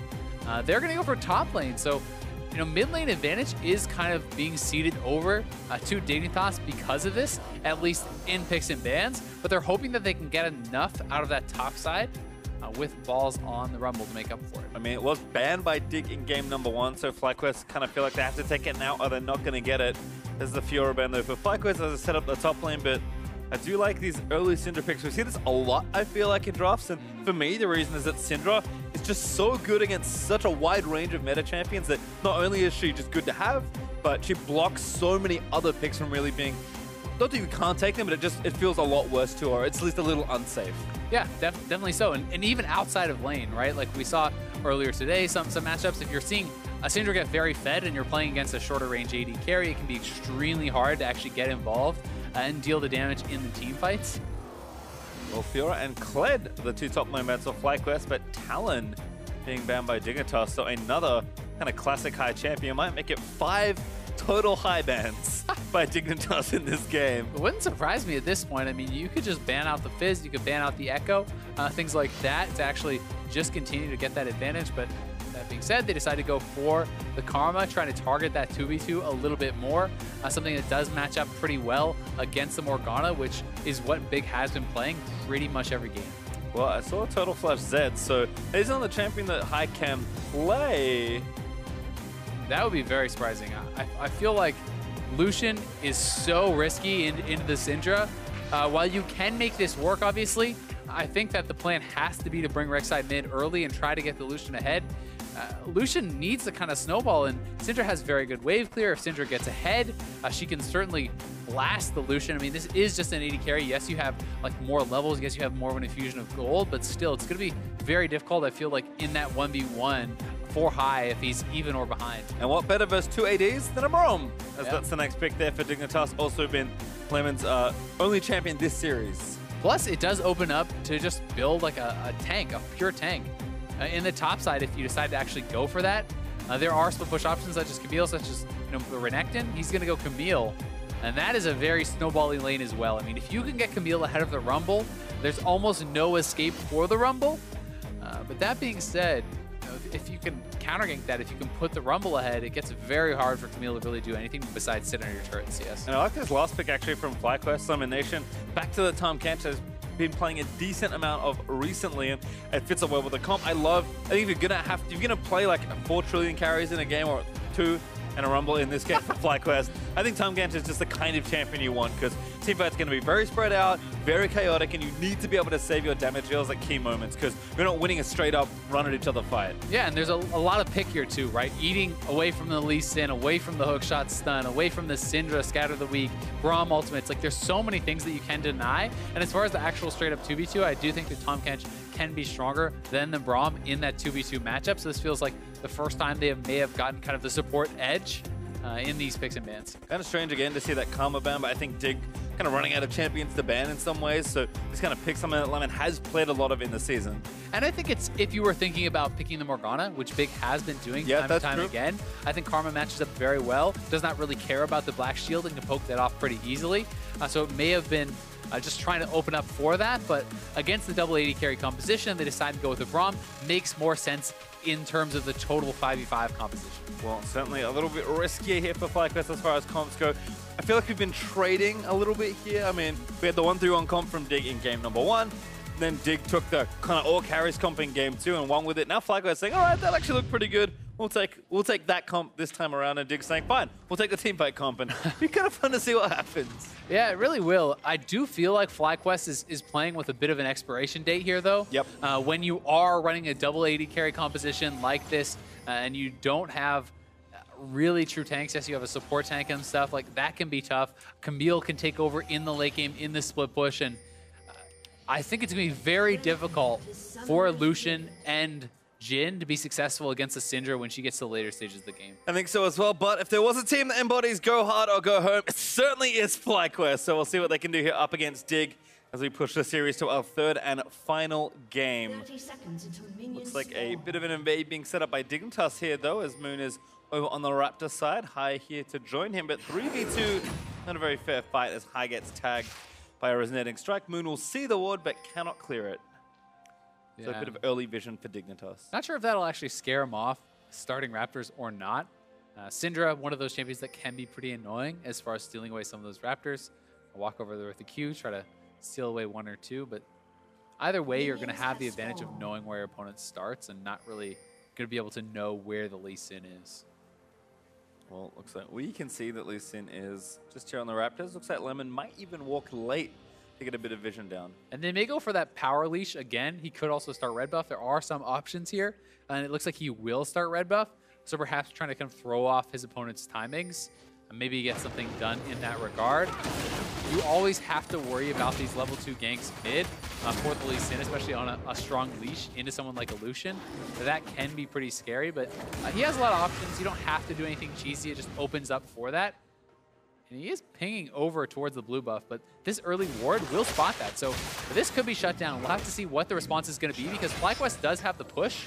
Their bot lane can respond faster, and I'm not sure that Shrimp is actually going to have the time to finish this off. Yeah, everyone's already moving over. Actually, High even goes to ward. Rexo's moving towards this side of the map, and that great late ward from Lemon is going to spot that invade. And it's even stopping the mid lane gank. So he's like, oh, I can't do blue. Well, maybe I can gank mid. No, you can't do that either, because that has been spotted out here too. So Moon will have that clear speed advantage. Big getting chunked pretty low. They're trying to push for 2. We'll see if they can actually match. Goes over to Turtle and Lemon first, but just behind them. The Altec and Big. Shrimp. Oh, wow. She's stealing away the red buff now, so he went a very roundabout way to get here. Yeah, this is such a heavy commitment from him.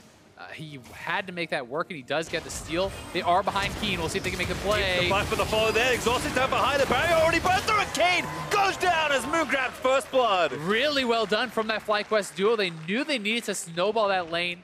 Shrimp is behind Balls, but Balls is backing off, and that's kind of the advantage they got from thwarting Shrimp on this invade. He had to waste so much time. Moon was level 3 when he was level 2, and they were able to get a lot out of it. Elimination stunned up. The Turtle going to chase him down with a full shot and chunk out Altec, but Turtle not looking too healthy either. A lot of potions being burnt back and forth here, as a lot of aggression in this 2v2 lane early on. Oof. First buy of boots does not feel too good there. Compared to the double longsword buy there from High. Look for him to probably just rush towards that Blade of the Moon King. He could also go for something like a Hex Drinker if he's worried about getting bullied out. But from this position of dominance, you often want to try to pick up early lifesteal on the Lucian and really try to trade very heavily because these mid lane mages do not have the same level of sustain. So if you can get those trades, heal back up off the minions and continuously do that, you can sometimes really extend that advantage and start to bully them off the farm. Yeah, we can kind of have a look at Moon here as well, because early Chilling Smite is actually his first choice here. Recall cancelled. I'm not sure King wanted to go back, but High is going to keep him back, because why not? And he's actually holding this. He may try to set up a little bit of a freeze, try to deny some of the minions, or pull Keen into this really dangerous spot. Moon is coming around for the gank, but Shrimp is level 4 now. He is sitting on a buff, and he's here for the counter gank. Yeah, Chilling Smite already down. They're going to try and go for it, but Shrimp is here. Lands a kill into High first. High going to keep running away, but Shrimp with the double loss follows in. That should be a kill, and Dignitas able to take it down, but Shrimp ate the turret aggro and donates the buffs to Moon. Yeah, and the buffs going over kind of make it a pretty good play for FlyQuest. That being said, a lot of CS is going to be lost by High, so Keen will get more out of it. And I think again, I mean, Moon going for that turning point, wanting that gank, but he's gotten those first 2 kills. He's the one with all the gold, needs to make a big impact here on the Rek'Sai, as Someday getting chunked early on here. Rumble's such a good early laner, even with those recent changes. Feels that the champion didn't go very far as dominance goes. And Moon was able to at least delay the wave from being shoved in. He was fighting Keen pretty heavily in the mid lane to hold on to some of that farm for High, so High can come back and maybe pick up a little bit of it. You definitely do not want this guy falling behind, as Keen with a bit of an oopsie, bought a relic shield, able to undo it though. Thank goodness for the button. Double Doran's cloth armor there for Keen, so feeling that pressure early on in the lane. Go for this. Moon lining up a dive, Someday very low, but does have his flash. Hook shots away, Moon's like, ooh, that was a cool interaction. Chilling Smite though, oh, gonna cause problems. That's a flash out from Someday. Really nice, and even though they do not get the kill, they get the flash. They have forced him back off the wave, so he loses that full wave to the turret as well. They will then proxy this next wave, and it gets very scary to TP back. They are gonna TP back, but this is a level 6 Rumble. They could attempt to go for the dive. They're gonna decide to call off that play, but it's one of those things where when you TP back in, it can be pretty scary. Yeah, and triple longsword there for Someday, so takes 2 harpoons there from Balls and doesn't have a whole lot of defensive presence, at least with the items. Balls now going to complete his recall and Vintage Taba and an extra cloth armor, so very opposite early buys here from the top laners. Yeah, and Rumble, you have such high base damage in these melee matchups that if you just go Ninja Tabais into Seekers, it's very hard to ever trade against that Rumble because he gets the overheat, he's burning you down. It's very, very efficient against these melee auto attackers like Camille, like Jackson, Aurelia, and Fiora, and so on and so forth. So I think it's pretty smart here from Balls, and he doesn't have to dominate the lane because he's not really looking for this kill push. He just has to survive, and this is an item that kind of helps him do that. Big action maybe caught by Elimination here. Moon's also rotating through. Root does not connect, actually tags Altec. As Balls now with the ultimate on the Someday. Going to commit for an all-in here. Does chunk him down again. Someday still holding on to his ultimate though. And Someday without the TP, so if he gets pushed back out of lane, you will be losing some minions. He's going to look to try to heal up with those tactical sweeps if he can land them onto Balls. No longer heals from the minions. But either way, Balls clearing out that wave, getting a little bit of lane advantage, and here they are back onto Keen. King with no flash, exhaust committed more there for High's Total. Going to get stunned here. Altec able to land it. A little bit of extra damage. Elimination playing defense gets stunned as well. No ultimates here, so pretty tense 2v2, but not a whole lot to try and finish any of those kills. Really good trades from Dignitas, and I think it was a smart time to actually back off. If you overcommit into the Tahm Kench, you can get those 3 stacks. Definitely can turn around the fights pretty heavily, so push in, look for those trades. If FlyQuest steps too far forward, you can look to repeat that again. And you also have to remember that neither one of these bot laners has purchased yet, so jungle ganks influence the lane that much more because you are so weak right now compared to some people who have purchased them. Yep, early buys will happen now. Molotov actually already gone back. Elimination gonna freeze up the wave again. Actually might have been cancelled back here. Really nice play on a Bing. In fact, could even chase for this. Needs a few more licks. The exhaust is there. Minion wave able to help out Big though. So Elimination, no luck trying to seal that kill. Yeah, can't get the kill, but still does delay the base quite heavily.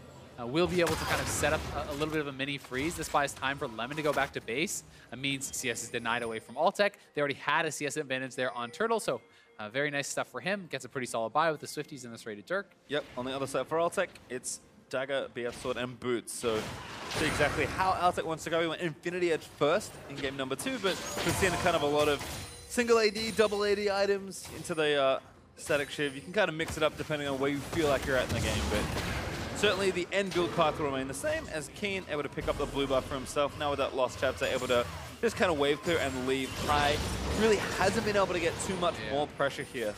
It really does feel like, at this point, I mean, he's sitting on a blue buff with a Lost Chapter, double Dorans. Are you ever really going to be able to push in and threaten Keen? I feel like he essentially has infinite wave clear at this point. It's very hard for High to really be able to interact with him and kind of utilize his strengths to trade.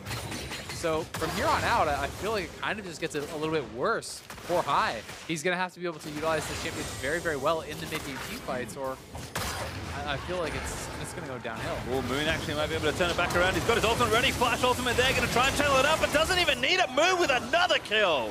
Nicely done from Moon there. Keen getting a little bit too confident. He wanted to try to zone High off of the blue buff, and yes, he's very strong at this point compared to the Lucian perhaps, but going in 1v2 is not really what he wanted to make happen. Blue buff over to High as well, so both blues in the hands of FlyQuest. High gonna rocket over as Keen just face checked here. Yeah, so what he's trying to do, he thinks Moon is probably already on the blue buff and that Lucian is gonna come over and try to grab it. So as Lucian's coming over, he wants to hit him with a stun, burst him down, take him out. Instead, Moon had not even tunneled over yet, so he was right there to respond, and Moon grabs another kill for himself, off to a really good start. Even to CS up there as well. Good flash from Balls, as Someday was there ready to stun it up. Combo with the ultimate, and Shrimp was behind, so Balls, I don't think knows that Shrimp is there, but didn't want to risk it even in a potential 1v1, and that space does give FlyQuest the Dragon.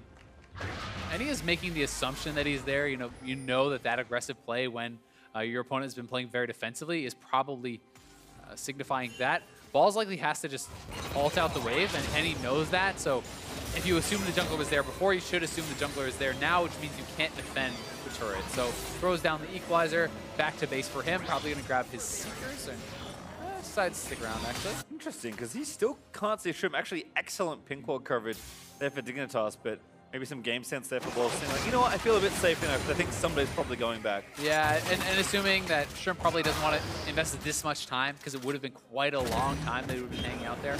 And he is right, so he's going to be able to go back now.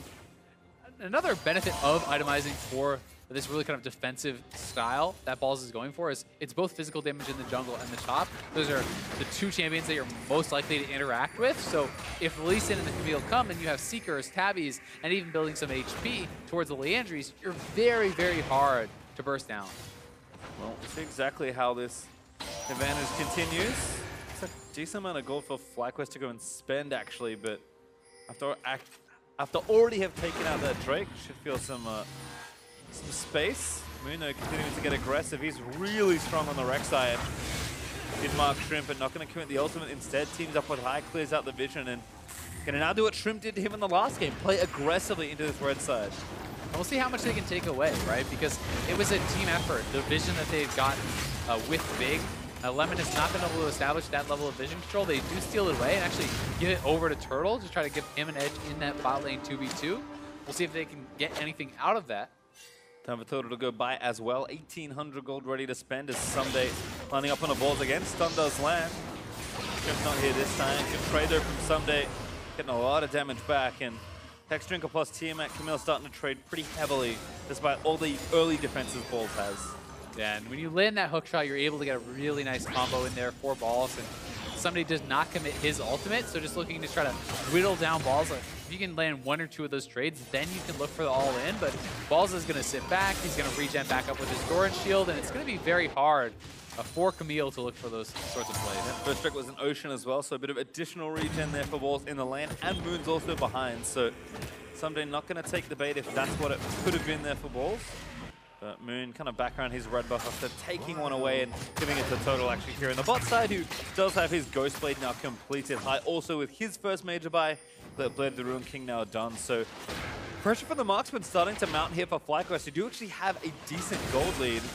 High straight into the Winter's Bite though. Not quite able to dash out of the way. Yeah, I mean, Wild Turtle up a fair bit of farm in that bot lane. Him and Lemon doing very well. And we talked about the fact that they kind of had the advantageous support pick in this 2v2 this time around for the first time in the series. And they are making use of it. They're playing very well around that. Turtle is at a very strong point with the red buff and his first item completion. He should be kind of king of this lane right now. Well, it's kind of the next point to see what exactly breaks open next. Keen again getting jumped on by Moon, who uses that Chilling Smite to slow him down, but no follow-up. LTech, though, roosted by Turtle, is threatening that fourth shot. Into Big, though. Puts up the door in more than enough time. Now Turtle going to use the ultimate, going to try and pin down LTech.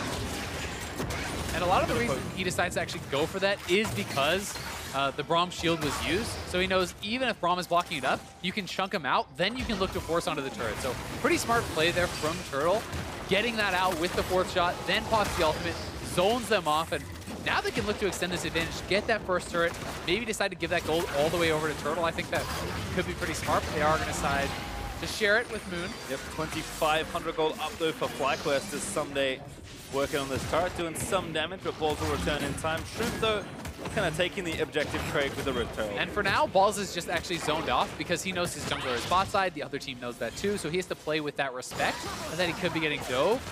And he was just standing back in case Shrimp was up there. Rift Tail goes down, so he knows where the jungler is now.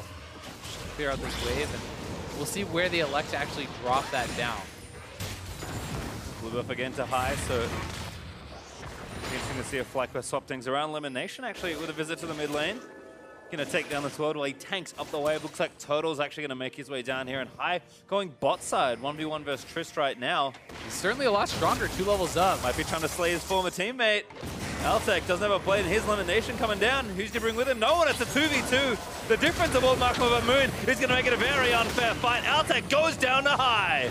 Nice roam there from Elimination and High going down to the bot lane, picking up the kill. 4-1 now. They are starting to really open up this gold lead, and that's what they need to do with this composition. We talked about how it is that early mid-game comp where they have to get something done.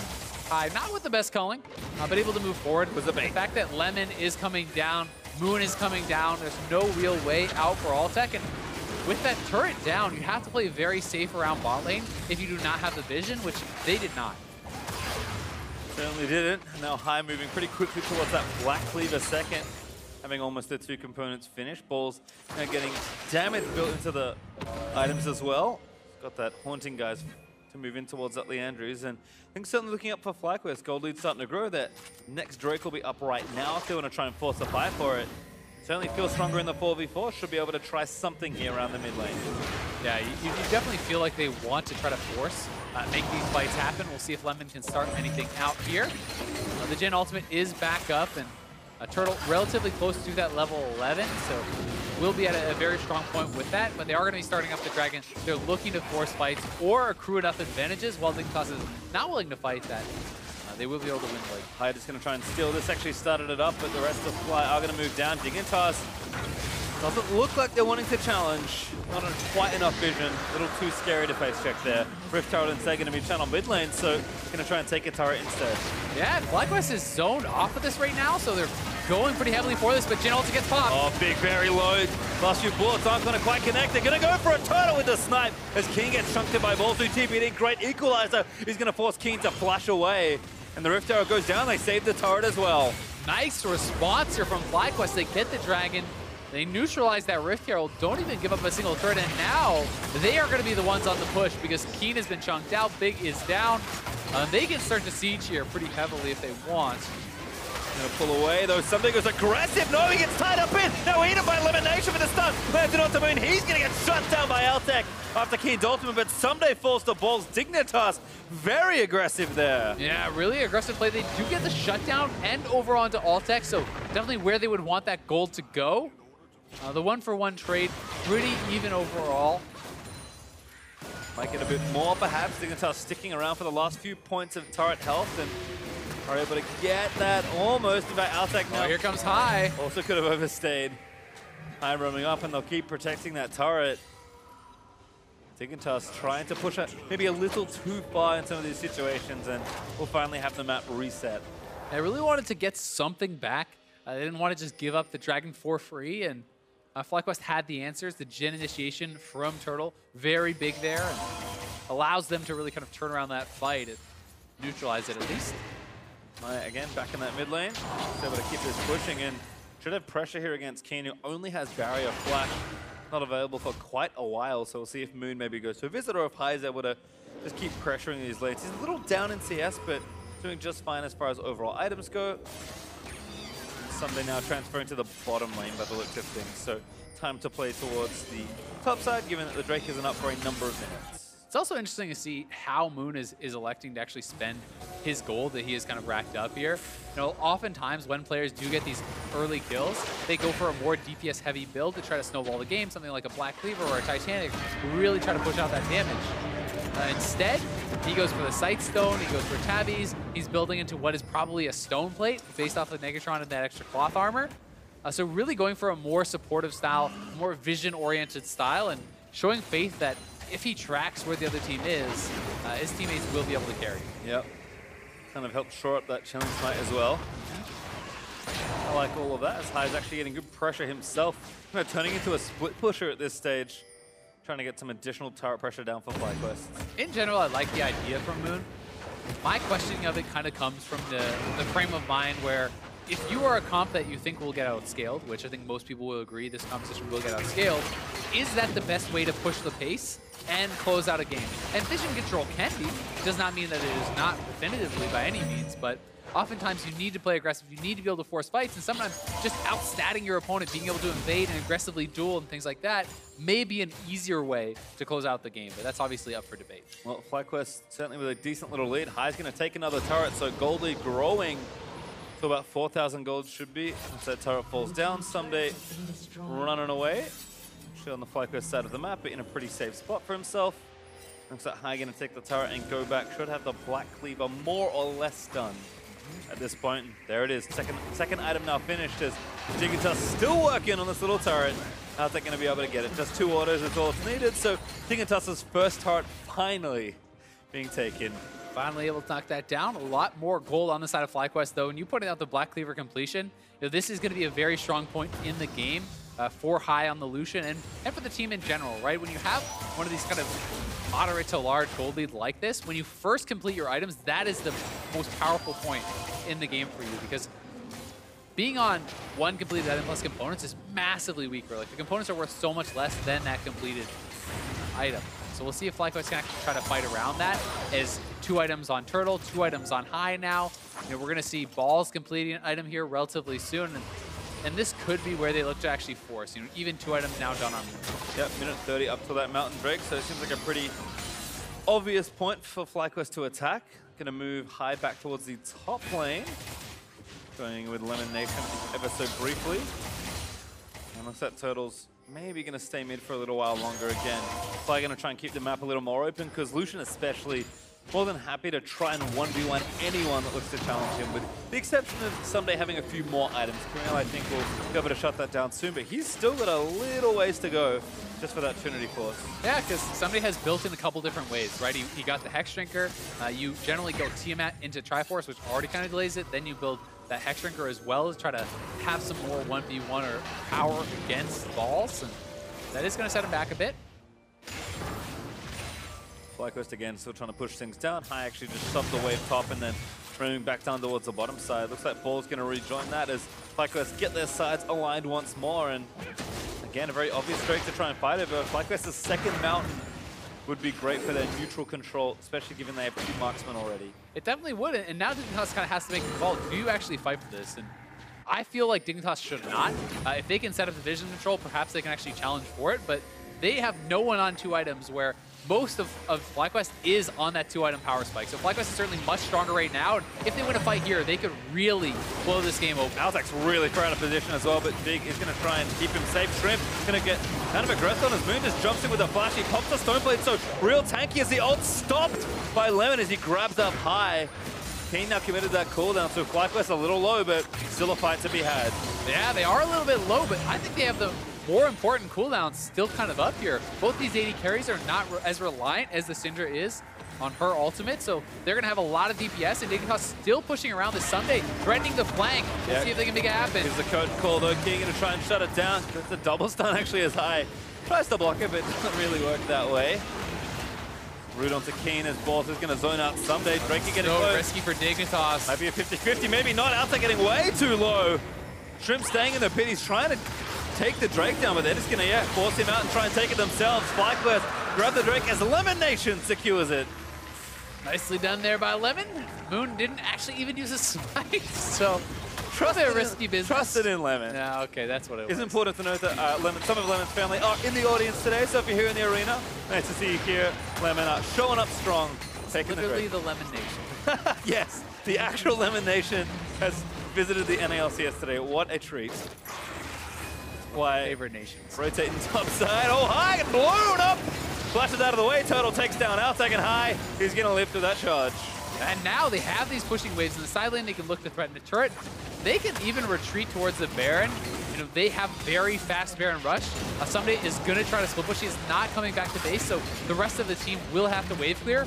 That being said, this is not LeBlanc. This is a Syndra. So when we look back to game 1 when they did not have the kind of wave clear, the Tristana and the Syndra are going to be able to wave clear much more effectively than the LeBlanc and the Jhin were from game 1. So we'll see if that actually makes the difference. And if the Dignitas squad can buy enough time for Someday to take over this game like he could not on Jax. Balls, though, again, answering Someday. Still feeling pretty strong. Has a Zhonya's now finished, actually, so even better as far as that 1v1 matchup goes. And, of course, very team fight effective to boot. FlyQuest still getting there with a gold lead, about 4,500 gold or so. It hasn't gotten massively out of control just yet, but FlyQuest certainly have the space to keep the game snowballed, and it's not going to take that much, especially with the Baron on the table, for this game to go from kind of in touching distance to Dignitas to very far out of reach. It isn't, but we have to keep in mind scaling advantages, comp advantages, and that's why you still have to be nervous if you are a FlyQuest fan here, because normally, you know, if the comps are all even, this is a great lead. But that being said, you need to have a lead with this sort of a comp. You need to keep pushing the pace, and if they can't get the Baron, if it stays around this, you know, in 5-10 minutes, they're really going to start getting outclassed in the team fights. Yes, there will always be ways to actually win those team fights if they can get the outplays, get the proper flanks and team fights down, but the advantage will certainly be heavily over to Dignitas. Looks like FlyQuest are just kind of getting everything sorted up for this Baron. Total going to go back. I think he's got some money to spend. Rapid fire cannon now completed, so Inkling is correct. And Ball's back down here to match Someday, but he's grouped with the team before because he had a little bit of space. In fact, Dignitas shoving through mid lane here, starting to make a proactive play. Yeah, High is split pushing, so we'll see if they can actually delay. High is going to be on the inhibitor soon. Dignitas is pushing. Will High actually base? Someday going back for him now.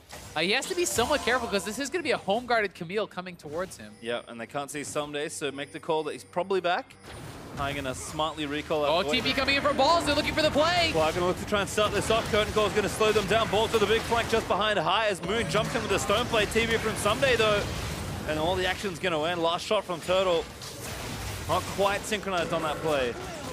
Not bad, though. I think that play does go in the favor of FlyQuest because taking the TB off the split pusher is more important. Balls does not mind being with the team as much as Someday does. So FlyQuest looking to force here. High sneaking back towards that inhibitor. He's going to try to make them make some tough decisions here. If somebody comes back to base, he can run back over to the Baron and they can try to force that. But right now, they're getting the rest mid lane of play priority here. and they're actually just going straight for the inhibitor. Dignitas did not expect this, and Dignitas now has to make a choice. Secret Agent High is back at it, and Someday actually gets rooted, gets away with the hook shot, but the Colling's going to try and track him down. But are they trapped? The rest of the Dignitas team is coming from behind them. They are now going to be locked into this 5v5 unless they can disengage.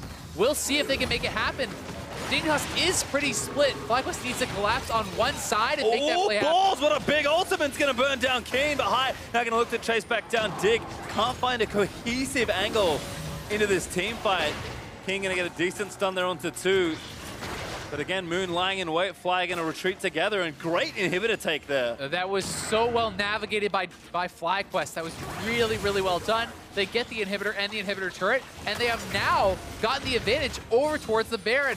Dignitas knows that they have started this up, but can they actually contest? Someday is very low. They are going to look for the fight. Yeah, they're going to try something here, but it looks like Fly can start the fight. Shrimp getting low, just directed onto Moon, but the ultimate's going to turn on through. Should be enough as Moon grabs the execute, and FlyQuest going to grab big on the play as well. Ultimate out the ultimate coming from Lemon. Lemon moving in. It's just him solo, but the curtain call's looking good. Keen, last bullet's going to miss, but the exhaust from Lemon is not going to. Root's not going to be there, but it doesn't matter as High claims the 3rd kill of the fight. Oh, FlyQuest, the shot calling coming in so beautiful down the stretch here. They're able to navigate this tricky situation. They should be able to secure Baron here, and now they certainly have the lead that they needed. Well, Baron is going to go over, and that gold lead's getting real problematic looking for Dignitas. FlyQuest play excellently to maneuver into that spot, and thank goodness High's back. This was just so well done from them. FlyQuest collapsing on the one side of the fight, going right after Shrimp and Keen, pushing them out. Balls is able to retreat on the other side, and it's just, they're making uneven fights on both sides through really good manipulation, staying together as a team, and Dignitas just couldn't respond properly to all these tough decisions that they had to make. They were getting split up. They could never actually get together as a team and have a proper team fight that they would like. Well, game still not over, despite the excellent play from FlyQuest, but it is now within maybe 1 or 2 steps of FlyQuest ending this game. I mean, the killing blow could come soon for FlyQuest if they can execute this properly. They already have one inhibitor down. You can pressure very heavily around bot and mid. If you can crack a second, a third inhibitor, that can be the death blow. So FlyQuest certainly looking to push the pace, looking to try to get that done very quickly. They don't want Dignitas to have the time to stick around, to farm it out, to really neutralize some of these advantages. And High again going to roam through 2v2 right now with Lemon behind him. Backing onto Big, going to try and get some damage in, but now it's a 3v2. Someday also going to move in. Lemon Nation getting low, but he's going to live as Moon gets exhausted, jumping into the fight. High actually tied up by Camille Ultimate, but Lemon Nation somehow gets him out of it. Big goes down to Balls as the equalizer is good to zone the fight. Someday still lifting back, but he is going to fall down here. FlyQuest, I don't know how High lived there. Lemon falls, but High's going to get aggressive by Shrimp. That should be a turnaround kills Turtle. This could be the Another game. double and takedown. Keen Alsec getting low. The ace almost completed. Alsec going to get chased under that turret. Turtle tanks the turret hit. Not recommended, but they're going for the throat. Yeah, they do survive for now. They should at least get an inhibitor off this. You want to Baron buff up those minions as they are being killed by the turret. He needs to get raised. Last little minion. Yeah, FlyQuest's like, nope, nope, nope. I'm getting out of here. We're going to end this game. Yeah, now they're trying to end it. They are very low, though. They have taken some turret shots. Big is coming back up. Altec and Big will have to make the miracle play. All right. It is a 2v4, but the health is low. These are the moments that FlyQuest have known for. They're going to try and start it. Moon looks for Altec. Doesn't dodge the last few orders with the ultimate. Altec still looking good. Turtle tag by the next go for kill. this. Altec gets the kill. High still leaping in, but Altec lives. Yeah, and FlyQuest, they go for the throat there, but maybe a bridge too far. You know, they kind of waffled on the play on bot side. Then they start going mid. Then they try to end the game. And by that time, they were very low on health, and we're going to see how it all started out here. Dignitas looking to preempt the play, trying to get a pick onto FlyQuest before they can really kind of establish their battle lines, but a beautiful equalizer, splits up Dignitas, chunking so many of them out, and then balls flying in on the top side, getting both Keen and Altec extremely low, while the rest of the Dignitas team is getting taken down. The initial play, very, very well done here from FlyQuest, and it looked like was going to be lights out. It looked like they were going to be able to secure the game, but not able to kill Altec, not able to take a second inhibitor, and we're kind of back to where we started before that Baron power play started. I mean, one fumble's not going to cost FlyQuest the game. They should still be within a few steps of closing this one out, but it certainly does delay what could have been a game-ending play. And I mean, that can be the swinging moment, right? Like, they could have had 100% a middle inhibitor, and then you have 2 inhibs down, you're pressuring the final one. But at the point we're at, when you go for that risky play, all they got was the Nexus turret, the top lane inhibitor is coming back, more time for these items to come in. I mean, Altec is already on 2+ his last Whisper. When he completes his rapid-fire cannon, this guy is going to be a menace in the team fights. And Syndra is starting to get to that point where she's really strong. And, you know, either of these AD carries are going to be getting to that point where they can get 100-0 by the Syndra unless they pick up Hex Drinkers and start defensing. Yep, lost inhibitors back up as well. As you can see, FlyQuest, Baron power play clocking in at just under 1,000 gold, but mostly due to the very end of it. As they tried to go for the end of the game, FlyQuest are going to have to wait if they want to close out this series. The high is going Infinity Edge. And there it is, completed. So, I mean, I think as far as total power goes for FlyQuest, kind of hit the ceiling at this point. Yeah, and I mean, the way that they're playing the fights, the offensive itemization makes a lot of sense because they're having Lemonation and Balls and Moon kind of diving towards the Syndra and trying to zone them out. And if you're having your front line kind of attacking their back line and your back line is attacking their front line, you want to itemize for very high damage because you can shred through the Camille, you can shred through this Braum, and that's kind of what they're trying to do. They're relying on the fact that they're going to play the team fights very well, that they're going to be able to dodge out stuns and avoid these combos, because if you can't, you can get 100-0'd by one of the Syndra combos. Yeah, and this is the reason that these team comps are so difficult to play well. It's because when you don't have, we saw it, when you don't have true frontline, mistakes cost you so much more than they might otherwise. Yeah. Right. It's really tough to close out these sorts of games. You have to be nearly mistake-free. And I mean, FlyQuest made such intelligent moves to get the inhibitor, to get the Baron. But when they didn't get anything from the Baron, you know, what's the next move, right? Like, when can you actually make that killer play again? Is that when the Baron comes up? You know, 2 minutes, that's the next time you can really attempt anything? That's getting pretty far into the game. Well, they've got top inhib to go for, lanes to get pushed out. Elder Dragons are going to be up for a while, so it really just is that last inhib, besieges all the Baron buff where FlyQuest have to play for. And that means they've really got, I'm going to say 5 minutes to get something in their favor. I think the game has swung back into Dignitas' lane. Yeah, I mean, I think it's very hard to siege without the Baron because there's a lot of wave clear already over onto Dignitas, and they're getting to that point where it's going to be tough for FlyQuest, but that's kind of how this game has gone. It has been this swing back and forth where it seems like FlyQuest has the advantage, maybe able to close it up, and they don't get quite enough because Dignitas is able to hold on. And it's been very back and forth, and it's likely these games do come down to like that one pivotal team fight. Certainly looks like we're getting there in 45 seconds, and Baron will be back up, so FlyQuest will have an obvious point of attack to go for, but bad news may have already arrived. Altec just finishing that rapid fire cannon. Does have Syndra's going to be on another completed item here too, very likely. So that's definitely a scary point for him. The Void Staff is now completed. I would actually, at this point, probably give the advantage to Dignitas as far as team fighting, despite the gold disadvantages, just with these item completions. But FlyQuest is still very powerful, are still relevant, will have their chance, and they are establishing very heavy vision control around the Baron, so they're going to try to look for the picks. Dignitas' answer, though, shove up mid lane. Try to preempt that. Try to make them respond. Oh, high jumps, and Sunder's going to stun him down. There's a kickback from Troopers. He gets locked in, but a good equalizer. Might peel it up for High as Moon. He's coming back with the team. Sunday is going to fall down now. 5v4 is High. In a rampage. Curtain call. Looks for Shrimp, but doesn't get him. Big going to get slowed up, but it's just the one kill. Balls, another really good job in that team fight, zoning off the rest of the team. Lemon tanks up as much as he possibly can. Balls zones them out with the equalizer, moves forward. They're able to pick off Someday, and they're going right to the Baron. Someday with a very disjointed fight, and Shrimp may get picked off. High gets over to try and zone out Shrimp, but Outlet's going to leap on top of him. High, he did his turn and fight. Moon looks for the knockup, but that's actually going to get them off the Baron. High, still trying to kite it around. Moon's going to go down. Still there on the Baron, and Moon falls down to Altec. Does go on the other side. It's actually Keen that falls to Turtle, so... And Baron has reset. Altec's so strong in this fight. Oh, he gets exhausted, but they need to try and take him down. They've got no health left to play with. High, having to take out Shrimp, but Altec's still the threat. Yeah, if Altec gets a reset here, he can take down everyone. They're so low Dignitas not going to actually make the call to go for this. I certainly think they could have. I mean, one auto onto Turtle, you know the exhaust is down. He will get killed. You can reset and maybe win out that fight, but it was a very good start to the fight from FlyQuest, and then it gets so messy. There's so much split focus. Moon goes over the wall, trying to take down Altec.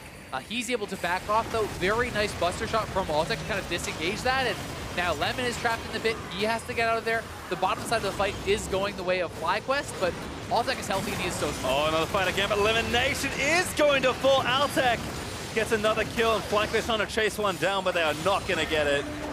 Oh, they're looking to engage here, though. The Jhin ultimate's coming down. High is moving over here. Oh, big choco to Altec, actually, the culling. Almost able to take it down, but just out of reach. That is risky there for Altec, stepping back to block for support. If High caught up, he likely would have gone down, and now again, FlyQuest right over to the Baron. Someday does have his TP available. We'll see if they can actually make the play. It looks like this time it may just be gone. Double Mountain Baron, too fast there. FlyQuest able to take it, despite losing Lemon before the fight starts. TP in from Someday, the Dignitas trying to salvage this fight. FlyQuest though going to back together, empowered recall, able to get them through safely. And there's the on the way pink to the Elder Dragon. Dignitas know exactly where to go, but FlyQuest going to try and race them for it. And it's one of these tough positions for Dignitas where they only have one dragon. They don't get that much out of the Elder Dragon buff, but they must deny it from FlyQuest, so they are trying to force a fight around there. We'll see if they can get the proper setup to actually have one of those good team fights, or FlyQuest can keep pulling off these miracle fights. Certainly still in it. Again, plenty of damage on the FlyQuest side, so if they can navigate these complex fights, they are capable of winning, but Altec is the threat. Moon gonna get chunked, gets stunned, but he burrows through just before. It's really hard for FlyQuest to actually enter this fight, going through that corridor, so they are trying to kind of wrap around here. Wild Turtle kind of split from the team. He's down on the bot side. High is there too. They're looking to fight now. Oh, just trying to poke, but Balls took so much damage. Someday leaps into action, but Balls with an amazing equalizer going to try for the fight. Ultimate there as Moon actually stays alive, and High now took down from FlyQuest going to go for High. Jumps out of Altec. 4 kills as King, the only one left. High barely going to live. He grabs the triple, and that's the ace for FlyQuest. Balls TP's back down to end the game. Oh, FlyQuest going to pick up their second series win of the season here off a crazy fight by the Elder. Everything went wrong for Dignitas. Such a good equalizer, and this should be it. High, the big brains of the fight, maneuvers the game into a spot where they can take it, and then brawns his way through the back end of that team fight with a triple kill. Inhibitor's gonna fall. The Nexus has got 1 turret left, and FlyQuest, a grueling series versus Dignitas, but a win nonetheless. And in very undifficult FlyQuest fashion, it's actually still a late game that works for them in both game number 1 and game number 3, really starting to shore up some of those problems that they have had throughout the season. At Dignitas, the slide continues. That is now 3 straight series losses for a team that started 5-1. People were talking them as a team that was at the top of the table that could really threaten those top spots. And Dignitas seems to be falling off on the back of this FlyQuest resurgence. Yep, certainly was something they almost needed to win to try and stay afloat. Instead, big smiles on the faces of FlyQuest as they get a well-earned second series win. And it's tough to sit in such a bottom spot in the league and know you have to climb out, but it just starts by kind of winning games, and FlyQuest able to rattle off 2 here in a real fun best of 3. Yeah, Balls was so effective on the Rumble in that final game. There's Lemon with his family, getting to see them pick up a win has to be nice. And Someday, both games on split pushers, relatively ineffective, not able to really take over the game in a side lane, dealing not too much damage, much less than half of actually Balls damage, 11K on the Camille compared to the 26, nearly 27,000 there for Balls on the Rumble. And it just feels like it's been the same story a lot of time for Dignitas. When they try to make these side lane picks work, it just feels like the rest of the map perhaps is not able to stay together well enough for it to happen. It's not necessarily that somebody cannot pull off these picks, because I think he's so good on them individually, but for a team, for whatever reason, whether they need him with the team, whether they need his engaging, I don't know what it is, but when I have been watching Dignitas, it just does not feel like this style is working for them. No, it doesn't. And for FlyQuest, we did have a lot of questions about, what is this style like? Can they play a very brutal team comp that has a kind of a lot of risk involved? I might change my opinion slightly. I think if you're going to be a team as crazy and as team fight prone as FlyQuest is, this maybe is the kind of comp you can look to. If you fall behind, it's a tragedy. Like, I'm not going to pretend that this is easy to do, but giving them a lot of tools to feel confident in fights may actually be a good thing for the team. And it's one of those questions, do you try to shore up your weaknesses or do you emphasize your strengths? In general, FlyQuest's strength has been their early game. This sort of composition can excel in the early game, can get you that advantage from where you can kind of work your magic. I mean, they had some very nice calls to take down the early Baron, to get the early inhibitor, and that's something that you can usually do from a position of power. You can have those opportunities. But that said, I mean, they definitely had to pull off some magic, I feel like, in those late game team fights. I mean, the fact that Keen was not even able to pick up a kill the entire game. I mean, he's 0-6-3 on the Syndra against 280 carries that didn't even have a Hex Shrink or anything, right? So he was never able to find an opportunity. I think that FlyQuest played it very well, but Dignitas certainly made some mistakes. Like, even in that last team fight, I mean, their backline was essentially tanking the Elder Dragon for the whole fight, and then Altec felt like he had to jump away for it and jumps right into the enemy team and dies. Yeah, and then High able to clean that one up. Really fun-looking stuff there for FlyQuest. I think the thing I do like is it kind of back to basics, pick some more standard comps, and that certainly looked good. But that's enough for us to hear more in that series. Let's turn over to Freak and FlyQuest bot laner. Thank you very much. Great cast in the day, gentlemen. I am here with Wild Turtle, smiling, waving as usual. Talking about that win, you come up against a 5-3 team when you're sitting at sort of 1-7 yourselves. Did you feel like you had improved enough to take this win, or was this a surprise to you? Honestly, every win we kind of get right now is kind of a surprise. Like, we're 1-7, we're not doing that hot, and I have never been 1-7 before, so it's pretty hard. So I'm kind of just trying to take it one game at a time now and try our best in every single game, and I'm glad we were able to win against Dig. Yeah, I'm sure you would be. Talk to me about then trying to improve then sort of every match over match, trying to figure out your issues. Do you think last week's practice did improve you a lot, or did this actually feel like a fluke? I think we did improve over the weeks. Like, I think 2 weeks ago, we started kind of having more structured practice. Like, before, I think we kind of did too many random things in scrims, and now we're trying to like have a goal and have things we want to do in mind. And I think it's helped our team come together. Well, I'm glad to hear that. Then I want to talk about you as a player. You said you've never been 1-7 before. Of course, you spent a lot of your career on TSM, but that third game, of course, you were amazing. And the first game, you got player of the game if you didn't know. So talking about how you feel you're playing right now on this split. I've been playing pretty bad, like weeks 1 and 2, but I think like I'm slowly improving. I'm starting to read the meta a lot more now, and I think I'm slowly improving and becoming a top 80 carry again. Well, speaking of reading the meta, one thing I noticed is we've seen a lot more diversity in bot laners right now, right? Jhin's risen up a lot. There's something like 11 or 12 champions played in bot lane that have like 10% or more presence across pro play, which is a pretty good stat. There's a lot of diversity there. Talk to me about how you feel like the bot lane looks like as far as roles of champions, viability, things like that.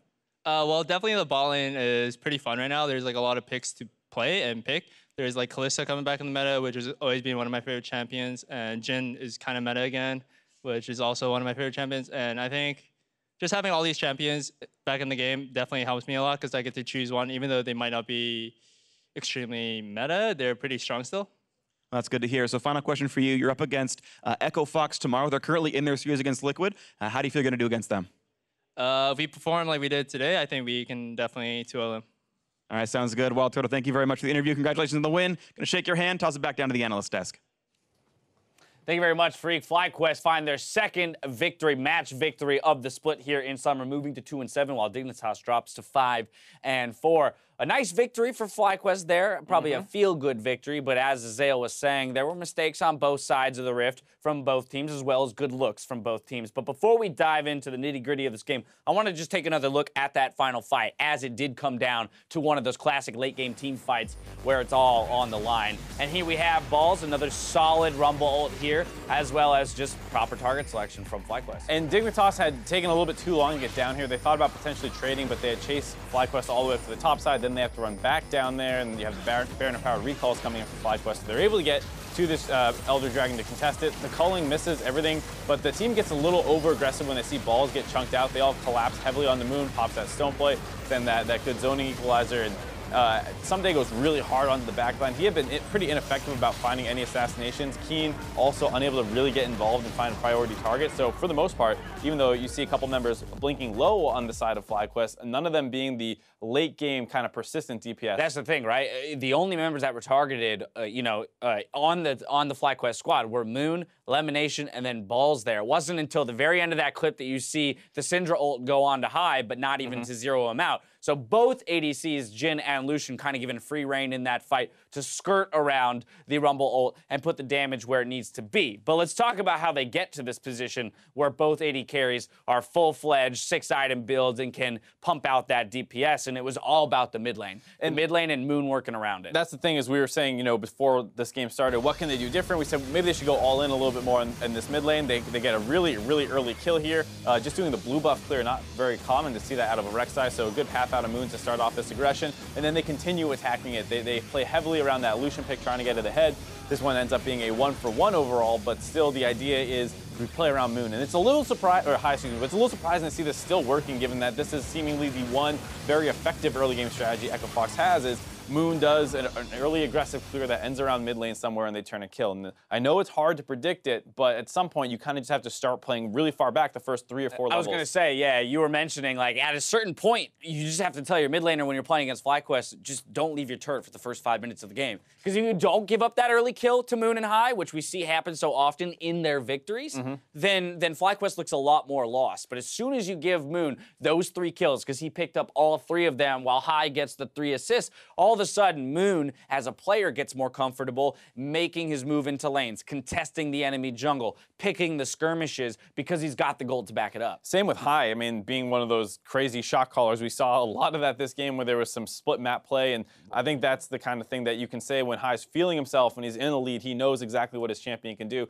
and how he can pull a team across the map. So here it is. This is what you're talking about right here. The split push on the side lane, making Dignitas question where the heck they need to be on the map, and ultimately it's going to net them huge advantages with turrets, inhibs, and even a Baron threat. Yeah, so he forces the recall out of Someday. He goes to clear this wave, and during this time, to stop him from being able to clear that wave, they force a TP here in the mid lane. So now, with that Jhin ultimate slowing everyone down, Rumble coming in the flank, instantly Someday has to TP into this fight. Nothing really happens. Everyone disengages, but that minion wave you see is still pushed up to that inhibitor turret. Yep. So what this allows FlyQuest to do is say, hey, we still have control of the top side of the map. Let's just swing back up here. So High... Inside track, baby. Yep, so High just runs right back topside. And now, once again, Dignitas is kind of put in a split map situation. And this is where they make their first really big mistake here, because you can recall 4 people to defend and leave that Triss to push up the minion wave. They have a minion wave right now hitting that mid inhibitor turret. They can trade very effectively with Stunna. To that point, though, I think they actually made 2 crucial mistakes. One is they make the improper call to bring all 5 people back, whereas you mentioned they could have gone 4-1 split, maybe even just traded. 2 is that they made the decision very late. You saw them thinking, they all faded towards the Baron, thought about maybe starting up the Baron to trade inhib for Baron, and that delayed, those delayed seconds there prevented them from really being able to fully defend their inhib and their inhib turret. So it felt like the kind of split decision-making is what caused it to be even more catastrophic than it needed to be. And it didn't get any better from there. Dignitas, after they realized, okay, well, they committed all 5 people to the top side, let's wrap behind them and try and pincer them off. I mean, your team comp doesn't really fight that well from that angle. Maybe if you find your Syndra and Camille on top of somebody, you can flash and instantly delete them, but they were on 2 different sides of the fight, and they were split up in this weird 3-2 situation that never let them get a victory, and it was actually FlyQuest who actually picked up a bunch of kills. Just in case you're wondering how the Fox TL game went over on NALCS 2, that's what we're showing you right now. It's like post-game breakdown. It's all good, but that game is actually happening over on NALCS 2 right now. They moved into Game 3. I want to put a capper on this though, because FlyQuest moving to 2-7. By no stretch of the imagination are they out of the woods, right? In terms of, oh, okay, great, they've improved and they're on an upward climb at this point. You heard Wild Turtle talk about it. It wasn't until just recently that he feels like their practice was even focused enough to improve, and I think that's going to be the real challenge for this squad. Is you're at the halfway point of the season, 2-7. If you don't start picking up those wins and really improve at a rapid rate, your chances at playoffs are very slim. And then those championship points that you banked in spring are even in the balance for getting you into the gauntlet. I mean, the one thing you can say is at least High is experienced in the gauntlet. Very much comfortable making runs in the gauntlet, so he should be able to find some success there. But to your point, yeah, this is a team that really needs to find their footing in some way. Right. We've seen them go for, like we said, these cheesy early ganks where Moon is going at these weird angles, starting blue buff on Rek'Sai, potentially giving up the red buff, and it works. But when it doesn't, it feels like FlyQuest really don't know how to play out from there. They have a hard time playing around balls or Wild Turtle in terms of bringing the pressure down to them. And while Moon and High did a lot of work in the mid lane here to get themselves some early advantages, player of the game is going to go to Wild Turtle. He himself got a lot of his own advantages, also helped turn some fights with big Jhin ultimates, and at the end of the day, he had the highest damage in the game, so it's hard to argue with that. Yeah, he had a couple critical flash-ins to finish people off. There was one in the bot lane, then they were trying to end the game. They get into Syndra. He played the Jhin pick very well, and that's one of the things is with Jhin, you have to pick your timings precisely because you want to get that fourth shot off onto a critical member. You don't want to waste it potentially on a frontliner, and finding those kind of opportunities is really important, and Turtle did that. Theme of the day, too, is AD carries, right? We had a super big focus on the first 2 series of the day because of how many top-tier ADCs were there, but again, talking to Wild Turtle, Freak, talked to him a little bit about where he feels he is at personally, and Wild Turtle says, I'm not there yet, but I feel like I'm back on track towards making a name for myself as one of the top 80 carries in North America. How far... Referencing that ADC list, where do you think Wild Turtle? Is he middle of the pack? Is he still in the bottom echelon? What are you thinking? I think he's probably more a little bit of middle of the pack. I just think FlyQuest isn't a great team for him to shine on because he's not a strong early game player. He's better in the mid to late game. But that's where that team struggles a bit. Right, exactly. So they have to play around high in the early game, so he's not doing much in the bot lane. Lemon Nation, not a particularly strong laning support, so that it's kind of accentuating his weaknesses potentially. And then come mid-late game, they don't have standard team comps often, or when they do, they're playing from behind, hard to excel as an AD carry. Not a perfect victory, but a very important victory for FlyQuest here over Dignitas. For now, though, we've got one more game left happening over on NALCS 2. Team Liquid versus Echo Fox, 1-1 right now. You're going to be joining Game 3. Take a look. Corky.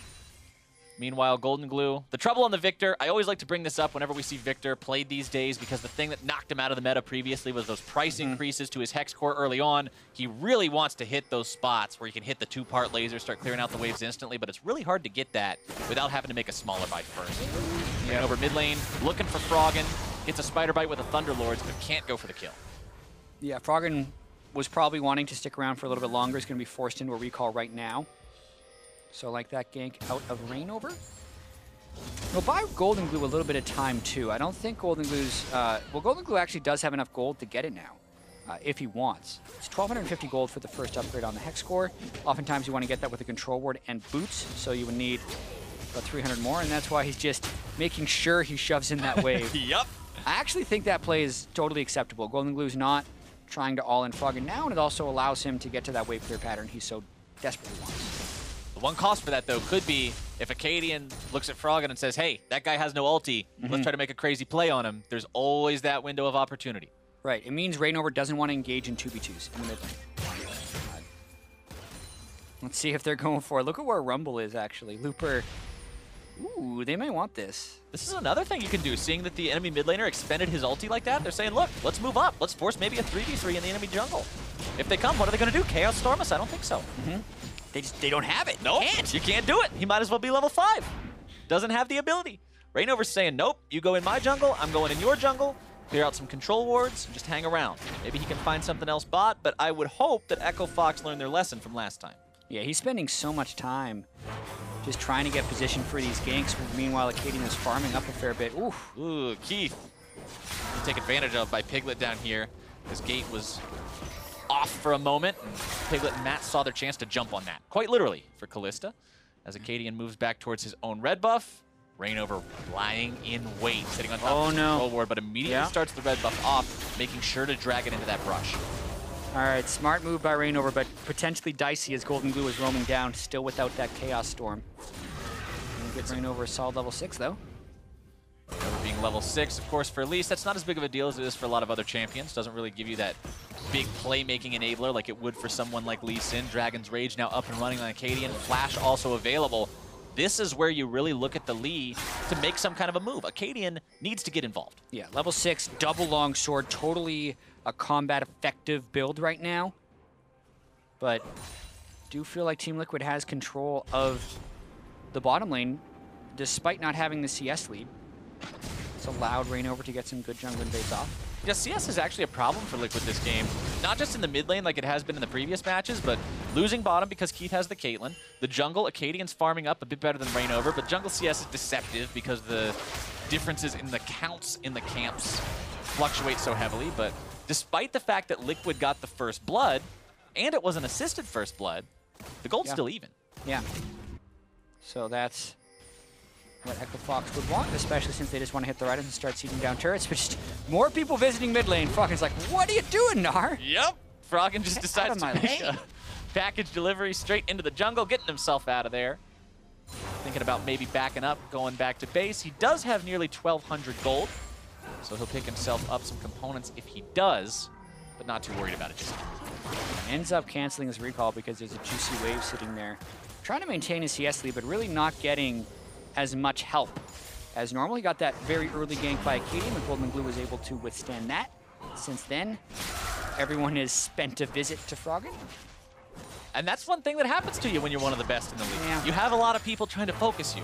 That's probably one reason why Echo Fox makes sure they give him as many resources as possible, because they know everyone else is trying to deny those resources every single chance they get. Meanwhile, Looper and Lorlo, 79 to 75, close contest between these two, and both Gnar and Rumble can do so much in mid-game fights that either one of these guys could have such a huge impact in the way this game ends up playing out. And Looper, I mean, starting off in game number 1, dominating the game, huge performance. Game number 2, borderline useless. Yeah. Game number 3 could really be his time to be the zero or the hero. Yeah, and this is a nice play just totally away from the top lane, where Team Liquid recognizes Froggen has peeled off for blue buff, and the bottom lane is also in a recall pattern, so they just kind of rush the Ocean Drake. The question will be the continuation of this play, because there's a lane swap happening from Echo Fox right now where they're looking to rush down that top lane turret.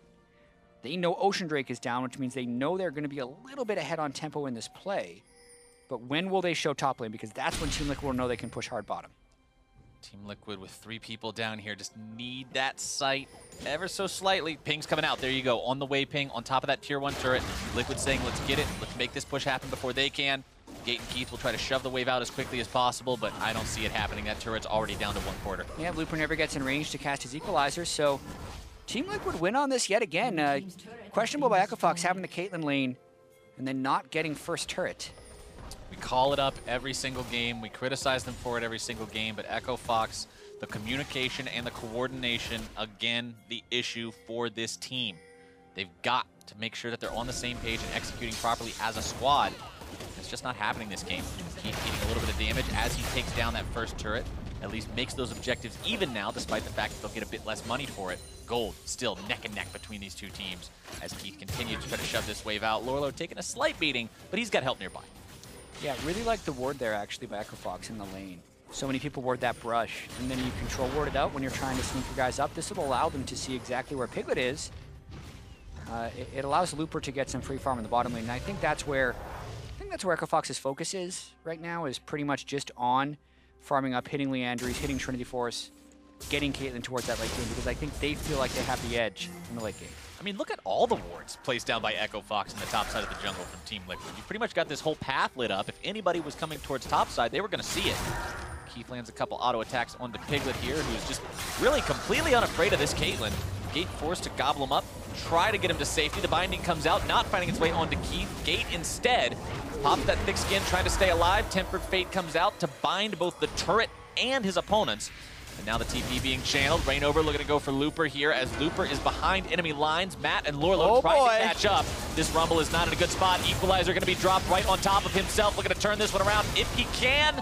Not quite yet. Matt, though, going to be taken down in return. 1 for 1. Froggen makes it happen. Yeah, Looper, while he was on the run and kind of on his own, did a lot of work. Making them fight him on that Equalizer and Flame Spitter is enough to kill anyone at this point in the game. So he gets everyone extremely low before Froggen can jump in to make that a 1 for 1. So all things considered, not much happens, even though almost all the ultimates are burned. Right, it looked so chaotic. Everybody was making their way up. There were teleports, there were ults, there were collapses, and then it's one death on each side. Yeah, I thought Matt was going to ult the turret right now. Yeah, and then they can just continue to go on to Gate and Keith, but they were making sure that they weren't getting TP collapsed on, and they actually see Looper up there and make the call to back off and not follow in on the first Bard ultimate. Lorlo matches the teleport. Then everyone can just trade Looper down, and Looper has nowhere to run, so I like the Equalizer placement right there. Look at the damage he does. Reignover, Lorlo, Matt all burned down to about 20% of their health, and Matt takes the wrong way out, runs straight into Froggen. Yeah, imagine if literally anyone else is there from Echo Fox. Yeah. You could quickly turn that into a triple kill. Unfortunate for them that they can't. Looper did his best, but sometimes your best doesn't take the health bars down to 0. It's just not good enough for the NALCS. 21.8 to 21.7 thousand gold, though. It's not like this game's going anywhere in terms of leads. Neither team able to find that trigger pull that they need to really build something substantial in this third and final game of the series. Warrior Enchantment with the Tracker's Knife versus Runic Echoes with the Tracker's Knife. Both of these junglers making sure they're prioritizing that vision, but still getting their damage-heavy enchantments. We've seen enough Cinder Hulks already, Jad. It's time to go back to the stuff that makes the plays happen. Yeah, we will see a bit more action in this game, I think is fairly safe to say. Although we are in an Echo Fox game, they tend to drag them out occasionally. Just waiting to see where Team Liquid goes to make plays, though. The Elise and the Bard, both with mobility boots. All about getting places fast and then making something happen when they are there, since the raw teamfight power of those two boots is very low. Trinity Force also done on Froggen's Corki, and this item, one of the single most powerful single item spikes in the game. If your champion properly uses all the elements of it, Corki does. So Froggen's the guy to fear. We talked about it in game number 1, where his farm ability, the fact that he's always got so much economy channeled into him, it makes him a huge threat. This game is going to be no exception. Liquid, if they want to maintain themselves in this game, have got to make sure they're playing around that and respecting it. Absolutely. Here's the Moby Boots kicking in. There we go. Gate in some trouble, flashing back over the wall. Not going to commit the same sins as last time. Now can they turn it around? Equalizer drop down. Seeing if they can make these moves. Looper caught up in the Tempered Fate. Can't quite find the rest of the damage. Liquid makes a magical journey towards the exit of the jungle. They will not be punished for going for that kill, and Gate's not going to fall either. Yeah, get the flash, but it comes at the expense of a lot of time investment. So credit to Gate for flashing right this time, as you mentioned during the fight, even though it did look questionable because he flashed right back into the two people that were chasing him, but it was towards his team, towards safety. He knew he would get away. He knew he had some thick skin for that gray health, and it all worked out for him. Golden Glue with that 2-part laser. You gotta love Victor's wave clear. It's just so satisfying.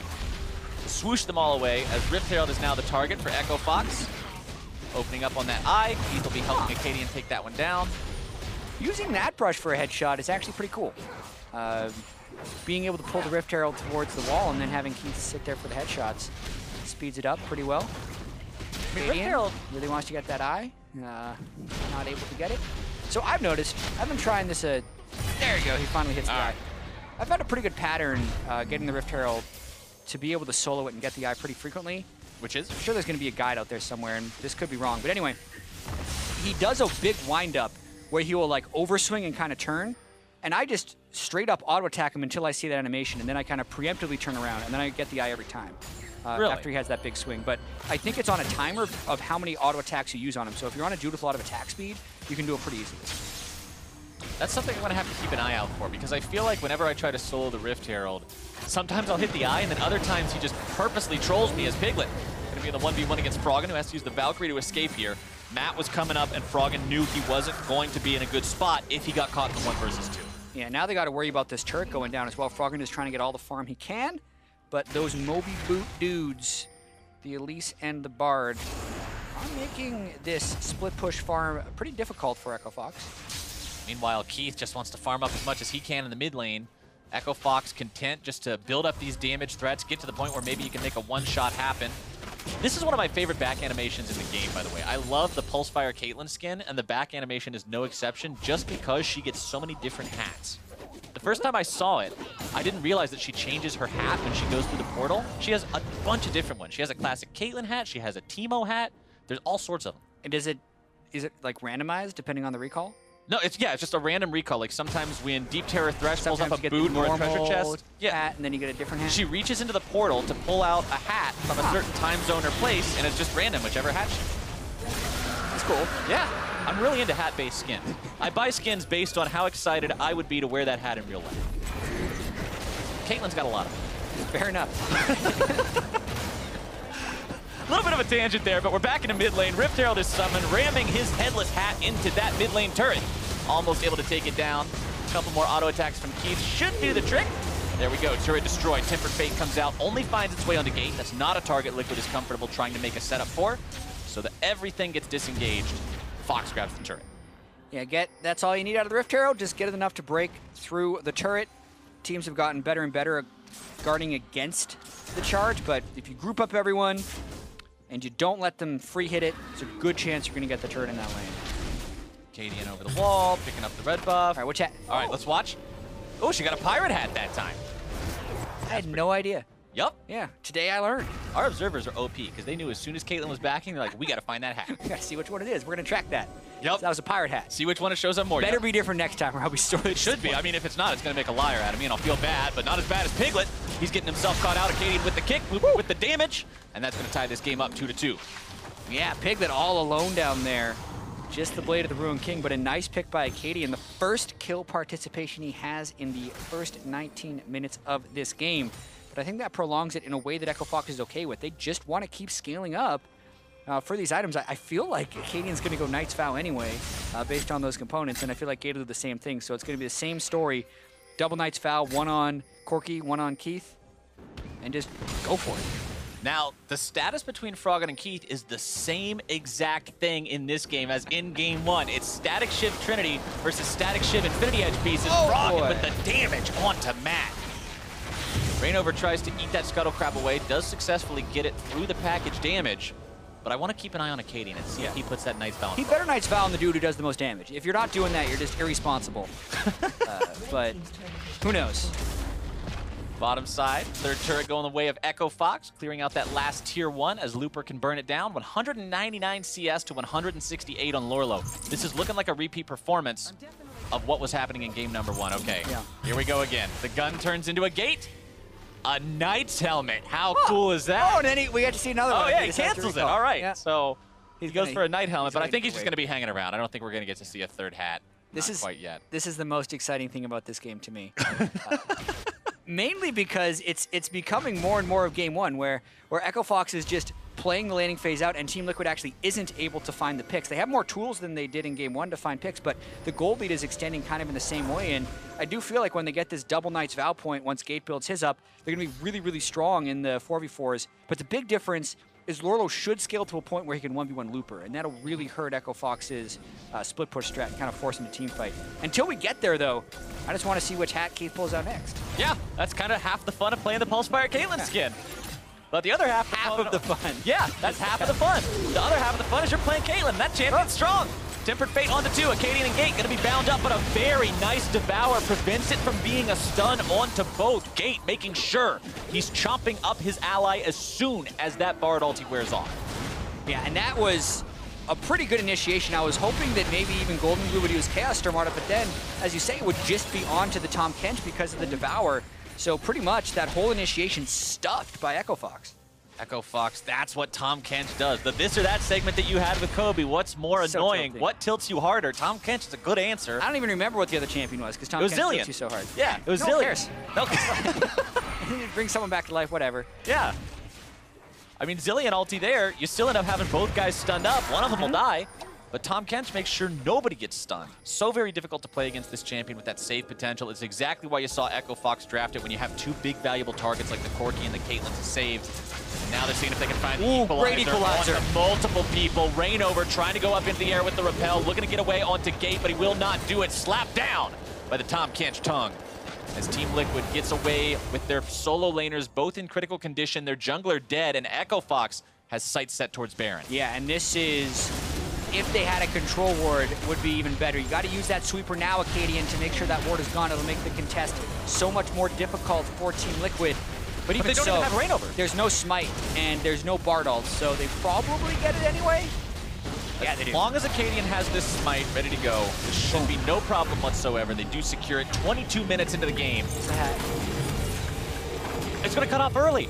It looked like a pirate hat to me. No, it looked like a cowboy hat to me. It wasn't as deep brown as the pirate hat was. I'm pretty sure that's a different hat. Okay.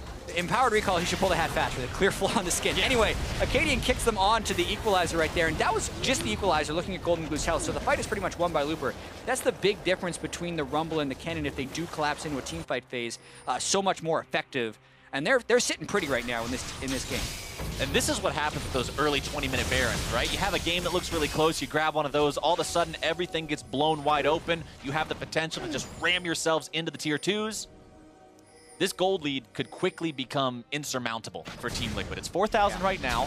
That's nothing to frown at 23 minutes into the game, but it can be so much more in the next 2.5 minutes. And we got to think, like, how would Team Liquid win one of these team fights? They have to get, I think almost Gate can't be there, or they have to have him CC'd while they lay the AoE down onto Echo Fox, because other than that, they're just going to be free hitting these turrets. Irresponsible Knight's Vow onto Keith instead of Froggen once again. Hope you watch this back, Acadian. I'm not happy with your Knight's Vow choice. Disappointed Jad. Red turret destroyed there in the mid lane. Echo Fox finding number 4. And by the way, I was informed by production doing detective work behind the scenes. That hat from the Baron Empowered Recall was the Desperado Cassiopeia hat, otherwise known as a cowboy hat. So it was not the kind of stuff worn by a pirate. So you pretty much have a chance to get any hat. Like, yeah, there's all kinds like of different 50 hats. We still haven't seen the TMO one or the vanilla Caitlyn skin. All right, fair enough. A lot of hats in this game. There's 137 champions, and a lot of them wear hats. I mean, look at, maybe he'll get Gates' hat. Yeah, Nar has a hat, Matt has a hat. A lot of hats. But there's also a lot of damage coming out from Echo Fox onto this mid lane turret from Team Liquid. The last one standing before the inhibitor itself is exposed. Fox still has another 90 seconds or so to work with this Baron buff, stealing away everything along their way. Froggen's low on mana though, so they decide to get back. Okay, I really want Baron buff to go away just so we can get a look at this. I probably want Baron buff to go away more than Liquid does right now. Either way. And this is also the difference as we see them running towards Cloud Drake, the difference between a play-by-play and a color caster. I'm worried about like who's going to get Knight's Vow and what are the stat differences and where are the power spikes. And I had no idea I hadn't even thought about how many hats there were in the game up until before this game. But we're clearly focused on different things. You didn't even know that she pulled different hats out of the portal. I didn't even know she pulled a hat out of the portal. I've never looked at the recall. I noticed it the other day when I was playing solo queue because I saw her pull out the vanilla Caitlyn skin hat, and I thought, oh, cool, that's a throwback to her initial skin. It's like, oh, look, I'm Caitlyn, but I'm referencing Caitlyn. And the next time she did it, it was a Teemo hat, and I was like, wait a second. Something's funky here. It's one of those discoveries. You learn something new in League of Legends every day, even if you've been playing the game for, what, like 8 years now? Yeah, pretty much. Now there's hundreds of hats. Yeah. Never even realized. The course of history. Keith pushing up here, auto attack after auto attack, traps laid down, just doing what Caitlyn does, being that siege engine for Echo Fox. Yeah, cannon minions themselves also contributing to that effort. I'm really impressed if Keith wins another game 0-0-0, because that's what happened in game 1 when he was on Tristana, and we are trending dangerously close to that point unless he's actually involved in the big team fight when Team Liquid decides to throw themselves at them, because right now, it is so eerily similar to that first game where they're split pushing all these side lanes, and Team Liquid just doesn't have the ability to pull the trigger on any types of flanks. Turret goes down mid lane, number 6 for Echo Fox. Keith, very, very strong in this Caitlyn right now, Infinity Edge plus Static Shiv, and Froggen, not exactly a slouch either, with the same thing, but with a BF sword thrown in there too. Yeah, and in that particular instance, I like having the Knight's Vow on Keith, because since they don't have a Kennen, they're using Froggen as the split pusher, so he has no one around him, therefore Knight's Vow would be useless. Plus the items are a little bit closer right now, so good Knight's Vow on Caitlyn. Both very threatening so far. Here we go. Oh, it's a Knight helmet. We got a repeat. Darn. Okay, so at least we know if it is truly random, you can get repeats. Yep. So you can get repeats. I told you it was a random hat selection. I want to know how many hats she could pull. I'm sure it's out there on the wiki somewhere. Some guy did a lot of detective work on this over the course of a few hours, just spamming Caitlyn's recall animation. But as for that number, I am not that guy, so I do not know it. Either way, the number I do know is 3 kills versus 2. This game, 5 kills deep, 27 minutes in. Game number 1, I believe, was 4 kills in at 23, 24 minutes. So that count 2 kills to 2 is also very, very close to game number 1. 2,500 gold Baron power play. It's not even that huge of a Baron, if we're being quite honest with ourselves. A lot of the times you see 3,000 and 4,000 gold counts out of those. But this time around, it was just enough to keep Echo Fox going, build that momentum a little bit, and put that crack in the base. Ever so importantly, if they want to fight on that open inhib, they can now. Yeah, and they are stronger 5v5 too, unless they get flanked by a Mega Gnar, which is what the Rumble has allowed them to have with this team composition. Double static shivs and eye edges. Very soon we'll have that second Knight's Vow onto Gate to really empower them, but they're feeling very confident right now about their chances. And even if that happens, they got Tom Kench. Get out of jail free card. Tom Kench presses W, and everything is fine. Keith gets himself out of trouble, regroups with the rest of the team, and the siege will continue outside this remaining tier 2 for Team Liquid, the last one of these standing outside of the base. Trap line set up though, meaning they're gonna have to maneuver around those. Yeah, she just keeps pulling out Knight's helmets. All right. It's getting old. That's kind of a buzzkill, I know. Yeah. Don't worry, I'm right there with you. Speaking of, I wanted to bring something up to you. We cast an Urgot game the other week. Yeah. Where we said Urgot has more syllables in his name. Oh, they're going for Piglet. Uh-oh. Arcadian trying to make that insect play. Instead, won't be able to find it. Quick flash from Piglet stops his plans in their tracks. Previous time Piglet died was from one of those kicks from Acadian. He was ready for it this time around. Yeah. I'll get back to it as soon as the action calms down, but I don't think it will. Bardoll comes out. They're waiting for Rumble TP in base. Looper's going to channel this if Team Liquid decide to go all in. Liquid still hanging around. Tempered Fate not available. Keep it in mind, but Chaos Storm and Fate's Call are both there, as is the Mega Gnar once the Gnar bar is charged. Looper deciding to walk his way towards this fight, so the rest of Echo Fox just waiting for him to get there. Now they can perform the fight normally without the TP if the opportunity arises. Yeah, Echo Fox doesn't have great engage, but they have very long range, which is one thing they're going to kind of use to try and poke out Team Liquid. And last time, if they just control vision around the Baron buff, then they can lay down the Equalizer to cut Team Liquid off. Okay, saved by Gate. The bindings are on point from Matt. He's been able to catch Keith out a couple of times. The problem is Gate is also on point, always making sure he's right beside whichever carry is doing the poking from the front line. Baron back up as well. And Froggen has left to split push, so they're losing a little bit of this mid lane priority. This is so much of what has crushed them whenever they try to play around Baron is they give up mid lane, but they have Caitlyn, so Team Liquid keep pushing regardless of Froggen recall. Yep, not just Caitlyn, 3-item Caitlyn, the one that can clear away the waves pretty much effortlessly. The crits from the Shiv, along with Piltover Peacemaker itself, make that a very simple task to take care of clearing out that entire wave. Knight's Vow plus Gargoyle Stoneplate done onto Acadian's Lee Sin, so going for a very tanky approach. Froggen did go back to the base to pick up the package, and this is a signal that Fox should be looking to make something happen. Yeah, this build from Acadian is all about getting in there, kicking someone back, pressing the stone plate, and hopefully living to tell the tale. Pretty good combo, I feel like. I do think Locket should still be his next item if he's just going to go for that general build anyway. Gate probably building a Locket next as well, so still eerily similar to that first game we saw between the two teams. Echo Fox still with package, doing a lot of damage to Rainover to zone him away. That might be enough to encourage them to potentially start going for Baron here. Whoa. Package used just disengaged by Froggen. I don't know how, was the timer that close to 0 there?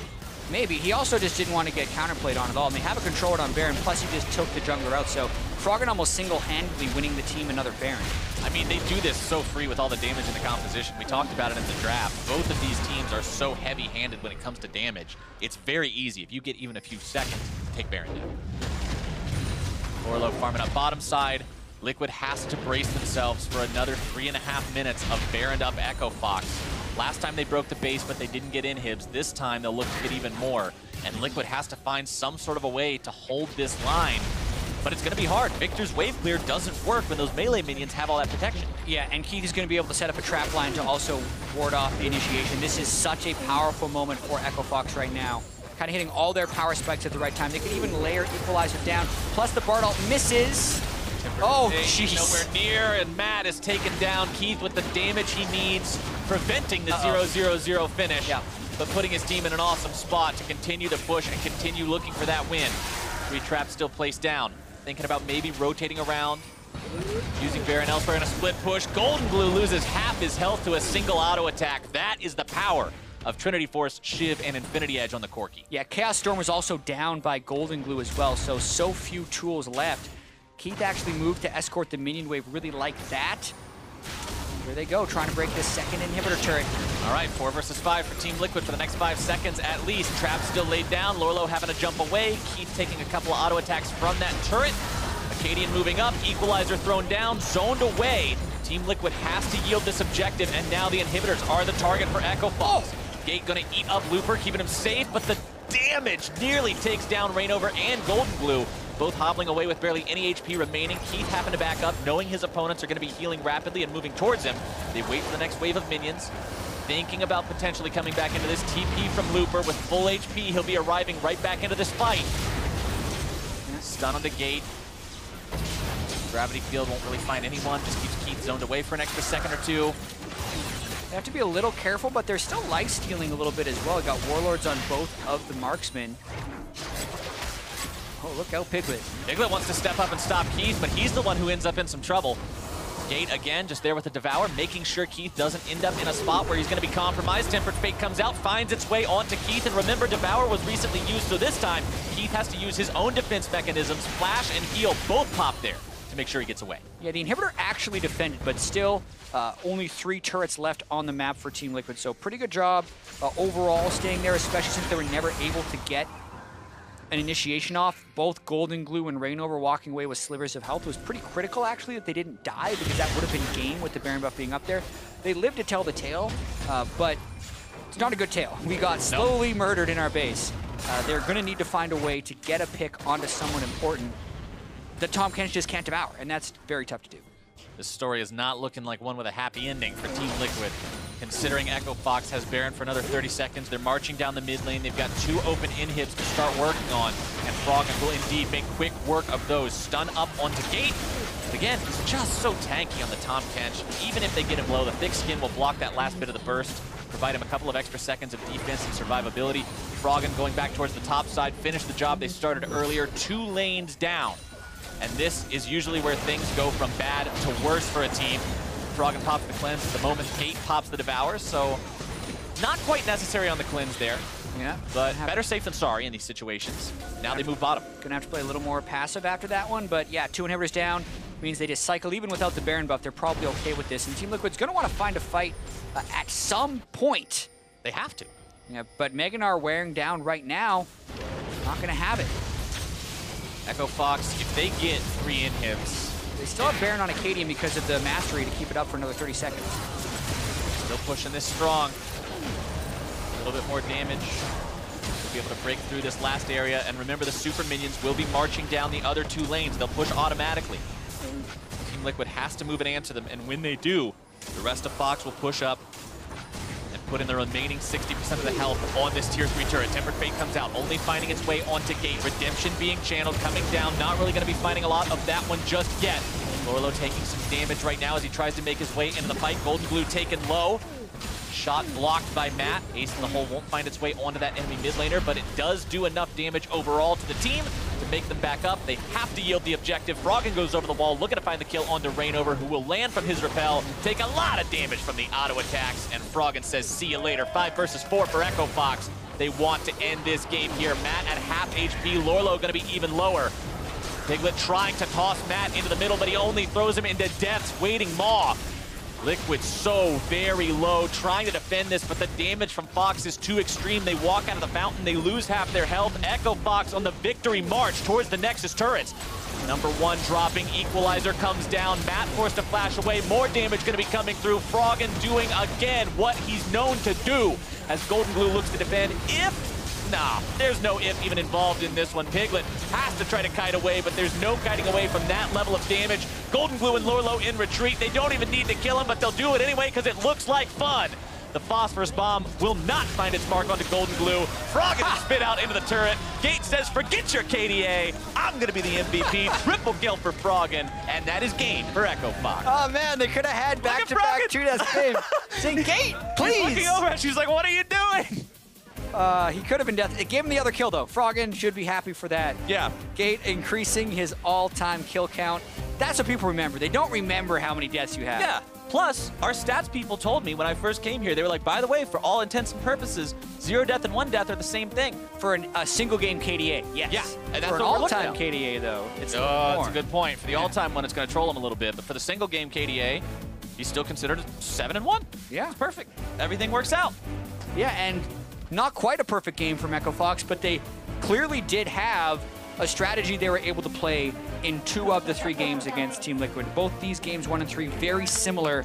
Froggen out farming in the mid lane. They just try and win the lanes, but in this case, they then knew how to secure the victory, right? They didn't dance around the mid lane, wait for the other team to come up in gold. They were consistently extending their gold lead as the game clock ticked forward and finding good ways of setting up sieges and countering enemy engages, which is really the important thing when you're playing these types of siege compositions. And it's fun to watch this team evolve like that. Watch them go from a team that just wins early, sputters out a little bit mid lane, has some troubles, to going to an entirely different but yet very coherent game plan.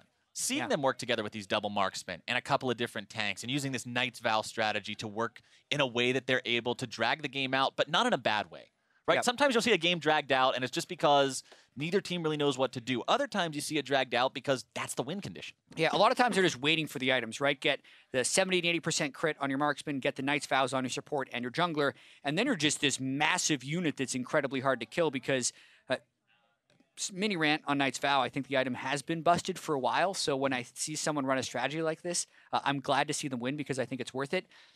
Knight's Vow with very fed carries not only makes the carries harder to kill, but also makes the guy tankier, because if you're in a team fight and they are dealing damage, it heals the tank, so he then becomes tankier. It's a beautiful item in the way that it works like that, and is very snowbally, especially in the late game. So when they're stalling out for more and more damage and they're taking advantage of the multiplication provided by Vow and the crits, it's a very good strategy. So this is where Echo Fox could kind of use their tendencies that they have for most of the year and actually make it work for them, and it worked very well. Yeah, you talk about a team that puts all the money on Froggen. Well, when Froggen's wealthy, if you have an item that translates his advantages to yours, you're wealthy too. For a first-hand account on that series, though, let's hear from Zyrene and the Echo Fox bot laner. All right, thank you very much, gentlemen. Yes, here with Keith from Echo Fox. I have to ask you, after that game one, you were 0-0-0 as your scoreline. Is that a good game for Keith, or is that a bad game for Keith? Well, I would say it's a good game because I don't have any deaths, right? Maybe people are used to me having deaths, but it feels good for me. And Freak actually updated his AD carry tier list. You were 9th out of 10th. Last time. Now you're 10th out of 11 players, so you're still second to last. Is there anything you want to say to Freak about that list? I just have to say that I really don't care at all what people think of me as an AD carry. It only matters how I play. Awesome response as well. And man, anyway, I want to ask you about who do you think is the best AD carry right now in the league? I would say Doublelift and Sneaky are the best right now, but it really doesn't matter because it just matters who plays as a team, who's better, like who can play with your team better. That's what I think. And so what would it take for you to be in that same category up there at the top and for Keith to be the best? Is it just playing around your team? It's all about myself for that. I just had to focus on improving, and like I focus on my weaknesses, and playing around my team. That's how I become the best. All right, well, so far you put up a solid performance today with only a single death as well. And I want to ask you moving forward, final question here, Keith. You're playing Wild Turtle tomorrow. How do you think he's been playing and the impression of FlyQuest overall? I actually think Wild Turtle is good. It seems like FlyQuest has some issues as a team, and that's why people might think that Turtle is underperforming, but I think otherwise. I think he's a good AD carry. All right, well, thank you very much for the interview, and congratulations on the win here today, Keith. Keep working on that teamwork, and we'll see you later. All right, we're going to throw it back to the desk there to close out the day. Thank you very much, Zyrene. Great to hear from Keith in their victory today over Team Liquid. Moving to 4-5, so about at that 500 mark, midway through the split, closing out their first round robin.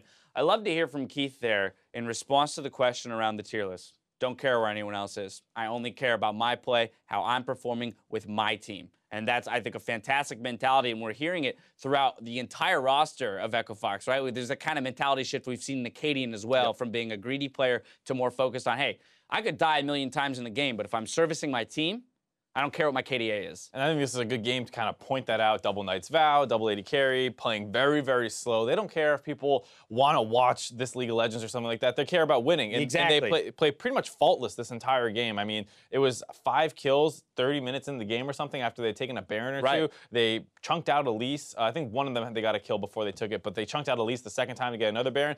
And that's what it takes to win. You don't need to blow people up in monster engages. If your comp is happy sitting back, putting traps down and whittling away, just do it. We're not going to complain if you're blowing people up and you're smashing games. I'm not saying because it's fun to watch, but you're exactly right. A win is a win, and however it is easiest for you to get a hold of that victory, that's the strategy that you should employ. And I think that this shows tremendous growth for Echo Fox here. It might be funny that, like, okay, it is only against Team Liquid, and against a better team, maybe the victory doesn't come as easily as it does here in Game 3, but I think the fact that they didn't have to devolve into chaos, that they didn't have to reach for a play that had risk involved to it, almost everything they did here had forethought, and you could tell it was an 80% Echo Fox favored, 20% Team Liquid favored play. And this is a game that easily could have broken down into a little bit of madness. You saw how much playmaking was available on the side of Team Liquid's comp with Kalista, Bard, Gnar, and Elise. I mean, that can get very, very scrappy. And the fact that they didn't get pulled in that playstyle, they made Team Liquid play their game a very slow, methodical, speaks to their decision making. But hold up, Mark. We got to talk about the most important part of this entire game. Of course. Caitlyn hats.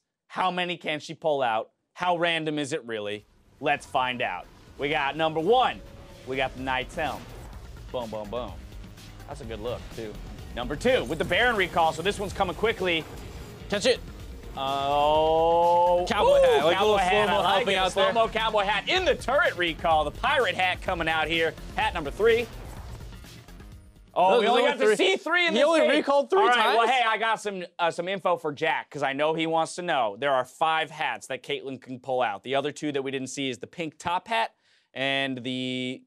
We talked about this. What was the it? Teemo hat? The Teemo hat. There you go. The pink top hat and the Teemo hat are the 2 that we didn't get to see in that replay, but there are a total of 5 randomized hats. So we got to talk about this because we talk about Dragon RNG. Some people are fans of it, some aren't. I'm not a fan of this hat RNG. We saw 2 Knights hats and no pink top hat. That's not happy for me. I want to have fun gameplay experiment. Where's my balance team? Balance the Caitlyn hat RNG. Either way, no, I don't want to, that's a fun discussion, but I don't want to degrade Echo Fox's victory here because, again, it was a very solid one. They come away with the victory 4 and 5. Froggen will get player of the game, highest damage in the game on that Corki. The double Knights vow, I love to see that out of the squad in terms of supporting both of the ADCs and then also giving their front line the ability to absorb damage, reset for extended sieges. Yeah, 44% of his team's damage this game. Pretty insane given the fact that you have a Rumble, which usually is topping damage charts.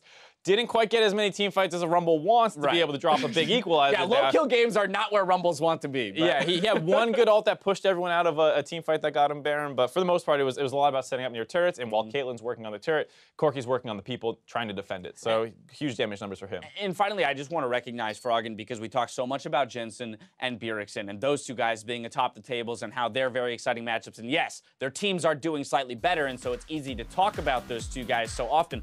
But we cannot forget that Froggen is actually topping the charts in many of these mid lane matchups in terms of CSD, damage share for his team, and the likes. They don't have quite as many wins on Echo Fox, and obviously Froggen is not finding as many teamfight victories. So Makes it's it a little more impressive that his stats are that good. Right, so his laning stats look, impeccable, and then when you move into the mid-late game, it's hard to shine quite as much as Jensen, who has teammates who are setting up for these monster Orianna shockwaves and things like that. Froggen, on the Corki this time around, did find his own openings a fair amount. He had that Valkyrie into the base that picked off Rain over towards the end of the game, make it a little bit easier to close out. Anyway, at the end of the day, I think Echo Fox should be very happy, especially with this 3rd game to close out the series, making it look very clean out of them. We'll see if they continue to improve throughout the rest of the summer split. That's going to wrap up the day, so let's go ahead and take a look at the standings. Despite their loss today, Immortals remain in 1st place, but now they share it once again with Counterlogic Gaming. TSM end their week before Rift Rivals in 3rd, while Echo Fox promote up to 6th with their win today. We'll see who else can make a climb before the weekend closes out. Tomorrow on NALCS1, Immortals return to the stage opposite Phoenix 1, followed by Team Envy versus Team Dignitas in the Battle Arena.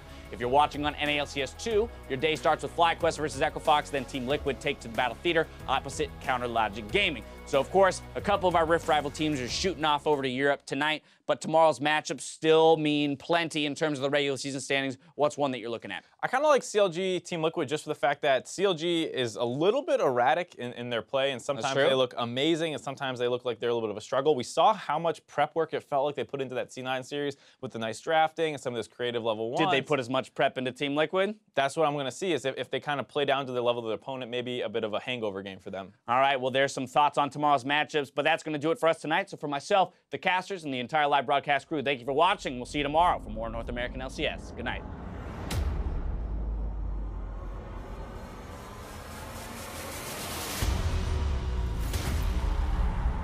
TSM and Immortals gonna do battle. Immortals 7-1, the 1st place team. They could get an even larger match lead over TSM if they could win this one here. And here we go, the Rek'Sai getting another form self, being forced to run away, but the damage not coming across the...